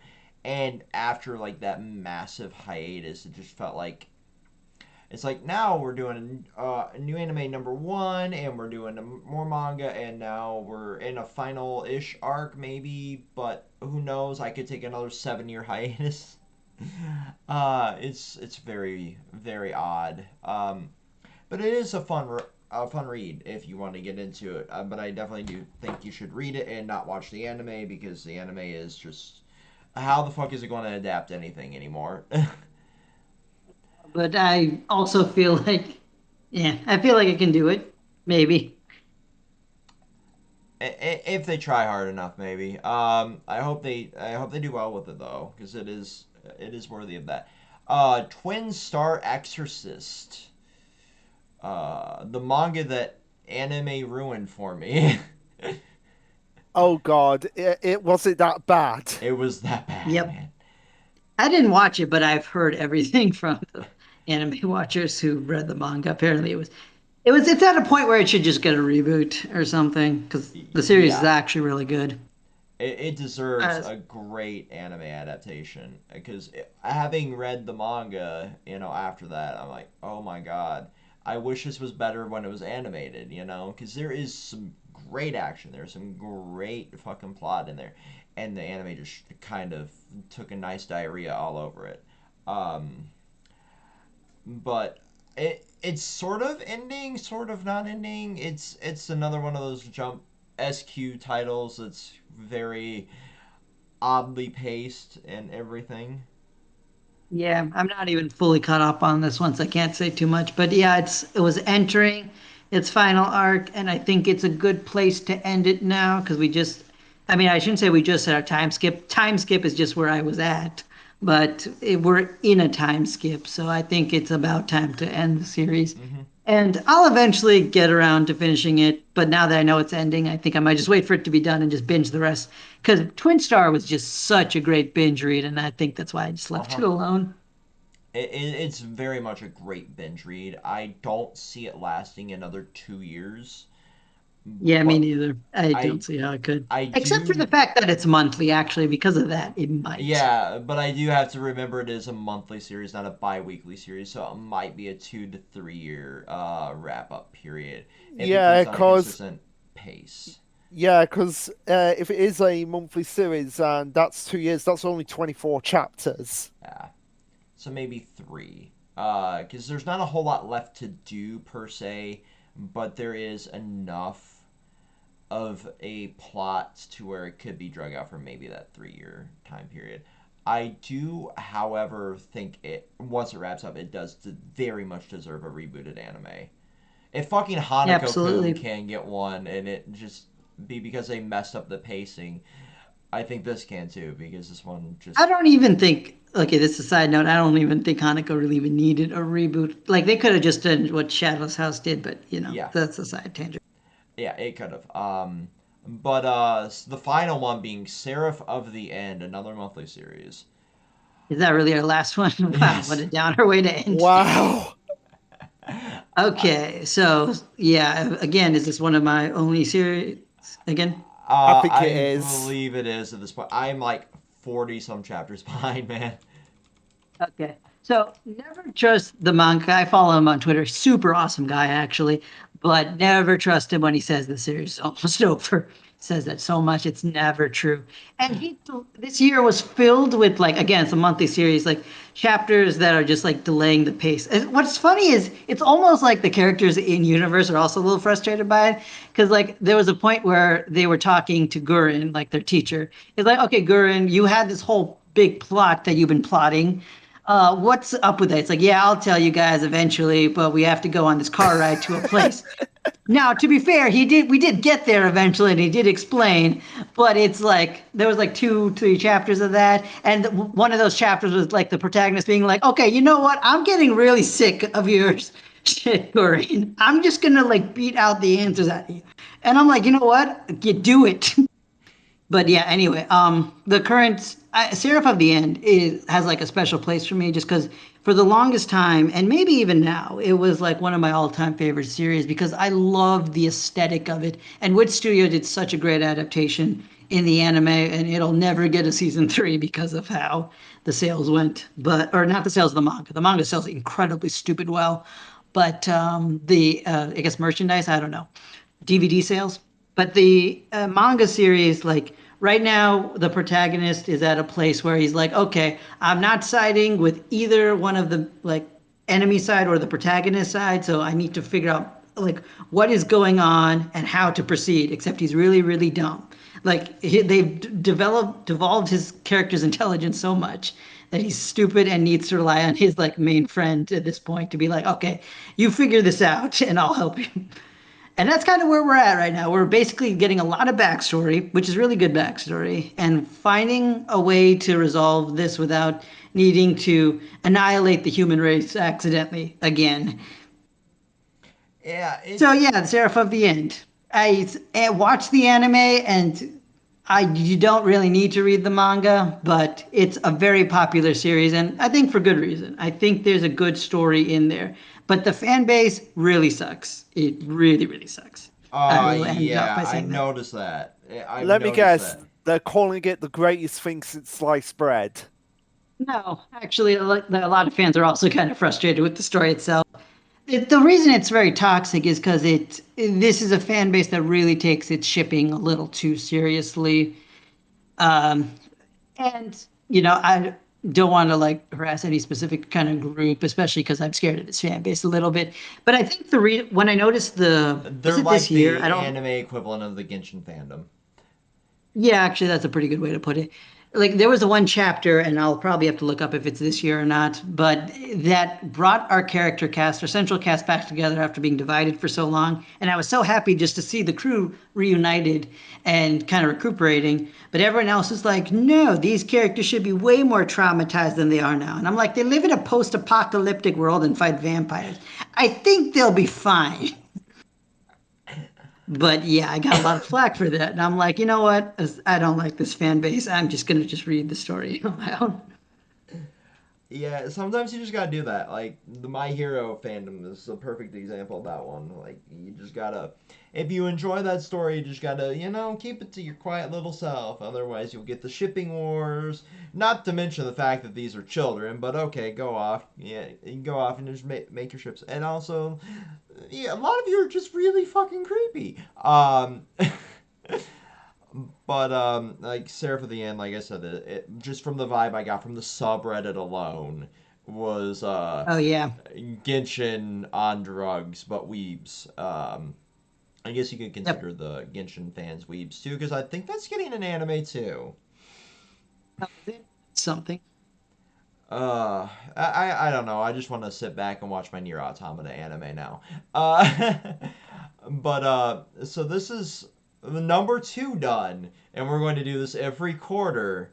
And I'm just looking at the time clock. I prematurely tweeted like nearly 5.5 hours, but we're almost at 5 hours now. All right. Unless we want to fill another half hour with more Jump Plus. Oh no, no, no. Yeah, I'm just kidding. So more. So, So, what do we want to end off with? Because I really don't know if I want to end off with Seraph of the End. I love the series, but I don't think I want to end off.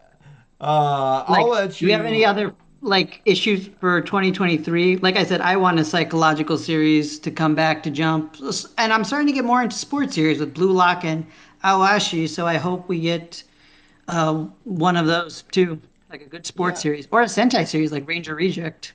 yeah. I cannot wait for that anime. Um, Ranger Reject just is amazing. Go read that Yeah, instead I of mean that's a any. whole other podcast. Weekly But Shonen Magazine.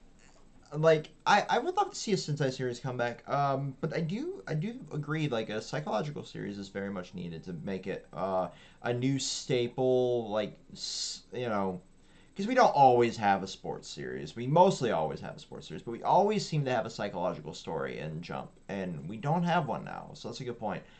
I Yeah, I mean again, unless you count Cipher, which I really don't want. Well, I guess you could count Deadly Sins. Yes, that's more like, yeah, I guess that is psychological, but I guess when I say psychological specifically, I meant more like mind game series, like with Promise Neverland, Death Note, to some Oh yeah, extent for Doctor Stone, yeah. Smartphone. One thing that I really want to come back in some capacity again is Doctor Stone, but as like one shots for Yeah, from time yeah. to time. We could probably get that. Like there's enough there. Although I'm pretty sure the mangakas have other projects they're working on too, so Yeah, you know. yeah, which is a shame because I'd really love them to come back. Well, I mean, I'm sure they will at some point. I mean, with Ice Shield and Doctor Stone, I feel like if Inagaki is just like, "Hey, I want to write a new series," they'll be like, "Yeah, let's do it." Yeah, and and what what I want to see as well is um as much as regardless of what we feel about the series as a whole, I want the Promised Neverland author to come back and do something else. It could it could come back. There's enough there after the like nice little wrap up chapter that was in that special volume. Um, but I don't think that author really has the desire to fully revisit that world anymore. Oh no, I don't mean revisit it. I mean come back with something completely different. Um, I'll be honest, I'd be very hesitant to read it. I probably would, but I'd be the entire time like, I'm keeping an eye on you. mhm. Yeah. But as well, pretty much as well. Another thing that I'd like to see is harem series because we haven't got a harem in a good while. Well, no, we have Tokyo Demon Bride, but that's probably going to get axed. So, Yeah, but yeah, you're right. We should get one that doesn't get axed. yeah. Get one that doesn't get axed, but do something different. Like don't make it an obvious harem at first. Well, I mean, I don't know about that. And this is kind of my explanation. I feel like a harem series should just like establish itself off bat. Because like with Blue Box, for example, I didn't expect a love triangle and I didn't want one. And luckily we don't have it anymore. But I would rather them just say like make it very obvious there's at least multiple love interests like off the bat. And then we can slowly build up a harem. But I don't want to be tricked into reading a harem series. Just tell me it's a harem series. Right. I don't want it to turn into um shit brain. Like Ayakashi or Dandadan where like it ends up like in this like massive harem aspect even though like the main plot isn't, the harem itself. Yeah, that's a good comparison because I love Don to Don, but it really doesn't need the harem element at all. Right. Um but I think the other like the axe bait we need to replace and I think like that's a good way to do it like put a sports series, put a psychological series, put a harem series in there and let them kind of take their own like little spin on things and see if they progress to the next recording of this and maybe by then we'll be talking about. That's Ann Arbor. Yeah, Yes. just coming in right at the end. I'm just hitting with everyone Happy New Year. It's like 6 after 12. Oh yeah, it's Happy 12 New Year, a.m. man. there. Happy New Year. Happy New Year. Happy New Year, my friends. And I'm gone. Have fun. Okay. The video is great. Everyone should like it to watch it. Bye. Bye. But no, I think those axe baits will replacements will do well, and I don't think we'll have a very long running harem series anymore though. I think that's one genre that's went way past like it's keeping a long running because we've had so many bad long running harems lately. Yeah, and even our current one is not looking like it'll stick around. But yep. Also, this is why you should stick with Controlled Chaos podcast to the end. You never know what you're gonna get. No Nope. kidding. You get the little troll there at the end from Ann Arbor, and then oh, that was unexpected. But I do think out of every genre, I think like the longest running, if we go from like projecting if those are the axe baits, the psychological one will be our long lasting one again. And I'd like Well, that. I would hope so, but after smartphone, I'm a little hesitant if that'll be true. Yeah, you're right. And like even like fucking Phantom Seer, like it only lasted 53-ish chapters. But I think it'll be the longer running of them just solely on the fact that there's such a drive for that style of story again. But who's to tell if it's a good written one? It might just succeed. But poor like dog shit, like no, like it'll just drop almost immediately because fans are kind of tired of those ones too. Projections are hard. How do people do this for Actually, I sports just ball? thought of this. Like, Cypher Academy could probably fall into either of these categories depending on the direction it chooses. Because we do have an all female school except for a male lead, and also like random like mind games at times. That is true, but I don't think it'll last too long. I Well, I honestly, hope not. I think it'll be gone by the time our next video of this comes out. Yeah, probably. We'll see how well this stuff ages.